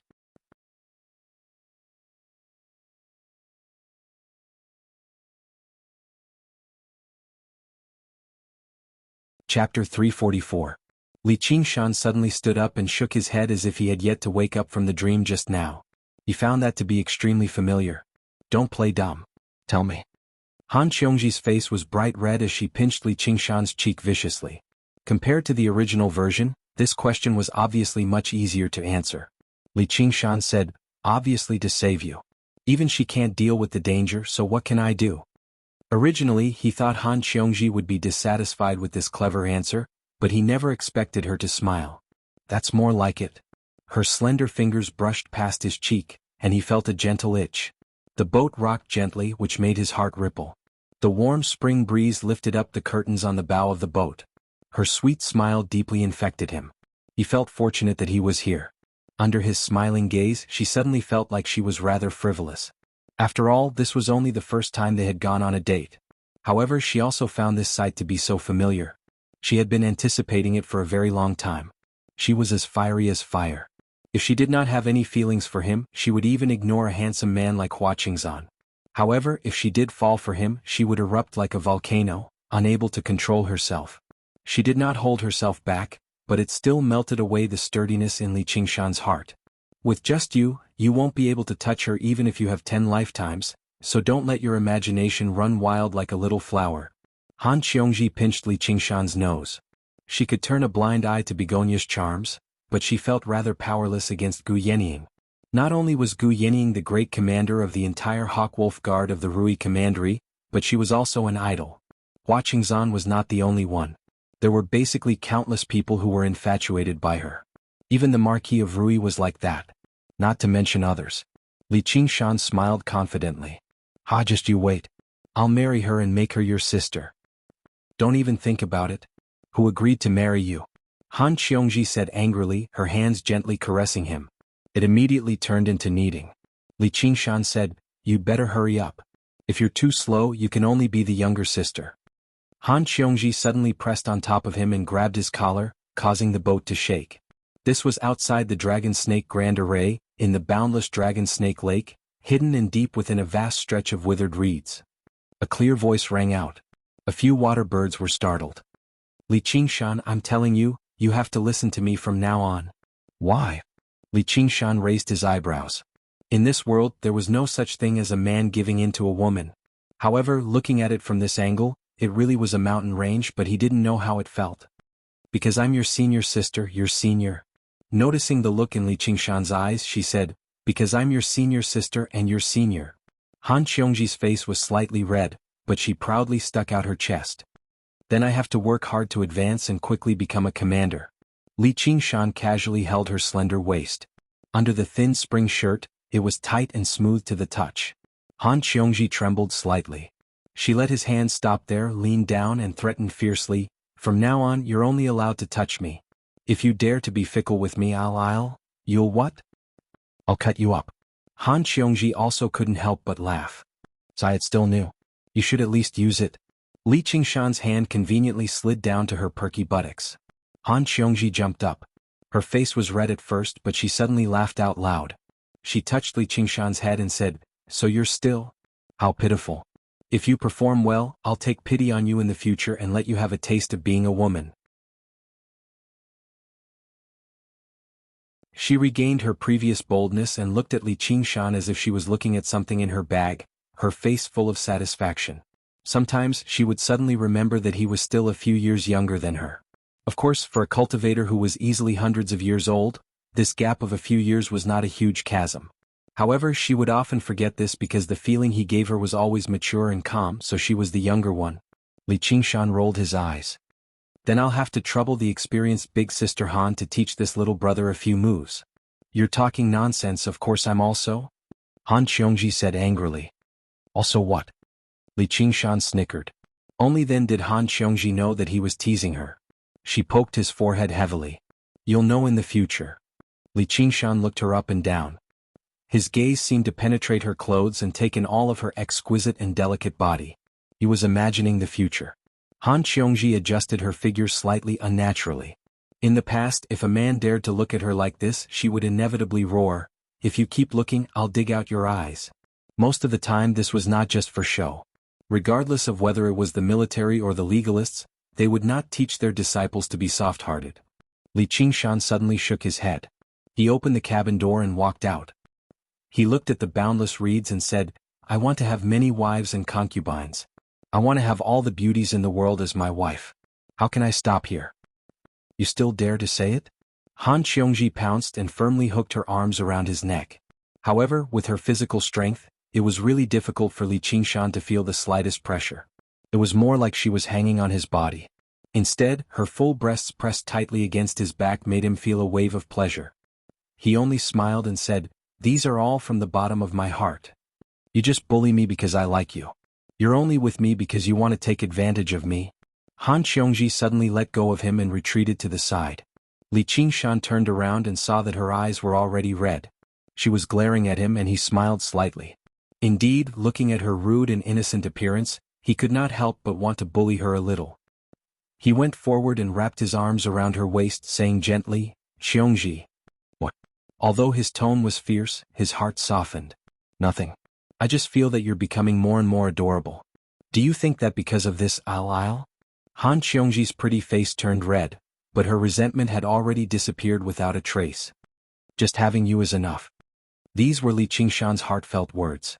Although he said that he wanted to have all the beauties in the world as his wife, when she was by his side, she had already attracted all his attention. Yes, she did have this charm. Moreover, everyone's time and energy were limited.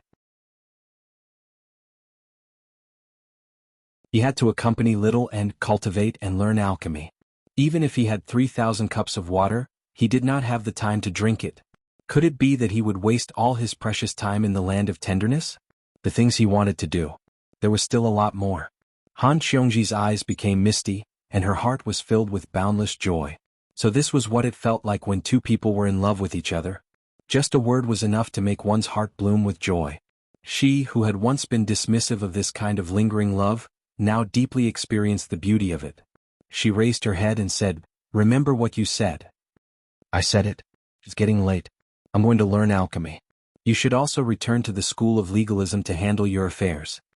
With absolute willpower, Li Qingshan let go of her waist and took a step back, leaving her warm and moving body. "Are you going to find Ru Xian?" Han Xiongji could not help but imagine the way they interacted with each other. Was it the way they were just now? Plus, there was a reluctance to part. She immediately felt strange. Yes, learning alchemy and trusting your own man is a woman's duty. Li Qingshan ruffled her hair. Although he wanted to be intimate with her here for a day, he was afraid that it would lower Han Anjuan's evaluation of him. Since he wanted to be with her, this was the thought of his future father-in-law. He had no choice but to consider it. After listening to his explanation, Han Xiongji felt a wave of warmth and peace in her heart. She bit her lip and tacitly agreed with his words about men and women. She was not a fussy woman in the first place. It was just that this was her first time in love. She had lost her sense of normality. "Okay, you go. I'll go to Cloud Wisp Island tonight to find you."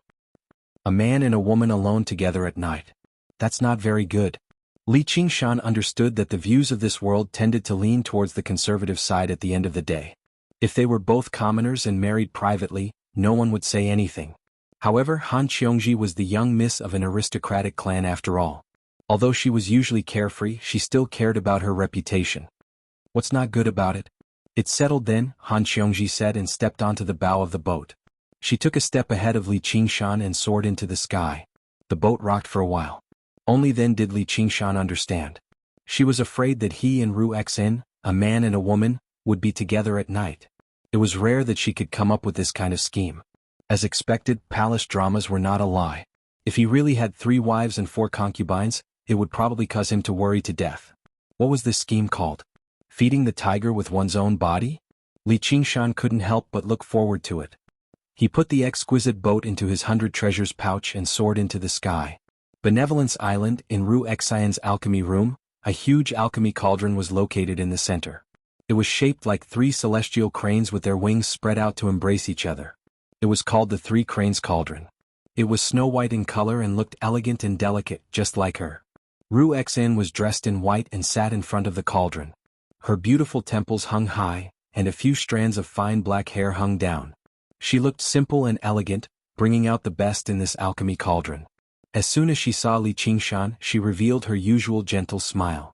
"Your face is full of spring and the stars of the red phoenix are moving. Qingshan, are you pregnant?" Li Qingshan sat down on the praying mat next to her and said with a serious expression, "That's right. Ru Xin, from now on don't tease me anymore. It's impossible for us to be together. Just focus on teaching me alchemy." Ru Xin let out a meow sound. She was mimicking a cat in love. She tilted her head to her shoulder and looked at Li Qingshan from the corner of her eyes. Her eyes were like silk, and it was enough to captivate his soul.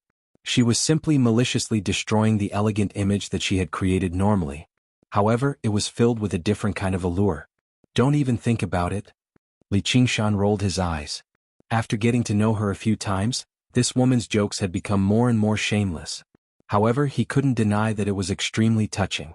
Ru Xin frowned and said resentfully, "Li Lang, you really forget the old when you have a new person." She shook her body. So mushy. I feel like I've suffered a loss." "Forget it, the jokes will end here.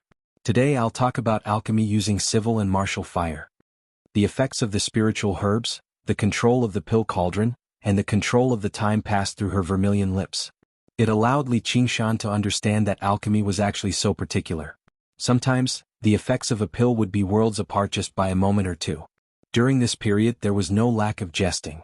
The biggest advantage of learning from her was that he would never feel bored. However, there would no longer be any physical contact. It wasn't that Li Qingshan had turned over a new leaf and decided to be a good man who didn't cheat. Instead, it was Ru Xen who said with a smile, "If you dare to touch me again, I'll tell Miss Han." "How do you know it's her?" Li Qingshan was stunned for a moment. "Other than her, who would like a man like you? You're not elegant, not handsome, and not honest.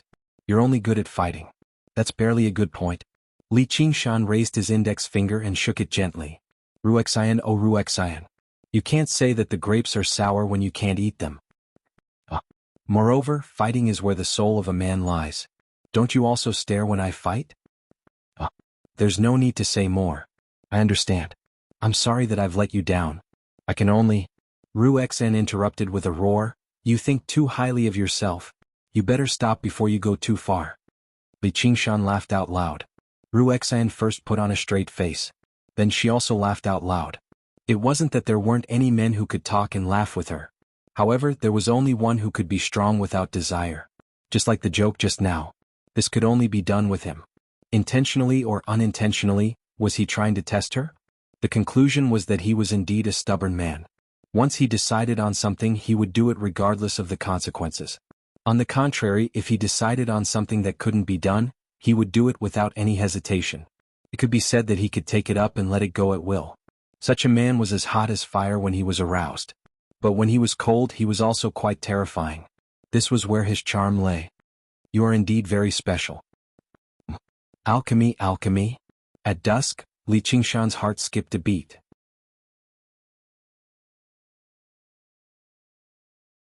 He pushed open the door of the pill room and saw Han Qiongji wandering by the lake not far away. "Qiongji, why are you here?" "Nothing, I just came to see you," Han Qiongji said hurriedly. But when she saw Li Qingshan's smile, which seemed to see through her, she felt a little helpless. Ru Xen walked out and said with a smile, "Let's stop here for today." She didn't do anything else, which made Li Qingshan sigh in relief. They returned to Cloud Wisp Island together. They found that many places had been cultivated and planted with various crops. Lu Chuanfeng rushed out of the room and asked, "Qingshan, how is it?" When he heard that Li Qingshan had returned, he specially waited here. When he saw Han Qiongji, he was startled. Han Qiongji. Li Qingshan said, "What's wrong?" It turned out that the erotic novels that Lu Chuanfeng wrote in the past were not only looked down upon by men, but also by Han Qiongji, who was a woman. She once scolded him in public in the building. Since then, Lu Chuanfeng would avoid her whenever he saw her. Now, enemies often crossed each other's path. "Patriarch Lu, long time no see." Han Qiongji casually bowed to him. In any case, she had to give Li Qingshan some face. "Yes, yes." Lu Chuanfeng looked back and forth between the two of them. He suddenly pulled Li Qingshan to the side. "You too?" He clenched his fists and wagged his thumbs. Li Qingshan nodded, "Yes." Lu Chuanfeng patted Li Qingshan's shoulder, showing a look of admiration. He originally thought that it was just a rumor, but he didn't expect it to be true. This Han Qiongji's appearance, figure, cultivation, and family background were all impeccable. However, her temperament was too. When she got angry, she would always be unscrupulous. Ordinary people couldn't stand it. There were also many people who thought that as long as they could get on the Han family's ship, it wouldn't be a problem. However, they all failed and humiliated themselves. There were even rumors that she had a special interest in women. Actually, it was spread after Lu Chuanfeng was scolded. No one expected that she would actually fall in love with Li Qingshan. Li Qingshan asked, "What are you back for?" Lu Chuanfeng said, "I'm worried about you. In another 2 or 3 months, it'll be time for you to compete against Chu Danqing, yet you're still in the mood to carry out missions. How's the collection of the power of belief?" "It's all right." Li Qingshan glanced at the divine talisman of great creation again. In just a single day it had grown by almost a tenth. This was the benefit of the divine talisman. Just by sitting at home it could constantly grow stronger. As the saying went, 1 spreads to 10 and 10 to 100. The effects of publicity had multiplied. The seeds he had planted had already begun to sprout. Of course, there would definitely be a limit to this growth. It was restricted by the region of the Clear River Prefecture, but the benefits were long-lasting. It would not stop for the next century at the very least. "Are you confident you can definitely win?" "I can't say I'm certain, but I never fight a battle unprepared." "I don't have to worry if you put it that way. We definitely can't hand Cloud Wisp Island to outsiders. Alright, did you get that disciple of the School of Agriculture called Li Long to use our land? Li Qingshan said, yeah, that's fine. Don't worry, you'll get a share of the benefits. It's fine. As long as you can win this battle, it's fine even if you chop down all the bamboo on the island. In the past, Lu Chuanfeng had thought of something like that too, but back then no one was bold enough to get close to the School of Novels. A few disciples of the School of Agriculture had thought about it in the past, but Earth Elder Huang told them off indifferently when they returned, just plant your own piece of land first.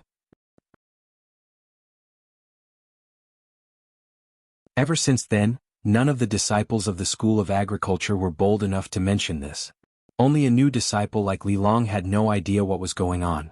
Perhaps it was because the reputation of the School of Novels had changed greatly, or perhaps it was because of Li Long's hard work, but he had gained Earth Elder Huang's approval and was certain that he had already planted his own piece of land. Thus he did not encounter any obstructions.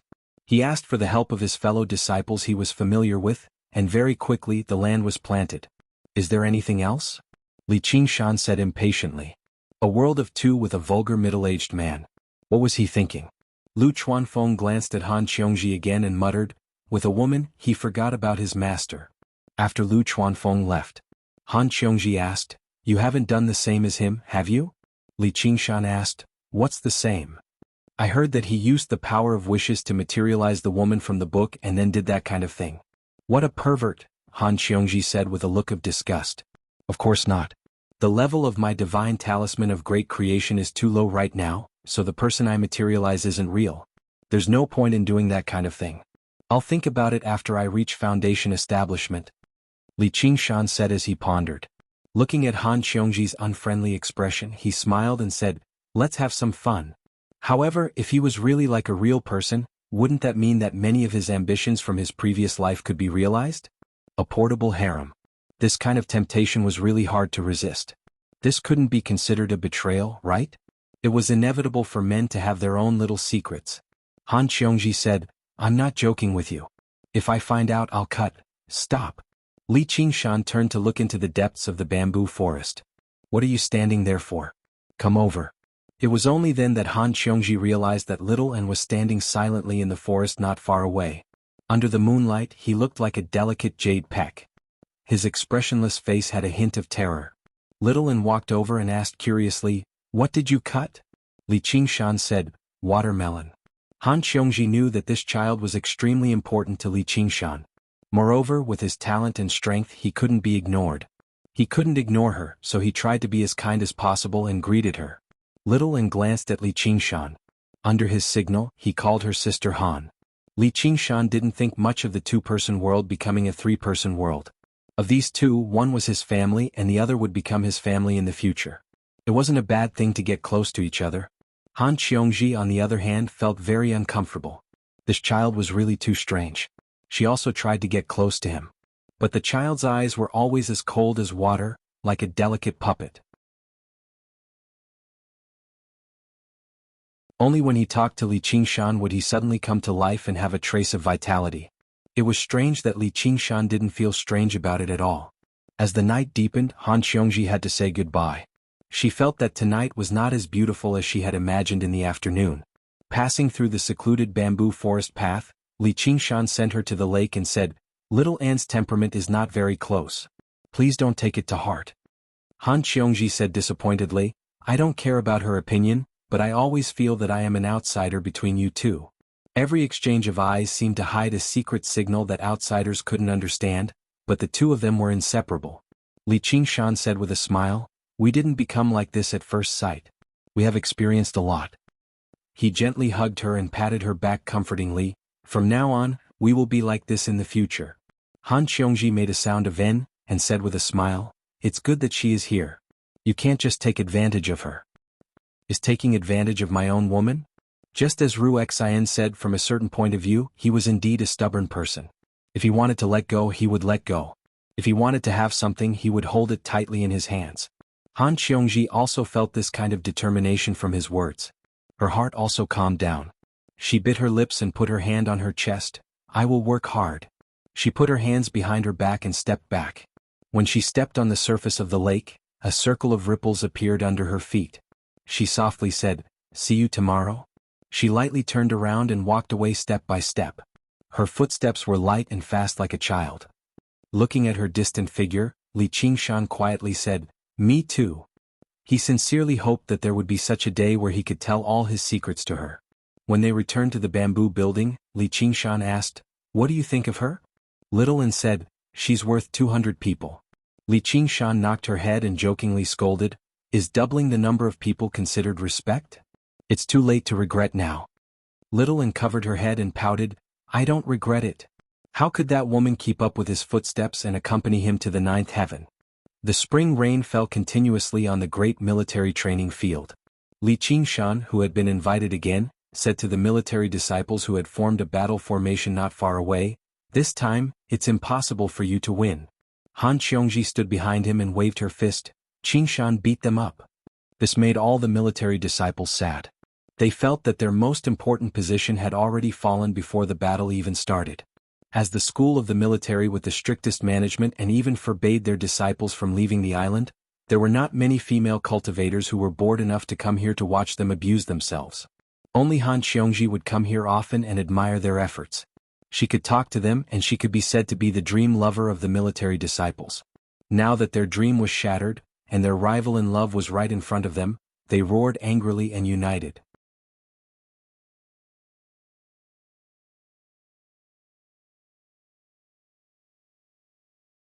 Chapter 345. Formation. With a shout, a huge snake raised its head from the formation. Compared to last time, it was much more condensed. Clearly, the military disciples did not waste the past few months. Li Qingshan bowed slightly. Like a large bow being slowly pulled, the invisible string stretched to its limit. At the same time, a flower rose from under his feet. Bang! It was like the sound of a bowstring vibrating. Li Qingshan disappeared and turned into a black shadow. He pierced through the fine curtain of rain and formed a temporary hole. When he was dozens of feet in the air, his speed slowed down. However, he immediately took a step back and crushed an illusory wave.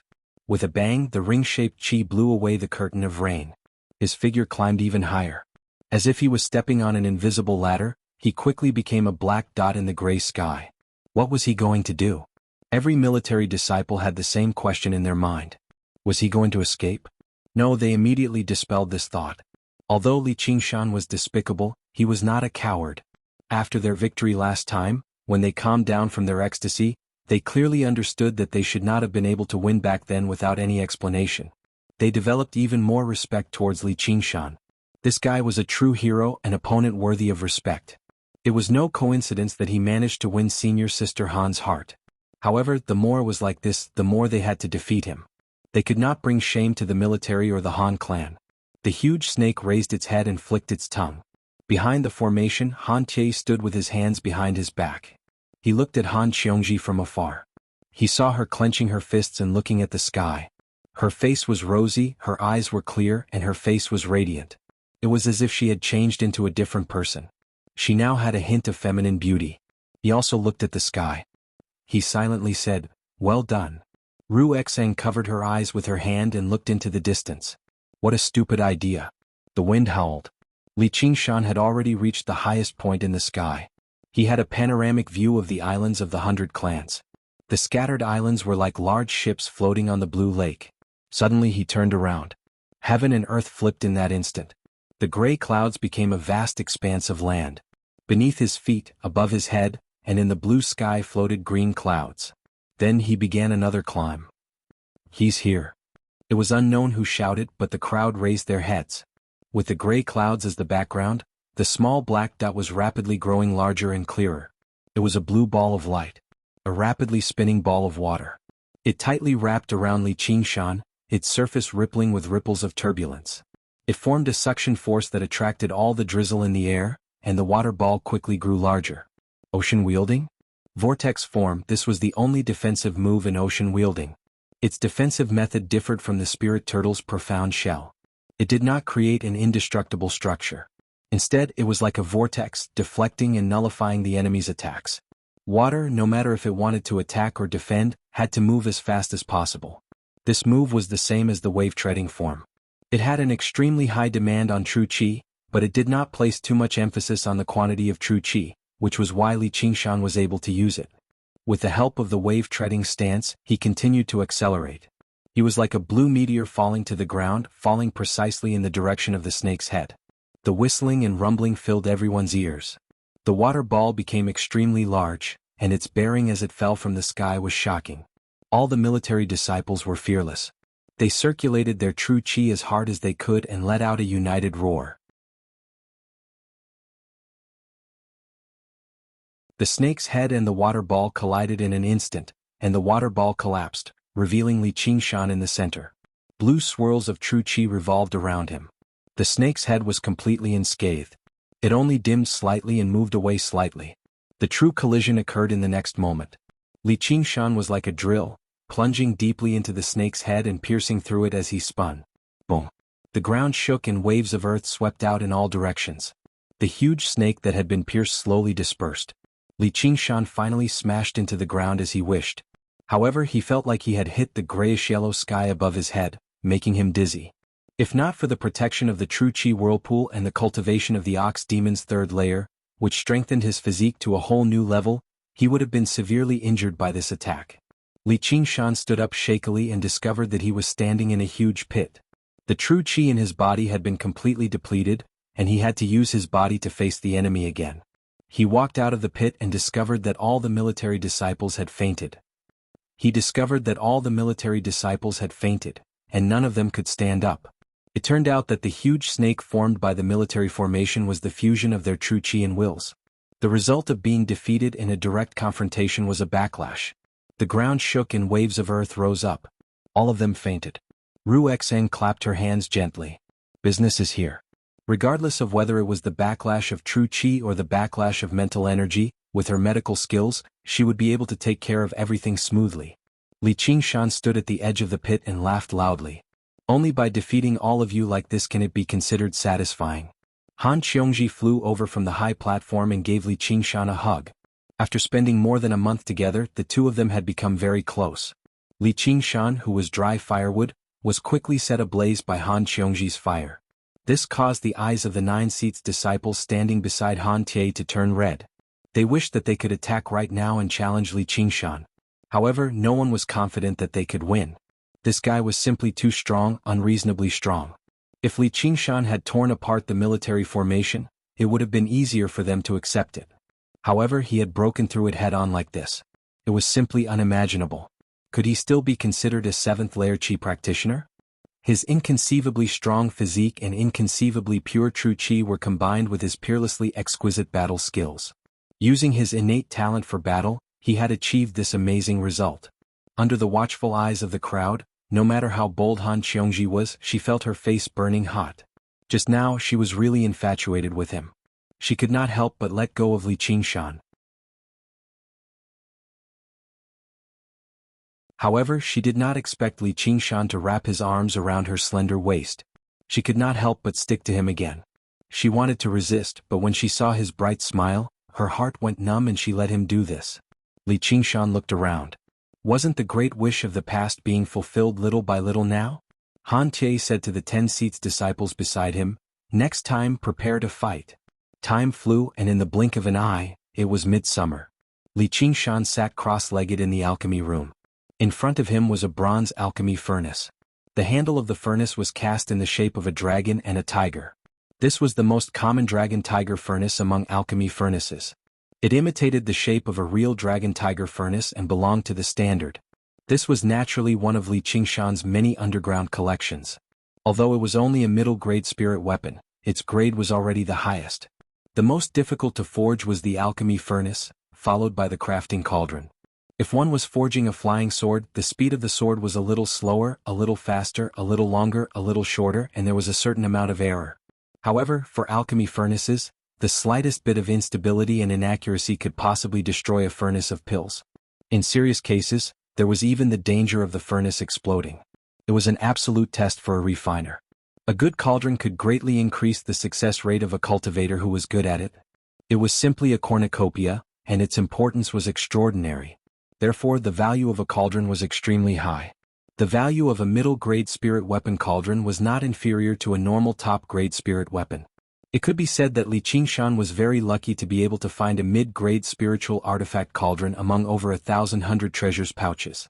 A few days ago, when he was just about to formally begin refining pills, he had seen a high-grade spiritual artifact cauldron in the School of Miscellany. Its price of 5 digits was truly a sight to behold. It would have been fine in the past, but now he had exchanged all his spiritual stones for pills. Even if he converted all his contribution to the Hawkwolf Guard into spiritual stones, he would only be able to reach 3 digits. 4 digits was out of the question. Don't let your thoughts run wild. Look at the cauldron. Ruexian called out. Li Qingshan dismissed his thoughts in a hurry. He had already refined the cauldron of qi amassing pills for 3 days and 3 nights. If he failed at the very last moment, then it would be a waste. And the spiritual herbs used for refining pills had all come from the 100 schools of thought. He had to use this cauldron of pills to turn in the mission. If he failed, then his 3 digits worth of spiritual stones would shrink to 2 digits. If it were not for the fact that a master alchemist like Ruexian had agreed to keep an eye on him, he would have never been bold enough to accept such a difficult mission. Li Qingshan raised his head in some confusion again. Didn't you say that the outcome is basically set now that we've reached this step? All we need to do is wait for the cauldron to open? Ruexian smiled. Yeah, I just wanted to scold you a little. Li Qingshan wanted to grab her neck again. He had always been a person who did things when he wanted to. He spread his fingers and reached towards her ankle viciously. There was nothing he could do. He was sitting while she was standing. He still had to keep an eye on the cauldron so he could not grab the top. Ruexian said, "Don't you dare." Li Qingshan thought for a moment, then retracted his hand. If he grabbed her, this woman would really dare to complain to Qiongji. She was good at everything, but once her jealousy flared up, there would be no reason to reason with her. A while ago, when he went to the School of Miscellany, he was also warmly received by female cultivators. He joked with them a little. Fine, he admitted that there were a few things he said that were a little out of line. As a result, she almost exploded and spent a lot of effort to coax him. If Ruexian reported him again, then it would really be like a volcano erupting. Actually, even if you grabbed me, I wouldn't tell her. I'm not that bad. Come, do you want to try? Ruexian deliberately lifted the hem of her skirt, revealing her slender feet. She took a step towards Li Qingshan. Don't. Li Qingshan glanced at it, unfazed. Ruexian softly patted Li Qingshan's head. Good boy. Li Qingshan curled his lips and let her be. They were already very good friends. Otherwise, she wouldn't have accompanied him to look after the cauldron for 3 days. Although she asked for 1,000 spirit stones as soon as she opened her mouth, after some joking, she still did it for free. There were a few times when he would have almost failed if she hadn't reminded him in time. After waiting for another 15 minutes, the cauldron flashed and the lid slowly opened. White steam screeched and drowned the two of them. It filled the alchemy room and contained an intoxicating medicinal fragrance. Without waiting for the steam to dissipate, Li Qingshan impatiently walked in front of the cauldron. He saw that all of the medicinal herbs had fused into a white paste at the bottom of the cauldron. There wasn't a single impurity in it, and it was as pure as thick fog. The pill was done.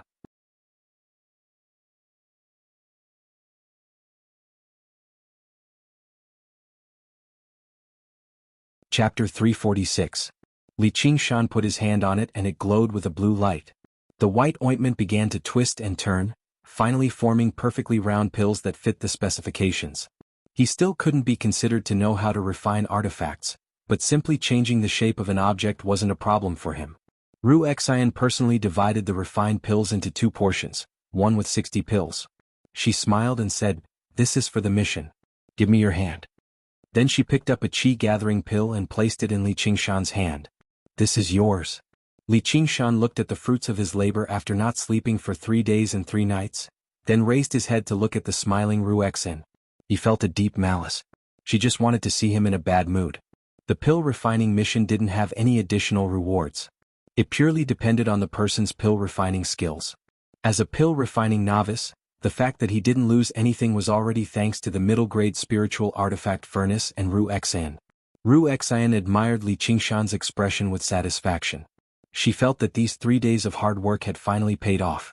Then she said, "Your skill at separating the ingredients is too poor." He placed his hand on the 60 qi-gathering pills, and a white light appeared. Some of the white ointment was extracted, and 3 more qi-gathering pills were condensed. The remaining pills were exactly the same size, and they met the requirements of the mission, not one bit more. Li Qingshan casually said, "Thanks." He lowered his head and put the 60 pills into the brocade box. As for the 4 qi-gathering pills, he directly threw them into his mouth. Ru Xian had already grown accustomed to this.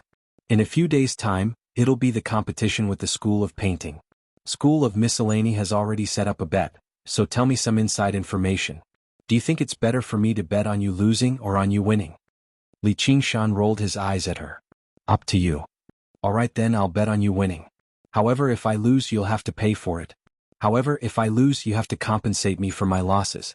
In your dreams. Li Qingshan pushed open the door and got up. In the west, the red glow of the setting sun seemed to be burning as it was reflected in the lake. It was extremely beautiful. Sure enough, Han Qiongji was standing in front of the curtain of multicolored light. She was like an exquisite and beautiful silhouette.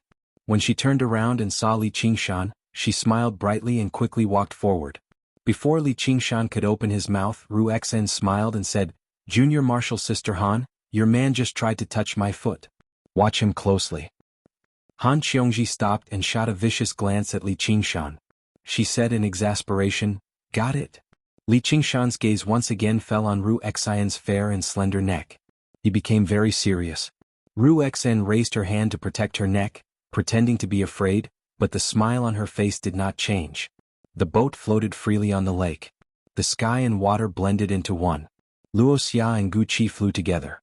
Han Qiongji sat at the bow of the boat and watched silently.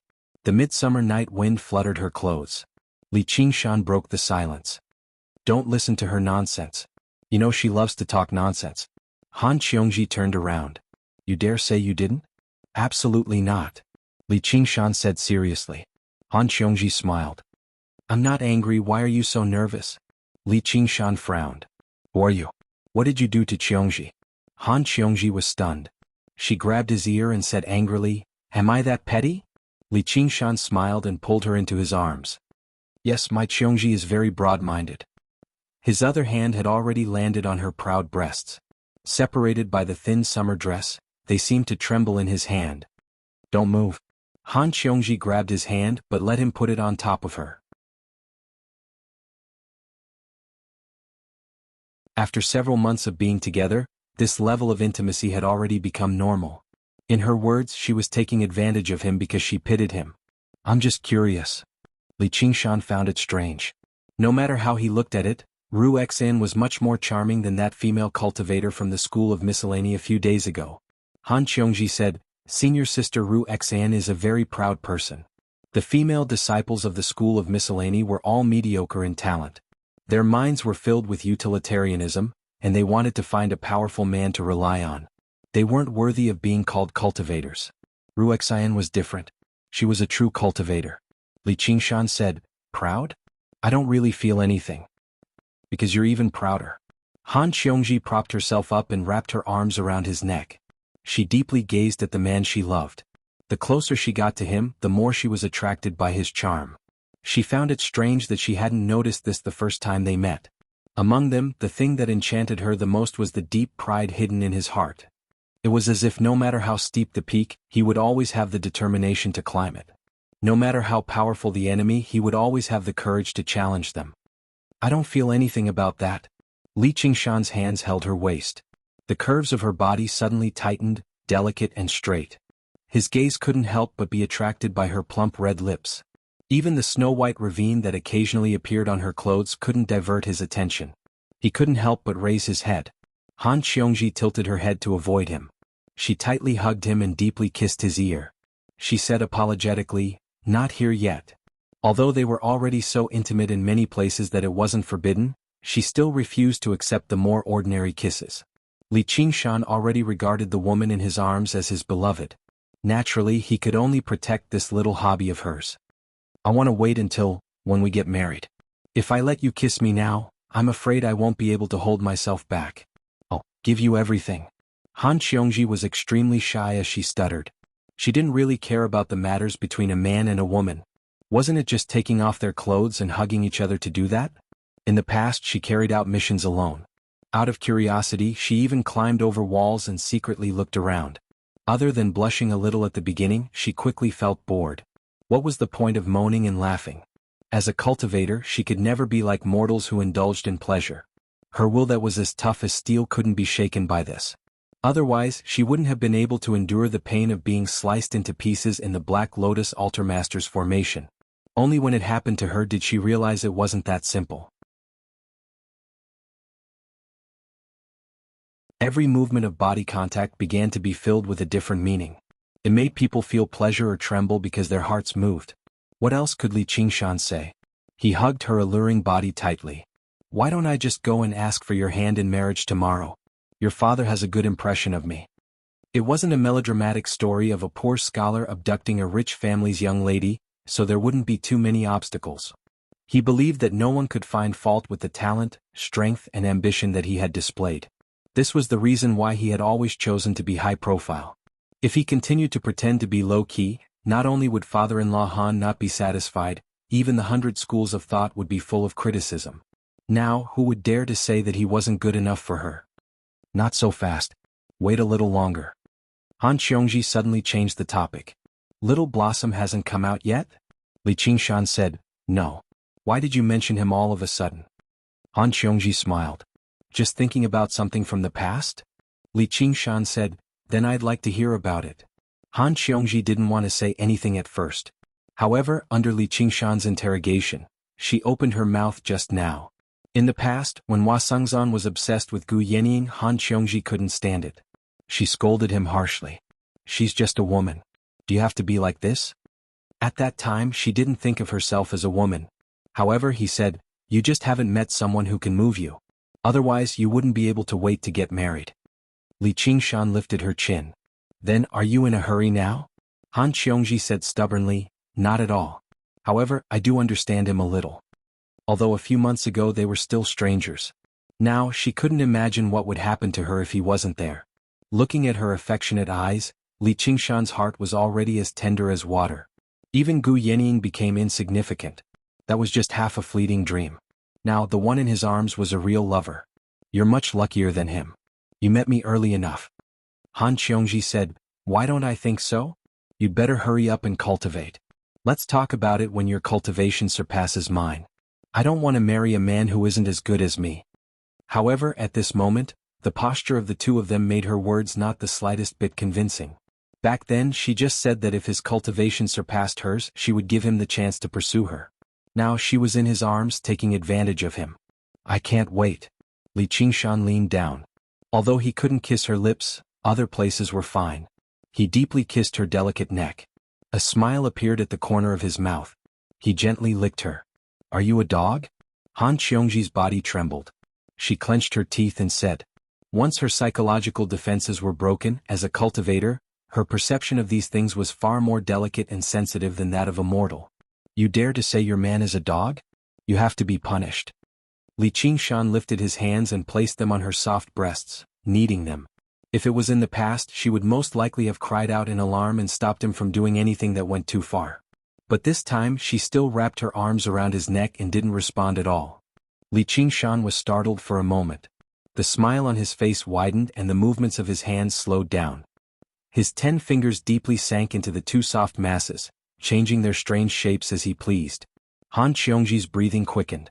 Her eyes were like water, but she still acquiesced to his movements. Li Qingshan found 2 slightly protruding points. He gently pinched them between his fingers and kneaded them. Han Qiongji suddenly hugged him tightly. Li Qingshan stopped moving and gently kissed her neck and stroked her back. After a while, she finally let go of him, allowing him to continue enjoying this wonderful body that no one had ever touched before. It wasn't until Li Qingshan completely imprinted the shape and size in his mind that he reluctantly let go. Before he knew it, the sky had already darkened and stars filled the sky. Han Qiongji's face was flushed red as she coquettishly said, Are you satisfied now? She already knew that he wouldn't give up on this place, so she might as well let him have his way this time. I'm not satisfied. As he spoke, Li Qingshan's hand had already reached under her clothes and touched her delicate skin. Han Qiongji hurriedly grabbed his hand and pointed at his forehead, reprimanding him, Don't be in such a hurry. At this moment she seemed like the older one. Actually, even if she gave it to him, it didn't matter. Love between a man and a woman was normal. She didn't care about her chastity like a mortal woman, but she was afraid that if she gave it too easily, he wouldn't cherish it. This little man, she had to stay by her side. In any case, you'll be mine sooner or later. Li Qingshan wasn't in such a hurry. Now you are and always will be. A few days passed by carelessly. In the blink of an eye, it was time for the competition with the painter, Chu Danqing.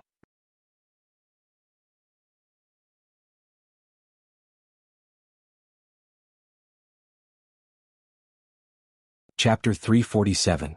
In the dark studio, a pillar of light shone down from the skylight. Dust floated within and the floor was vaguely covered in drawing paper. There were many different shapes and sizes of evil spirits drawn on them.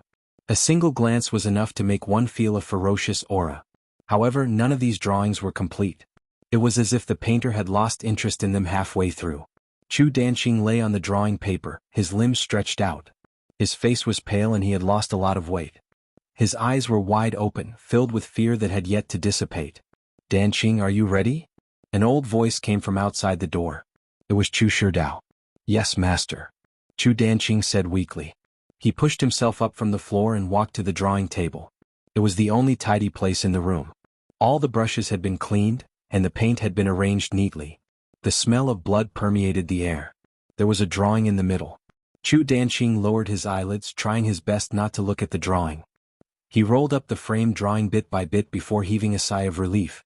It was as if this was not a drawing he had drawn himself, but a beast that would bite. The door was split in half, and dazzling sunlight poured in wildly. Chu Danqing covered his eyes with his hands and gradually saw a blurry figure. He hurriedly bowed and said, "Master." Chu Shidao felt a pang of pity when he saw his disciple's appearance. The emerald blood of painting had given him incredible talent, allowing him to draw paintings that far exceeded his cultivation level. However, he had to pay a huge price for it. It could be said that he had truly poured his heart and soul into it. "Let's go." "Where to?" Chu Danqing was somewhat at a loss. He was so immersed in the world of the drawing that he had almost forgotten about the competition. Cloud Wisp Island. Chu Danqing suddenly came to his senses. He recalled how he had been drunk by Li Qingshan a few months ago. His face flushed unnaturally. It was after that day. He began painting in seclusion and did not step out of the studio for nearly 6 months. His shameful behavior after drinking must have been spread far and wide. After all, they were enemies. It was inevitable. He hated himself for being too careless. He gripped the scroll in his hand tightly. His anger, humiliation, and depression all merged into the painting. He must teach Li Qingshan a harsh lesson. Ah, so embarrassing. After such a long time, I hope everyone has already forgotten about it. Li Qingshan, I will never forgive you. Chu Danqing followed Chu Shidao anxiously. They arrived outside Cloud Wisp Island and saw that many bamboo forests had been cut down. It had become a field or an orchard, and a few agricultural school disciples were currently working on it. What a waste. Chu Shidao snorted. This serene and elegant atmosphere. It was originally suitable for painting, but unfortunately it fell into the hands of a layman like Lu Chuanfeng. Passing through the bamboo forest. When they arrived at the bamboo loft, Lu Changqing sat on the veranda, sipping tea. He raised his cup and nodded with a smile. Lu Chuanfeng and Sun Fubai sat beside him. However, none of these people managed to attract Chu Danqing's attention, as that wretched Li Qingshan strode over. His face brimmed with a radiant, confident smile as he bowed calmly. "Master Chu, fellow Chu, you've finally come." Chu Shidao nodded and said to Lu Changqing, "Fellow Lu, this isn't the place for the competition. Why did you bring us here?" This was the School of Painting's island. He didn't want to see it destroyed. Lu Changqing said, "The competition will be held in the School of the military's great martial arts field. However, the School of Novels has some objections to this wager, so we've invited both parties here to discuss it." Chu Danqing glared at Li Qingshan. "What, you want to run away?" "Of course not." Li Qingshan smiled and looked back at Lu Chuanfeng. After obtaining the nominal approval of the School of Novels head, he just now said, "I just feel that this competition is very unfair." Chu Danqing said, "You were the one who personally agreed to it. How is it unfair?" Li Qingshan said frankly, "Cloud Wisp Island is the foundation of our School of Novels. If we lose, we'll naturally be left with nothing. If we win, we'll just be defending something that belongs to us in the first place. Grandmaster Chu, do you think this is fair? We only agreed because we had no other choice. If the School of Painting can't come up with a suitable wager, I'll ask family head Lu to cancel this competition. Now, it's not something you can cancel just because you want to. What wager do you want? Let's hear it. Chu Shidao stared at Li Qingshan with sparkling eyes. It was true that he had never thought about the wager. In his opinion, the school of novels was bound to lose. There was no need to set up such a wager at all. Right now, this brat clearly knew that he was going to lose, so he was bluffing and trying to run away. If he insisted on refusing, Lu Changqing naturally wouldn't help him cancel the competition. He was just afraid that this brat would refuse to participate and say that the school of painting was forcing him. Since you want a wager, I'll give you one. What's wrong with that? Li Qingshan said, I don't know what I have that can match the value of Cloud Wisp Island. Please tell me, Grandmaster Chu. I'm a poor painter. I don't have anything valuable, just a few small paintings. This painting is my final work. If you find it suitable, then that's fine. If you find it unsuitable, then you can directly admit defeat. Chu Shidao casually took out a painting and said proudly. Lu Changqing blurted out, Don't tell me it's the heavenly maiden scatters the blossoms? Throughout his life, Chu Shidao was most skilled at painting beauties. Not only were the beauties he painted lifelike, but their emotions were no different from a real person's as well. However, they did not possess the various flaws of a real person.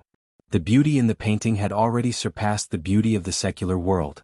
As a result, there was a saying, even if you have 3,000 beauties, it's still not as good as a painting from Shidao. It was renowned throughout the 9 prefectures of the Rui Commandery. The Heavenly Maiden Scatters the Blossoms was his final work. It was rumored that before he painted it, his hair was already gray, but after he finished painting it, his hair turned white overnight.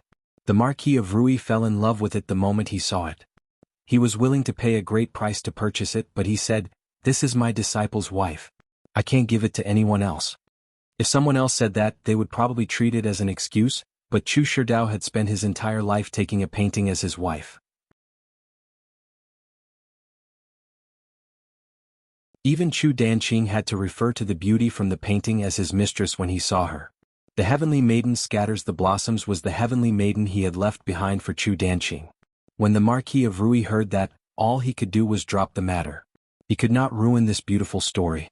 The scroll unfurled and all the men present were stunned. The scroll closed up. They were actually unable to recall the Heavenly Maiden's appearance. They only remembered her fluttering clothes, the scattering petals, and the scattering of fragrant pavilions. The fragrance of the flowers lingered clearly in their noses.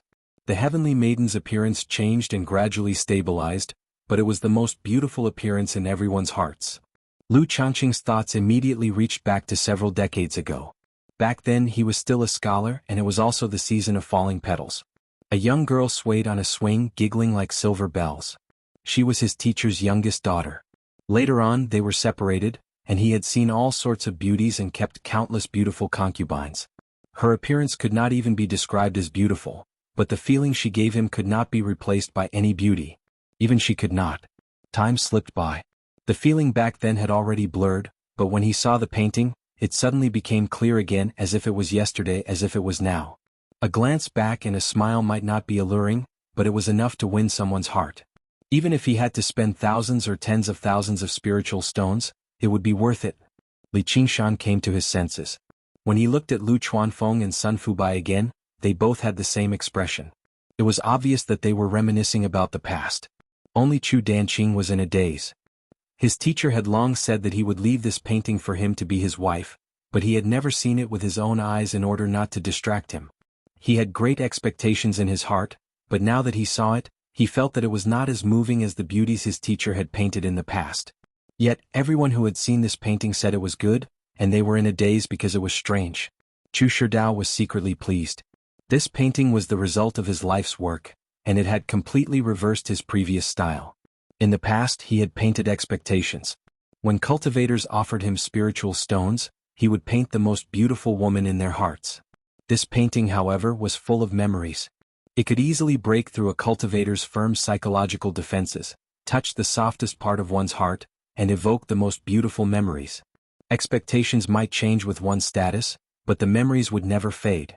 Like an old jar of wine, the longer it was kept, the more delicious it became.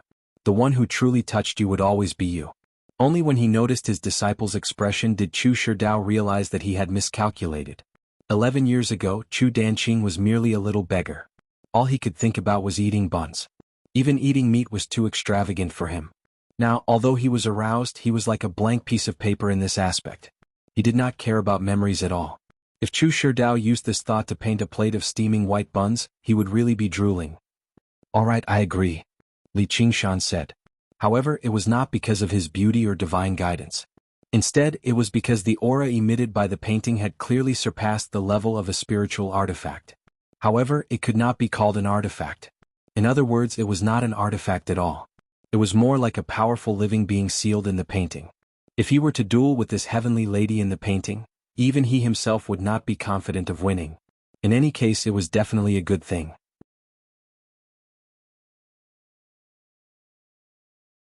Moreover, Li Qingshan was only trying to maximize his benefits. If Chu Sherdao was really stingy, he would not have given up on the competition. He was already satisfied with this result. Lu Changqing said, "All right, then let's sign the contract. No one is allowed to go back on their word." On the Great War Island of the militarists, the spectator stands with huge pillars of varying heights were already packed with people. Seeing the arrival of a group of people, discussions immediately broke out. Qingshan. Han Qiongji, who had been waiting for a long time, quickly walked up to him. She wanted to give him a hug, but after looking around, she bit her lip and was too shy to do so. Li Qingshan's eyes lit up. Today, she wore a large red palace dress, and the corners of her dress were embroidered with magnificent peonies.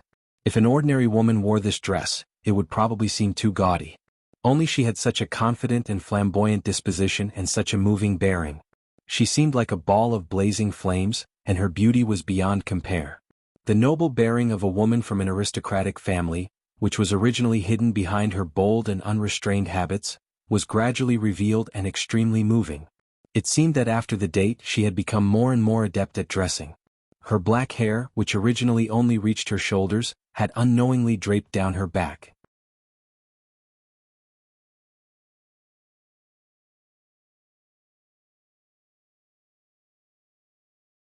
Chapter 348. Lu Chuanfeng was surprised. Was this still Han Qiongji? Why don't I remember her being so beautiful? I'm even more impressed by Li Qingshan. And Sun Fubai tugged at his sleeve and Lu Chuanfeng returned to his senses. He walked away in a hurry. Chu Danqing glanced at her and didn't dare to look again. With his sharp eyes as a painter, he recognized her at a glance. This was the woman who had shouted that she wanted to drink with him after he was drunk that day. Having been seen in such an ugly state by such a beautiful woman, Chu Danqing almost covered his face and walked away, afraid that she would recognize him. However, in Han Qiongji's eyes, there was no one else around right now. Li Qingshan held Han Qiongji's hand and smiled. Once I win, let's go sightseeing in the Clear River Prefecture. Although it was easier to take advantage of rowing a boat, a bustling, noisy place suited her personality better. Han Qiongji blushed slightly. If you win, I'll give you a present as a reward. Li Qingshan could not help but study her. Her waist was tied up by the embroidered belt, her perky breasts that seemed like they were about to burst out of her clothes, and her perky bottom that propped up her dress was even more captivating. Don't tell me the present is, Han Qiongji scolded. Don't think too much. It's just a present. Then let's go sightseeing. Li Qingshan whispered into her ear. If he did not hold her in his arms and caress her willfully, it would be a complete waste of a heavenly gift. Don't even think about it. Han Qiongji shot a glance at him and pushed him away. Go. The disciples of the academy on the terrace saw this. Li Qingshan and Han Qiongji had become a couple. It had already been a secret for a long time.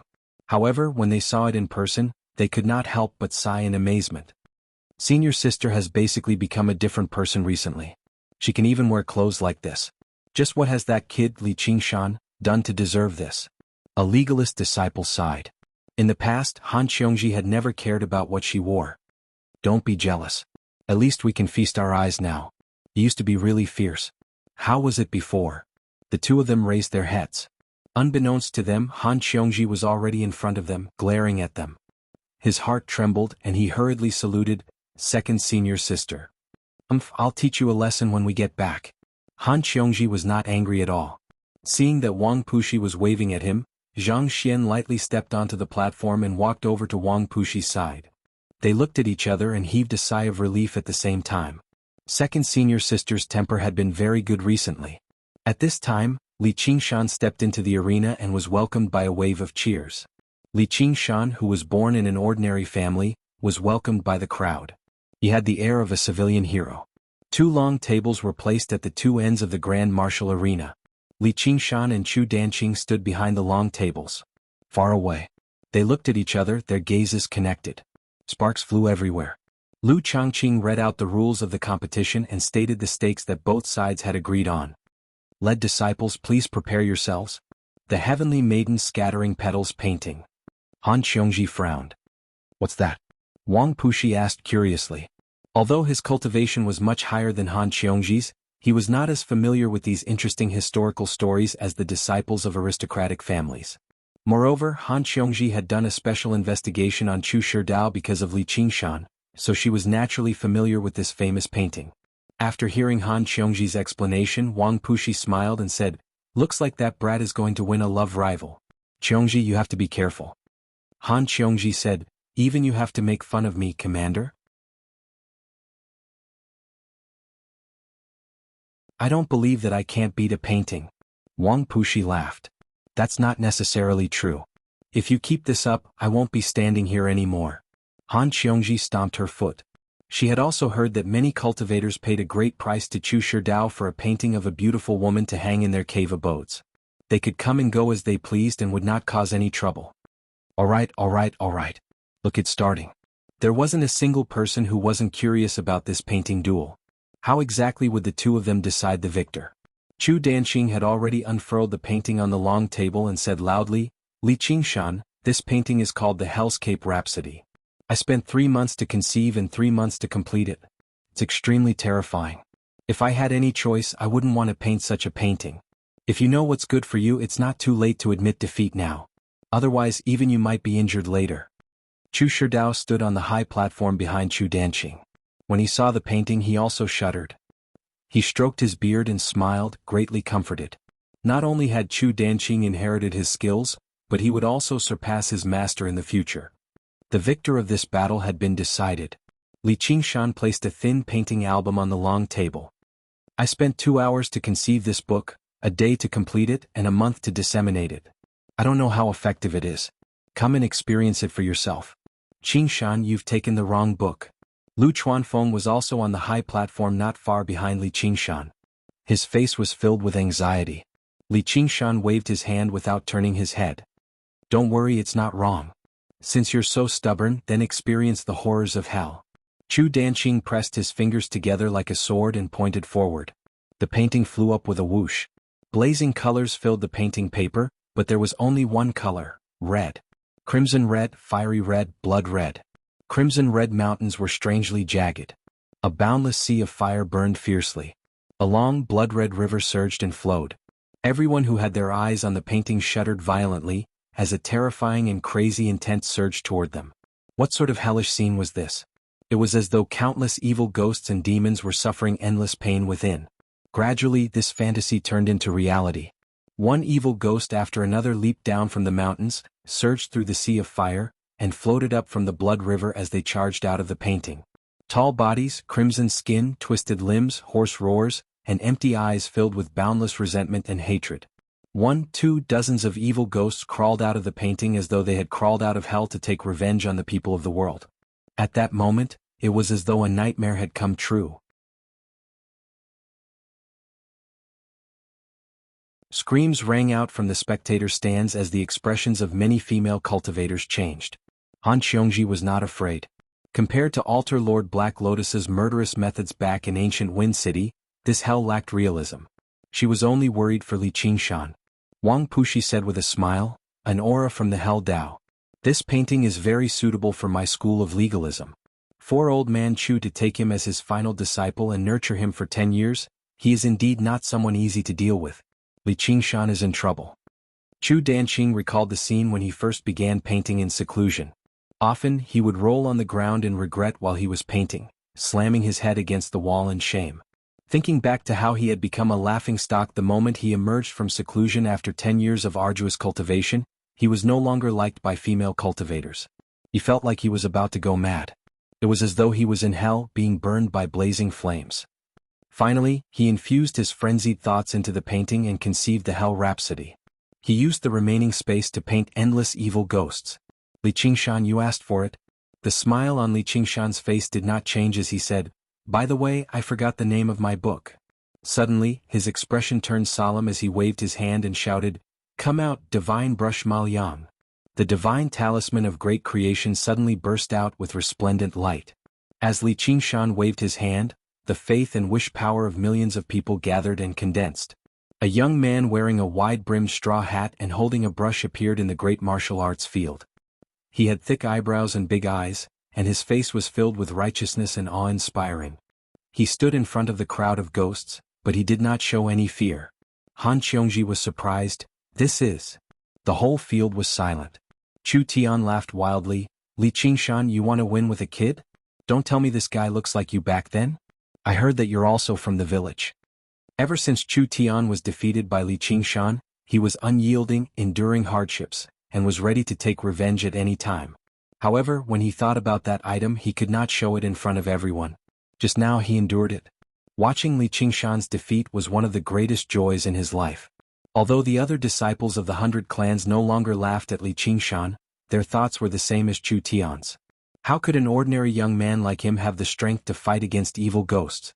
Compared to the terror of the Hellfire Rhapsody, this so-called divine brush Maoyang was indeed like a joke. "Aya, we're done for." Lu Chuanfeng paced around anxiously. Sun Fubai said calmly, "Junior martial brother, don't worry. Qingshan knows what he's doing. I've heard a rumor recently. It was about the divine brush Maoyang." "Li Qingshan, you're despicable." Chu Danqing looked at the impoverished teenager Maoyang and felt as if he was looking at himself in the past.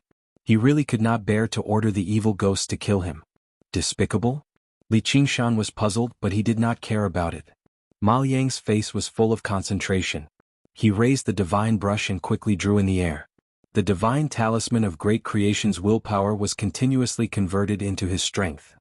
Under the astonished gazes of the crowd, a golden boot stepped onto the great martial arts field with a bang. A golden-armored deity holding a golden dagger axe walked out of the air and pointed the golden dagger axe at the evil ghosts.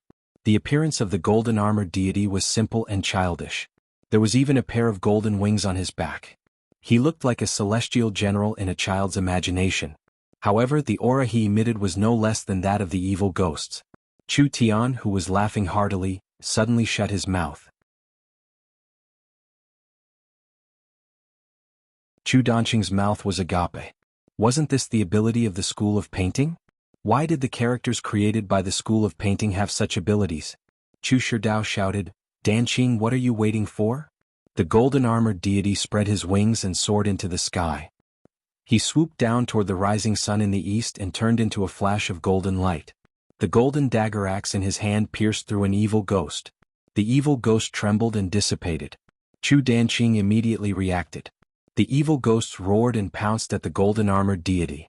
However, the golden-armored deity flew into the sky again and circled back and forth with the golden dagger axe in his hand. The despair on Lu Chuanfeng's face immediately turned into surprise. Han Qiongji shouted, "Good job, Qingshan." Li Qingshan, on the other hand, felt his heart ache at the amount of willpower he had expended. This was not true qi and it would decrease with every use. At this time he could not care less. In front of his girlfriend, he had to win this battle to his heart's content. The second golden-armored deity that Maoyang drew with the divine brush in his hand walked out of the air. "Chu Danqing, today I will use the school of painting to defeat you. I will show you the power of the school of painting. Please gather your willpower into my hand. Come out, monthly ticket."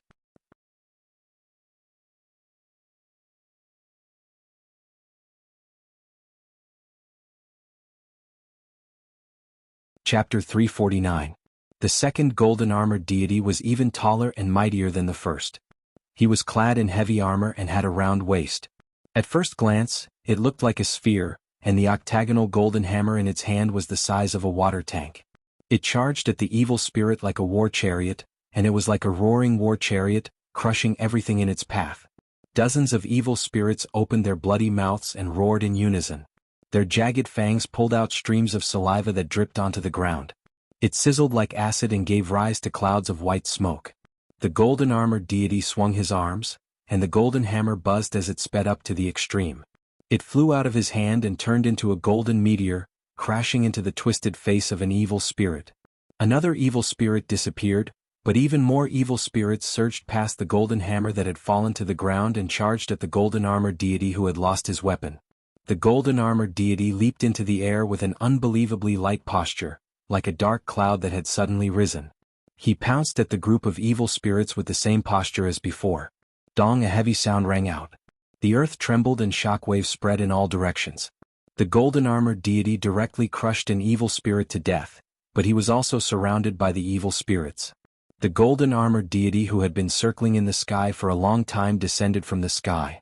The golden dagger axe in his hand drew a zigzag arc of light, passing through the heads, throats, claws and chests, leaving behind a trail of blood. The 5 evil spirits howled and dissipated. Then, he leaped into the air again, tossing aside the claws that were grabbing at him and waiting for the next opportunity. This attack tore a gap in the impenetrable encirclement. The golden-armored deity on the ground rolled on the ground. He grabbed the handle of the hammer and stood up again. He raised the golden hammer with both hands and smashed it at the evil spirits that were charging at him. Bang! The brains of the evil spirits burst out, turning into a wisp of red smoke and dissipating. At this moment, an evil spirit pounced at him from behind, its mouth split open all the way to its ears. Its lower jaw was open to an unbelievable extent, and its sword-like sharp teeth bit down on the golden-armored deity's neck armor. Several of the teeth broke.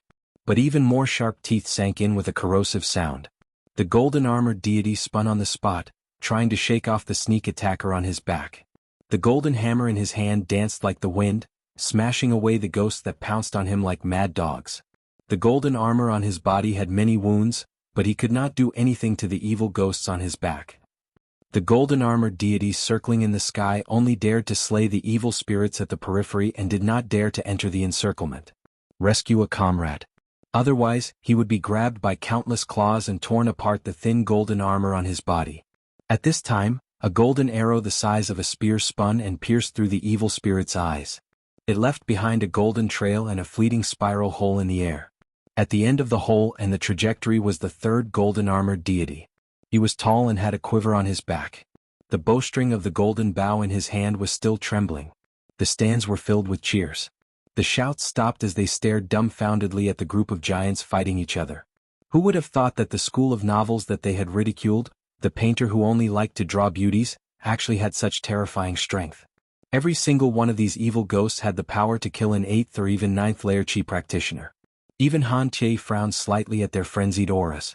On the other side, the 3 golden-armored deities were even more powerful. Under Li Qingshan's precise control, they slayed the evil spirits and did not fall into a disadvantageous position. This was no longer the kind of duel they had seen before. It was a real fight to the death. The great martial arts field had turned into a bloody battlefield. Chu Tian was dumbfounded.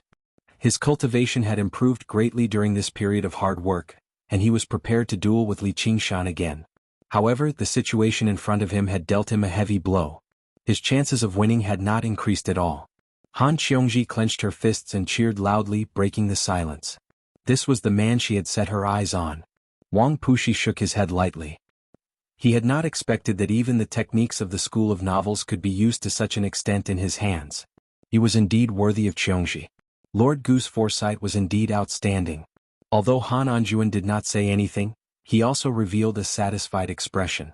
His talent for battle had been completely extended in small team battles, and he had almost perfect control of the battlefield. Lu Chongqing sighed softly. This was probably the generation with the most geniuses among the 100 schools of thought. Even Hua Sengzan and Han Tie, the geniuses who had led the masses, were no longer special in front of them. Could it be that the world was about to fall into chaos, and that was why there were so many geniuses emerging? Lu Chuanfeng did not care about his image as the head of the family. He opened his arms and cheered loudly. The spirit that had been suppressed for so many years had finally been released. Did you see that? This was the power of the school of novels. Then the one-thought master looked at little Anne, but he did not see any excitement on her face at all, as if she was certain that victory would be his. She only held her cheek with one hand, gazing at him from afar among the thousands of people. Li Qingshan would smile at her from time to time as well, as if the intense battle before him was unable to divert his attention from her. Recently, she had been looking for him less often, which gave the one-thought master some relief. But looking at it now, nothing had changed. He had finally confirmed that there was an invisible thread connecting them. This must be fate. As her senior brother, he really did not have any confidence in guiding this talented junior sister who called herself One Will. His master had probably noticed this too, which was why he directly accepted her as his disciple. He would just leave everything up to fate. Li Qingshan and Chu Danqing's gazes crossed the battlefield and met. Li Qingshan's smile did not change. He was bullying Chu Danqing for not playing real-time strategy games with this battle. Of course, this was fundamentally different from games. However, he was not the same him from his past life either, but the battle-hardened Li Qingshan. Chu Danqing, on the other hand, was rather frantic.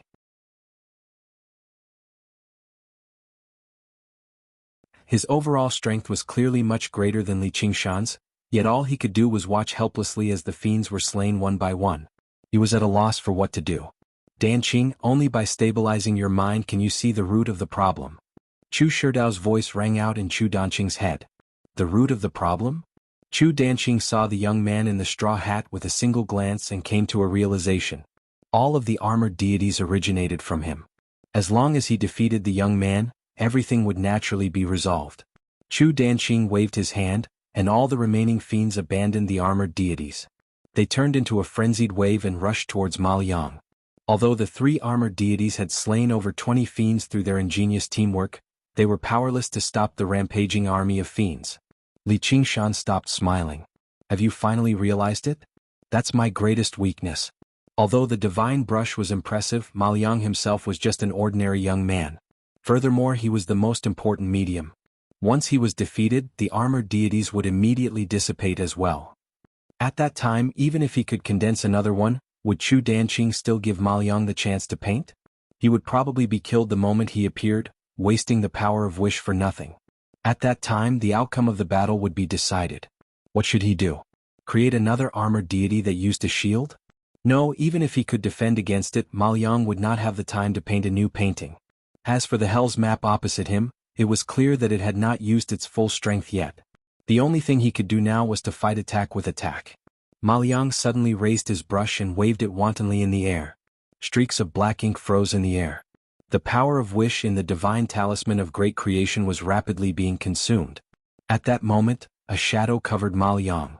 Countless claws and teeth were right in front of him, and a scarlet wave slammed down on Ma Liang. Compared to the horde of ghosts, his figure was pitifully small. Just as all the children expected, he faced the horde of ghosts fearlessly and used all his strength to finish the last stroke. The ink in the air turned into streaks of sword chi and shot out in all directions. Compared to the sword chi, the horde of ghosts seemed to have slowed down. They could only watch as the sword chi pierced through their bodies. The scarlet wave paused for a moment and immediately collapsed, turning into countless fragments that smashed towards Ma Liang. However, they dissipated in the air. Cheers rang out. Li Qingshan said loudly, "Who's the one who's going to admit defeat now?" The three armored deities formed a formation and blocked in front of Chu Danqing's Rhapsody of Hell. They would kill every ghost that came out. They wanted to see how many evil ghosts Chu Danqing could summon. Chu Danqing clenched his fists tightly. Although this Rhapsody of Hell took the meaning of endless in its length, it could not really summon an endless number of evil ghosts to battle. Even if he summoned more evil ghosts, they would not be able to escape the fate of being killed one by one. "It's you." The Rhapsody of Hell surged out with a scarlet light, almost illuminating the entire main martial arts field. The blood river in the painting suddenly began to flow slowly, and the incomparable sea of fire suddenly began to burn fiercely. "Oh no," Li Qingshan said. The sea of hellfire suddenly surged out of the painting. It was so fast that it devoured the three armored deities in an instant. The golden armor rapidly melted in the flames, and in the blink of an eye, the three armored deities turned into ashes, following in the footsteps of the evil ghosts. Waves of heat appeared in the air, causing everything in the field to distort.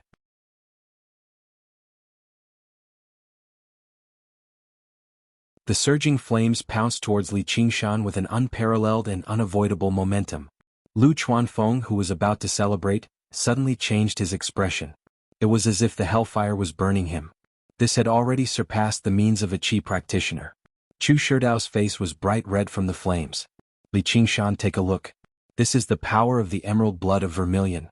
Although you are a genius, and it is indeed a rare fortune for the school of novels to have a disciple like you, you are still slightly inferior compared to Danqing."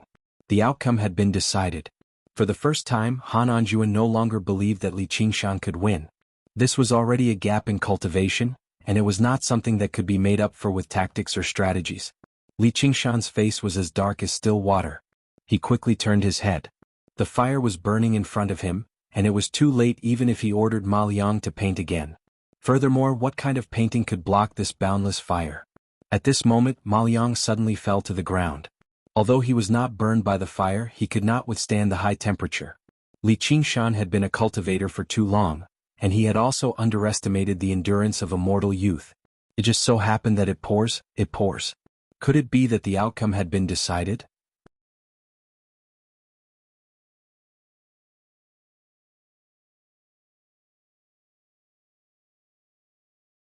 Chapter 350. Suddenly, Li Qingshan pointed at the picture album on the table. The pages flipped rapidly with a flurry, and the story passed by in a hurry. Suddenly he stopped at the last picture. ////. He could only try this. He did not want to use Ma Liang as a medium. He wanted to use his power of will to summon this picture. That would be the end of this fairy tale. Ma Liang was captured and brought to the palace. The emperor wanted him to draw a money tree. Ma Liang raised his hand and drew a C. The emperor was very unhappy when he saw this. He scolded, "I asked you to draw a money tree, who asked you to draw a sea?" Ma Liang then drew a small island in the sea. He drew a tall and big tree on the island. "Isn't this a money tree?" The emperor immediately became happy. "Hurry up and draw a boat.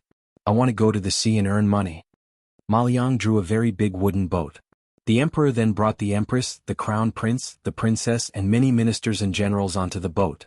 Ma Liang drew a few more strokes of wind, and the boat started to move. The emperor felt that the boat was moving too slowly, so he shouted at the bow of the boat, "Stronger wind! Stronger wind!"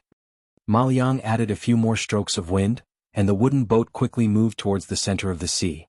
Ma Liang added a few more strokes of wind, and the sea roared, rolling up waves, and the boat swayed. The emperor was scared. He shouted at Ma Liang, "Enough wind, enough wind." Ma Liang pretended not to hear him and continued to draw the wind. The sea was angry and the waves hit the boat. The boat tilted and the boat was in chaos. The emperor hugged the mast of the boat and shouted, "The wind is too strong. The boat is going to capsize. Stop drawing." Ma Liang ignored him and continued to draw the wind. The wind became stronger and many thick dark clouds were blown over.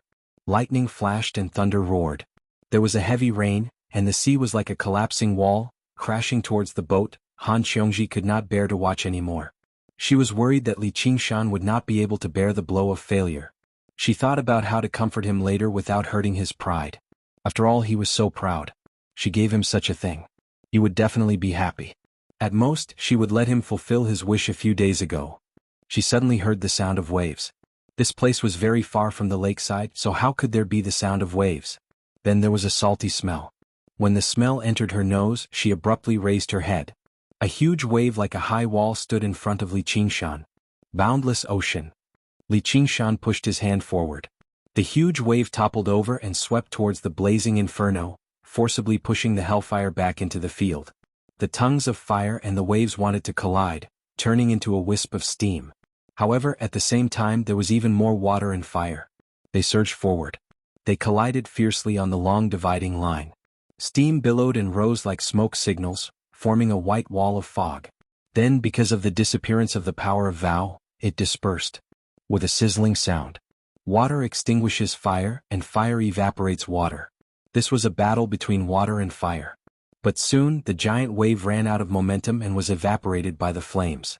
The suppressed flames surged forward once more, but they were immediately swatted down by a second wave. Chu Danqing's face became bright red from the light of the flames. It was slightly twisted, and even his eyes flickered with red light. He was close to going insane. He constantly used the hell endowment, and even more hellfire surged out. He shouldered his master's expectations, the painter's hopes, and the wife in the painting in name. He could not lose this battle, he definitely could not. Li Qingshan had already stopped caring about the consumption of the power of vow. He conjured huge waves. Cloud Wisp Island was a good place, so how could he just give it away to someone else? If he lost, he would lose all the power of vow he had used up. Moreover, he smiled. He could not lose face in front of his future wife and father-in-law. The circular great martial arts practice field was divided into two parts, scarlet red and bright blue. It was a twisted boundary between the hell of fire and the ocean of water. It constantly advanced and retreated, locked in an intense stalemate. The crackling of fire and the roaring of water were deafening. Everyone was stunned by this earth-shaking confrontation of techniques. Originally, they thought that they would no longer be surprised by a battle between Qi practitioners after witnessing the battle between Li Qingshan and Chu Tian. When Chu Tian and Li Qingshan fought, they only occasionally displayed the abilities of Foundation establishment cultivators. Now, Li Qingshan and Chu Danqing's abilities had completely surpassed the level of Qi practitioners. They basically seemed no different from Foundation establishment cultivators. So be it the painter, but what Li Qingshan displayed was truly the power of the school of novels that they had been mocking for a very long time. Meanwhile, Li Qingshan was only at the 7th layer of Qi practitioner. Had they underestimated the school of novels all this time? Chu Shidao furrowed his brows as he stared at Chu Danqing's back worriedly. He had never thought that Li Qingshan would actually possess such strength.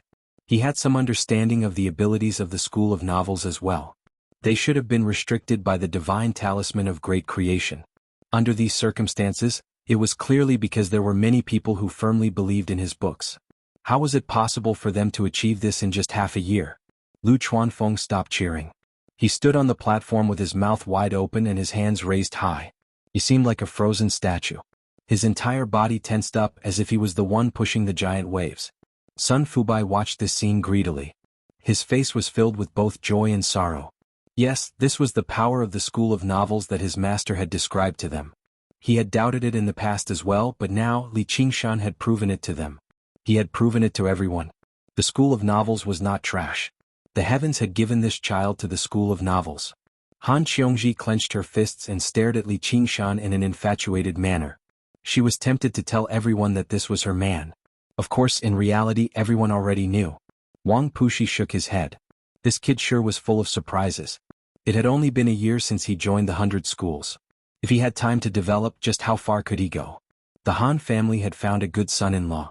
He would definitely be a great general in the future. However, while Han Anjuan rejoiced, he also felt a hint of worry. Soon afterwards he relaxed. She would have to slowly experience this great life on her own. Jichenzi looked at the slovenly Taoist priest who was pouring wine into his mouth. He smiled. "Master, you're regretting it again." The slovenly Taoist priest roared, "Who's regretting it? Who's regretting it?" He could not help but admit that he was slightly regretful. He could even use the techniques of the school of novels to such an extent. If he had used the techniques of the school of Taoism, wouldn't it have been even more powerful? Sigh, if I had known earlier, I would have been a little more polite to this kid. I've cursed plenty of disciples before. You're the only fucking one who dares to throw a tantrum at me. At this moment, the light from the infernal bestowment gradually dimmed. No matter how much painstaking effort he poured into a painting, its power would not be endless. Although the water Li Qingshan conjured was only regular water, slightly inferior to fire, Li Qingshan was still able to conjure up water. However, the 5 elements countered one another. It was extremely easy for water to put out fire, but it would take a tremendous amount of energy for fire to evaporate someone. Li Qingshan suddenly stirred up an even greater wave. I'll give up on the power of belief I've accumulated over half a year. Let's see just how long you can last. Chu Danqing's eyes almost popped out of their sockets. He continued to use the infernal bestowment, and a thin crack appeared on the painting. However, he did not care. Even if he destroyed the painting, he had to last. "Danqing, let's stop here." Chu Shidao's voice rang out in Chu Danqing's head. "But, Master, if we keep fighting, both sides will end up injured." Chu Shidao was someone who loved paintings. How could he bear to see the infernal bestowment that he had worked on for 6 months be destroyed just like that? On the other hand, Li Qingshan showed no signs of running out of power of belief. His chances of victory were close to zero. Chu Danqing could not disobey his master's orders. He kicked over the table before him and put away the infernal bestowment reluctantly. Li Qingshan immediately stopped using the divine talisman of great creation as well. It was not easy to accumulate power of belief. Every bit counted. In a single moment, the water and fire vanished. Everyone felt that it was unreal. If it were not for the clear traces of the 2 pieces of painting that had been burnt by fire and washed away by water, they basically would have suspected that everything just now was a dream. The entire place fell silent. They looked at each other. Just who had won? However, the patriarchs all saw it clearly. Lu Changqing cast a questioning gaze at Chu Shidao. Chu Shidao raised his hand and walked over to Chu Danqing's side. He patted his shoulder comfortingly and said to Li Qingshan, "You won." Li Qingshan clasped his hands. "Thank you for going easy." However, Chu Danqing's eyes were red and his lips trembled. He seemed like he was about to cry. "Why do I feel like I've become a great villain who bullies naive youths? It's just a competition. Is there a need for you to act like this?" Before this, Li Qingshan had been brimming with confidence, but he had also been prepared for failure. After all, nothing was absolute. Compared to the crushing defeats he had suffered in the past, a competition that did not even threaten his life was nothing. At worst, he would just have to move to another island to develop on. The School of Novels did not rely on land very much. As long as he had a train of thought, was there any need to worry about not being able to develop? Li Qingshan had climbed up from the very bottom. How could he understand this? Chu Danqing had studied painting for 10 years, and he had never suffered any setbacks. He had lost in his first battle, so the difference was indeed difficult for him to accept.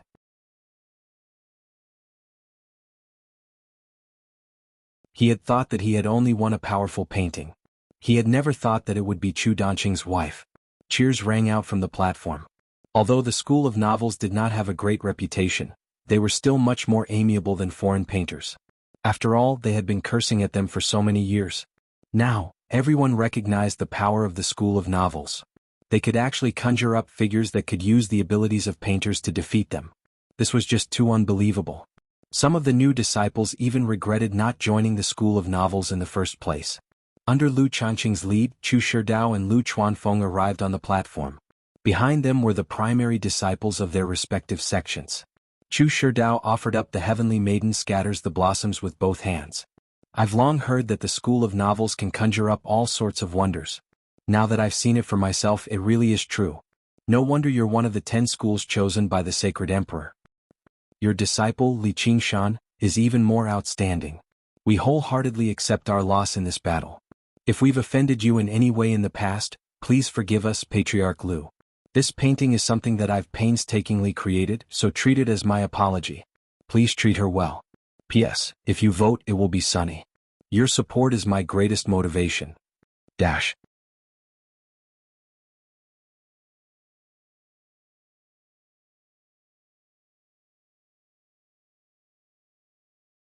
Chapter 351. Lu Chuanfeng was rather flattered that such a great figure was speaking to him so politely. He returned the gesture in a hurry. "Master Chu, you're exaggerating. My disciple only managed to win against your disciple out of luck. There are many similarities between the methods of the School of Novels and the School of Painting. We still need to interact more in the future so that we can benefit from each other." He accepted the heavenly maiden scatters the blossoms and directly passed it to Li Qingshan. Although he was rather reluctant to part with the goddess in the painting, it was what he deserved. "Don't worry, Master Chu. I'll definitely cherish this painting." Li Qingshan accepted it politely with both hands. Although he had won the battle, he had used up almost half of the power of belief he had accumulated. This was the natural limitation of the School of Novels. However, he had at least obtained a decent piece of spoil, which made up for his losses. This was the best outcome. He did not want to end up with enemies everywhere. Of course, he was still clueless about the fact that he had won someone else's wife. Chu Shidao nodded slightly. "Danqing, you need to ask senior brother Li for guidance in the future." Even though Chu Danqing was extremely reluctant, he could only reply, "Yes. I wouldn't dare call myself senior brother. Back on Cloud Wisp Island, Danqing and I hit it off as soon as we met. We even drank together. Back then we treated each other as friends and brothers. I don't know why, but I actually stopped coming back." Li Qingshan's first impression of Chu Danqing was quite good. He felt like there was a rare aura of naivety about him. "You're still bold enough to say that? If you hadn't gotten me drunk, why would I have said something like that?" Chu Danqing glared at him. He felt ashamed again. Something like that? Li Qingshan was stunned by Chu Danqing's resentment towards him. He was very confused. Although they were opponents, there was no great enmity between them, right? Only after thinking about it did he understand what Chu Danqing meant. He had no idea whether to laugh or cry. Why was this guy as fragile as an adolescent boy? No, he was an elementary school student. They were both geniuses, but compared to Chu Tian, that bitch who never knew what shame was, he was different. Chu Danqing was basically on the other end of the spectrum. He was so childish that he was cute. Or perhaps a genius in itself meant that they had a unique temperament that was different from ordinary people. Only then would they be able to walk their own path. Among the geniuses he knew, Hua Sengzan was a romantic, Han Che was a piece of cold iron, and Chu Tian was an arrogant idiot. And Little N, who was widely recognized as the #1 genius, was probably the most special one among them. In other words, you didn't tell anyone. Chu Danqing suddenly grabbed Li Qingshan's shoulder, as if he had seen a ray of light in the endless darkness. Who would remember drunk words? Li Qingshan had a strange expression on his face. He wasn't a gossipy old woman, so he didn't have the time. Spreading drunken gossip. Chu Danqing felt like he had just survived a disaster. He exhaled deeply. In other words, his reputation had not been ruined yet. It turned out that he had been thinking too much all along. But when he thought about how he had been entangled in this matter for so long and even drew a painting like Infernal Endowment, he regretted it so much that he wanted to bang his head against the wall. Chu Shidao asked curiously as well, "What did he say?" Li Qingshan said casually, "Danqing said that he wanted." Chu Danqing covered Li Qingshan's mouth. "Master, it's just drunken nonsense. It won't reach your ears." Chu Shidao smiled and clasped his hands. "Schoolmaster Lu, please take us to the School of Painting. Please come with me." Lu Changqing waved his hand. When the competition had just been decided, construction had begun on a desolate island to the southwest of Contention Island. They planted trees and designed gardens. Originally, he planned on giving it to the School of Novels as compensation, but he never thought that it would end up like this. He had already received the benefits anyway, so the School of Painting could no longer say anything. With a disciple like Li Qingshan, the School of Novels should not have declined. After this battle, the School of Novels would become famous. During the next entrance examination, there would probably be quite a few people who would fill in the 3-word School of Novels. Chu Shidao's group arrived at the School of Painting's island that was still under construction. The buildings on the island were close to completion. Although they were not as dense as the spiritual Qi on Cloud Wisp Island, they were extremely exquisite. They gave off a thriving atmosphere. Lu Changqing did not want to offend the School of Novels too much, so he had asked the master of the School of Moism to personally take care of the buildings on the island. The pavilions, terraces, and cornices were all elegant and generous. After sending off Lu Changqing, Chu Shidao made his way to the entrance with his cane. He gently rubbed the pillars that still gave off the smell of pine wood and smiled in relief. "Master, why did you have to be so polite to Lu Chuanfeng?" Chu Danqing supported him carefully from one side. Foundation establishment cultivators and Qi practitioners were people of completely different worlds. Moreover, Chu Shidao was no regular foundation establishment cultivator. If I can turn an enemy into a friend just by being a little more polite, what's the point of my dignity? "Master, it's all because of me," Chu Danqing blamed himself. "I even made Master lose that painting. I really deserve to die." "No, if you had won, I would have been even more polite. The School of Novels can't be underestimated. Li Qingshan can't be underestimated. Even if we can't become friends, we can't become enemies.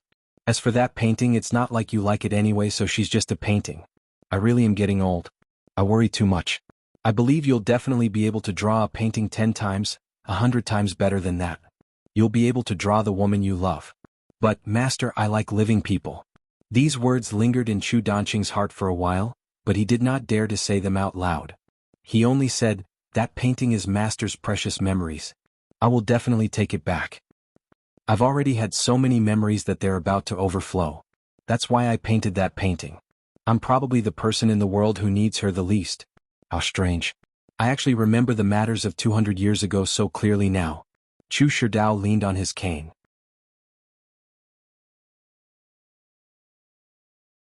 His smiling gaze seemed to have already pierced through Chu Danqing, the 100 schools of thought and space, seeing a very, very long time ago. "Qingshan, I really never thought that you'd be able to win with this book." Lu Chuanfeng flipped through the thin album. He still found it rather unbelievable. Li Qingshan explained the principles behind it. Lu Chuanfeng and Sun Fubai both came to a realization. Even mortals were nothing in the eyes of cultivators, let alone the children of mortals. Only now did they realize just how important something they had overlooked was. Sun Fubai immediately made up his mind. He would set up the whole private school right away.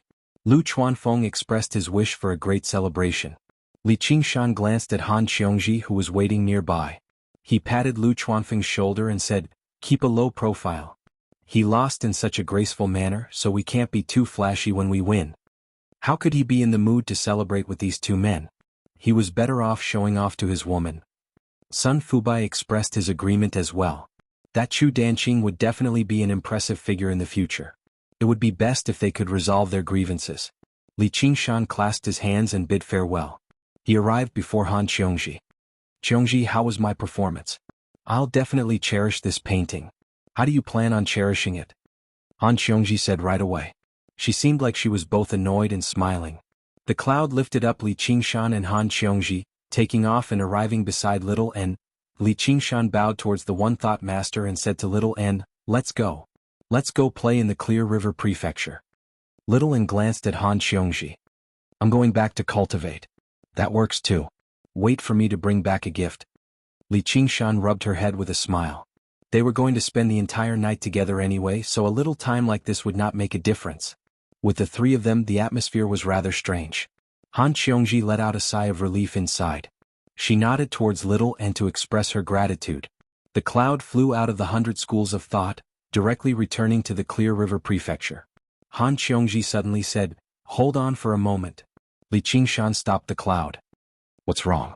Han Qiongji said, "You still haven't answered my question. Don't even think about getting away with it." Li Qingshan smiled. "Obviously, I'm going to cherish her like how I cherish you. You can't even be jealous of a painting. Don't you dare. I just want to be jealous. Give me the painting." When Han Qiongji heard that, she immediately refused to back down. She extended her hand. Li Qingshan casually tossed the heavenly maiden scatters the blossoms to her. "Here, take it." Han Qiongji originally only wanted to test him, but she never thought he would give it to her so readily. This was not just a painting. Its value was so great that regular chi practitioners could not even begin to imagine it. Her heart was filled with gentleness. Out of curiosity, she unfurled the painting. All she saw was the face of the heavenly maiden scatter the blossoms. It was blurry as if it was shrouded in mist. The power it possessed completely surpassed Chu Danqing's infernal bestowment. The value of this item had completely surpassed spiritual artifacts. "I don't think it's anything special. I don't care." Han Qiongji tossed the painting back to Li Qingshan. "But you have to tell me who you see in the painting." Li Qingshan caught the painting and asked in surprise, "How do you know?" Sure enough, the rumors were true. Han Qiongji said complacently, "What don't I know? Don't interrupt me. Tell me." She acted like she did not care, but she was rather nervous inside. "Is it me?" Li Qingshan sighed.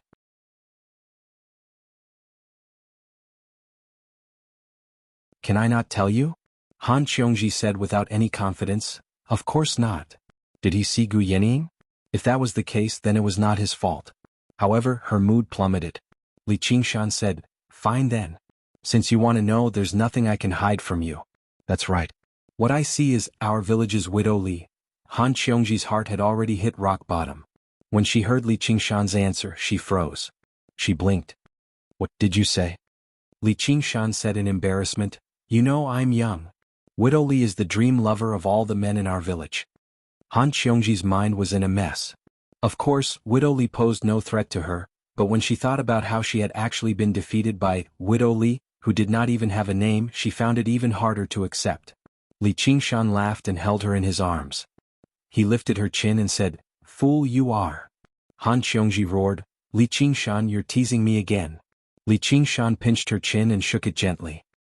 He said with a smile, "This is not teasing, this is flirting." Is it true?" Han Qiongji's voice suddenly became low. She bit her lips and said, if the answer was not her, she would rather he lied to her. Li Qingshan stopped smiling and kissed her gently on the forehead. "I swear. Your support is my greatest motivation."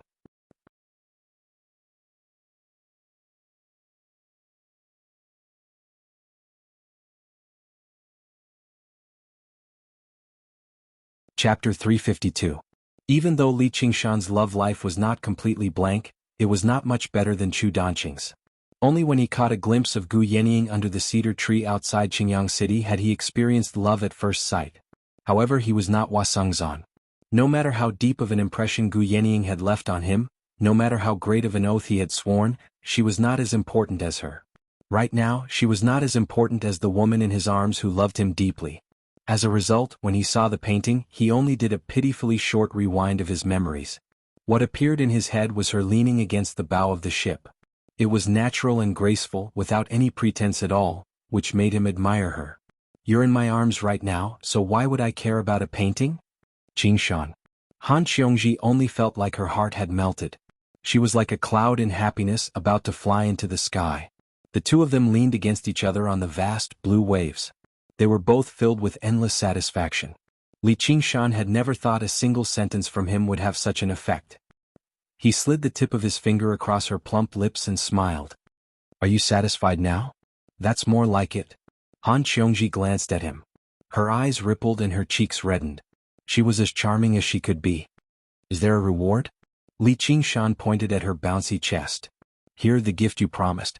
Han Qiongji slapped his hand away and took out an item from her 100 treasures pouch. This. Li Qingshan was stunned. There was no mistaking it. It was the high-grade spiritual artifact pill cauldron he had taken a liking to in the School of Miscellany. The pill cauldron was not forged from metal. Instead, it was carved from the rare green jade. A long dragon coiled around the mouth of the cauldron. Its full name was the Jade-Sculpted Cauldron of the Coiled Dragon. Wasn't it supposed to be the man who bought what a woman took a liking to? Their roles seemed to be reversed. Li Qingshan's heart was filled with tenderness. What do you think? Do you like it? Han Qiongji asked in concern. Although she came from an aristocratic clan, Han Anjuan had never treated his daughter well. She had never known what spoiling was. This time, she had used all her years of savings and even exchanged the contribution she had accumulated in the Hawkwolf Guard for spiritual stones. Only then did he have enough spirit stones. Without saying a word, Li Qingshan put down the jade-coiled dragon carving furnace and kissed her cherry lips. I said. Han Qiongji struggled weakly. But this man almost barbarically hugged her in his arms. With a posture that allowed no resistance, he kissed her lips. Her mind instantly went blank and she subconsciously hugged him. The tip of Li Qingshan's tongue opened her pearly white teeth and penetrated straight in, tasting her to his heart's content. His hands exerted force as if he wanted to rub her delicate body into his embrace. His heart was completely filled by her. Was this kind of woman not worthy of his wholehearted love? After a long time their lips parted. A strand of saliva flowed freely. Han Qiongji's eyes were blurred. Her lips were slightly parted as she recalled the first kiss of her life. The sound lingered for a long time. Returning to her senses, she met Li Qingshan's smiling eyes. So you really are so afraid of being kissed, Qiongji? Just now, he felt like the woman in his arms was boneless, completely limp in his arms. He could do whatever he wanted. You don't keep your word. I gave you a gift out of kindness, yet you used the opportunity to bully me. You even used so much strength. It hurt. Han Qiongji's face was burning as she grumbled coquettishly. She did not blame him at all for his actions at all. It's for you.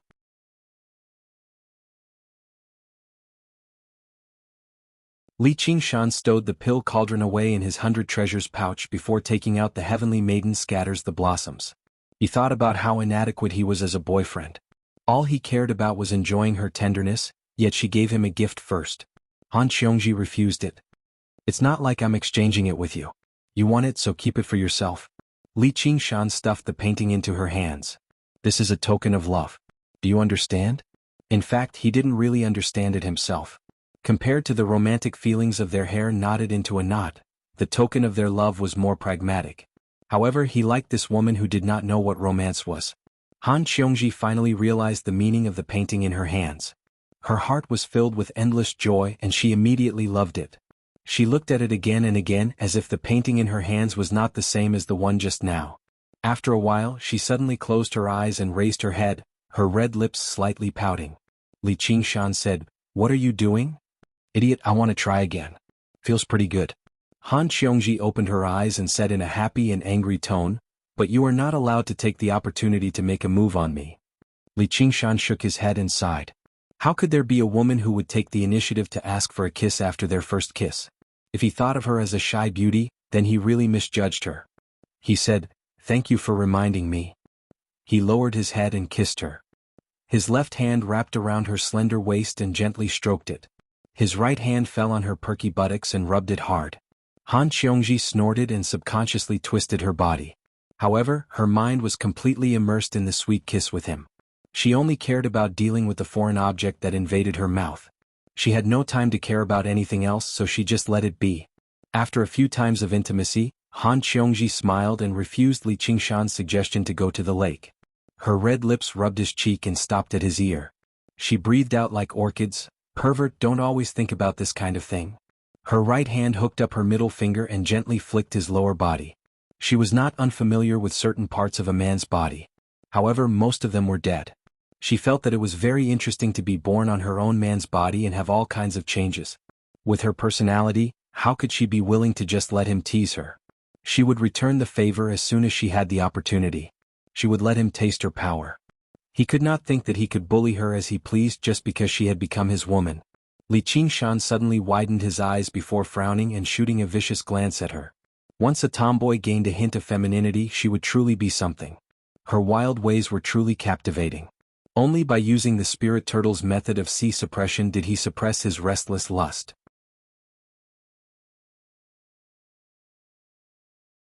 He had already grasped the trick to dealing with her anyway, so he was in no hurry. He would strip her naked, wash her clean, and swallow her sooner or later.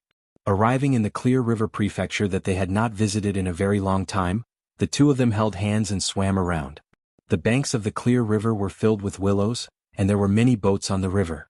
Although it was summer, it was unable to stop them from enjoying themselves.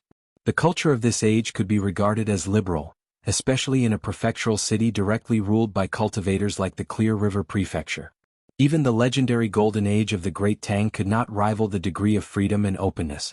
After all, one of the three rulers of the Rui Commandery was a woman. Women could practice martial arts and cultivate. They were definitely not subordinates of men. The person beside Li Qingshan was a living example. Although Han Qiongji's appearance was far too eye-catching, such that Li Qingshan was forced to deal with a few scoundrels who had been blinded by lust, this long-awaited secular life and the atmosphere of the marketplace left Li Qingshan reminiscing about it for a very long time. As he paced through the tall buildings and held the hand of this modern woman, he felt like he had returned to his past life in a daze. When there was no one around, she would give him a peck that was as light as a dragonfly skimming the surface of the water before fleeing to one side with a smile, watching how helpless he was from being teased. At dusk, after bidding farewell to Han Qiongji, obviously with a kiss as well, she had already completely fallen in love with this method of intimacy. Li Qingshan returned to Cloud Wisp Island. Sure enough, Little N was waiting in his room, currently reciting Buddhist scriptures. When she saw him, she smiled and tilted her head. "Where's the present?" Li Qingshan sat down with his legs crossed before her. After a moment of consideration, he still decided to tell her the news. After all, this was the last bit of information that woman had left behind in this world. "Qin Rongji has gone missing. She told me to give these to you." Little N was stunned as she stared at the pile of pills and spiritual stones before her. In his sweet, passionate love with Han Qiongji, Li Qingshan had basically completely forgotten about this woman's existence. It was only during a casual conversation that he heard Han Qiongji mention that Qin Rongji had already gone missing for 3 months. The Hawkwolf Guard had already sent out a search mission, and it was basically confirmed that she was dead. Han Qiongji had already become accustomed to seeing death, so she only sighed back then. She no longer took it to heart at all now. Unless there were special circumstances, the relationship between cultivators had always been very thin. Li Qingshan sighed gently. Had she finally reached the end of her crazy search? Little and suddenly thought of the woman who had laughed madly amidst the mountains of corpses and seas of blood. His heart skipped a beat. Was she really dead already? I want to perform a divination for her. Fair enough. Li Qingshan did not hold any expectations. Han Qiongji's final mission was to head south and investigate a man-eating demonic beast. She had basically already left the vicinity of the Clear River prefecture. That place was a vast forest. Countless demonic beasts of various sizes lived there, as well as countless venomous insects. It was even connected to underground caverns. Just entering that place was extremely dangerous. There were even rumors that it was very likely for the White Lotus Mother to hide after she escaped. However, if Gu Yening did not take action, who would be bold enough to investigate? If they really found her, they would be dead for sure.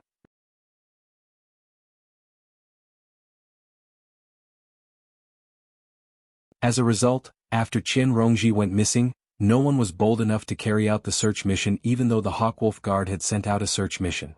Little Lin closed her eyes and sat down with her legs crossed.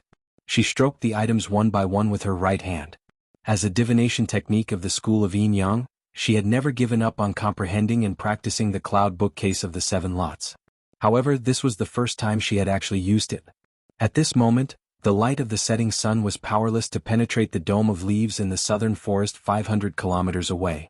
The forest had already darkened completely. A fly buzzed in search. Suddenly, it smelled a heavy and alluring fragrance. It was the smell of blood and death, which often represented a corpse that could be passed down to future generations. It flapped its wings and flew in that direction quickly. It dodged a spider web and arrived before a small mountain. The smell was right there. It circled around and passed through a cave that was basically covered in vines. It was already pitch black like night, but it was unable to stop it. Very soon it found its target, a humanoid corpse on the ground. Yes, they were only in human form. Their exquisite clothes had been torn into strips of cloth that were soaked in blood, and it was impossible to discern their original appearance. Numerous wounds covered their entire bodies, and their blood-red mouths flowed with blood and even pus. They were like numerous tearful eyes and mouths that were wailing in pain, and they were recounting indescribable pain. There was not a single inch of unscathed skin on the corpse. Even between the wounds were uneven scars, as if they had just healed up before being ripped apart viciously again. The face was the same. It was difficult to even distinguish its gender. Only a pair of eyes were wide open, so wide that even the corners of the eyes had cracked. They stared at the darkness before them, covered in a layer of gray dust. You're tuning in to the Han Li's Wuxia Adventures YouTube channel. We're so grateful for your support, and don't forget to subscribe to join us on this incredible journey through captivating stories. Your generosity through donations truly makes a world of difference, as it's the primary source of revenue that allows me to expand and enhance this channel for you. Thank you from the bottom of my heart for being a part of this adventure.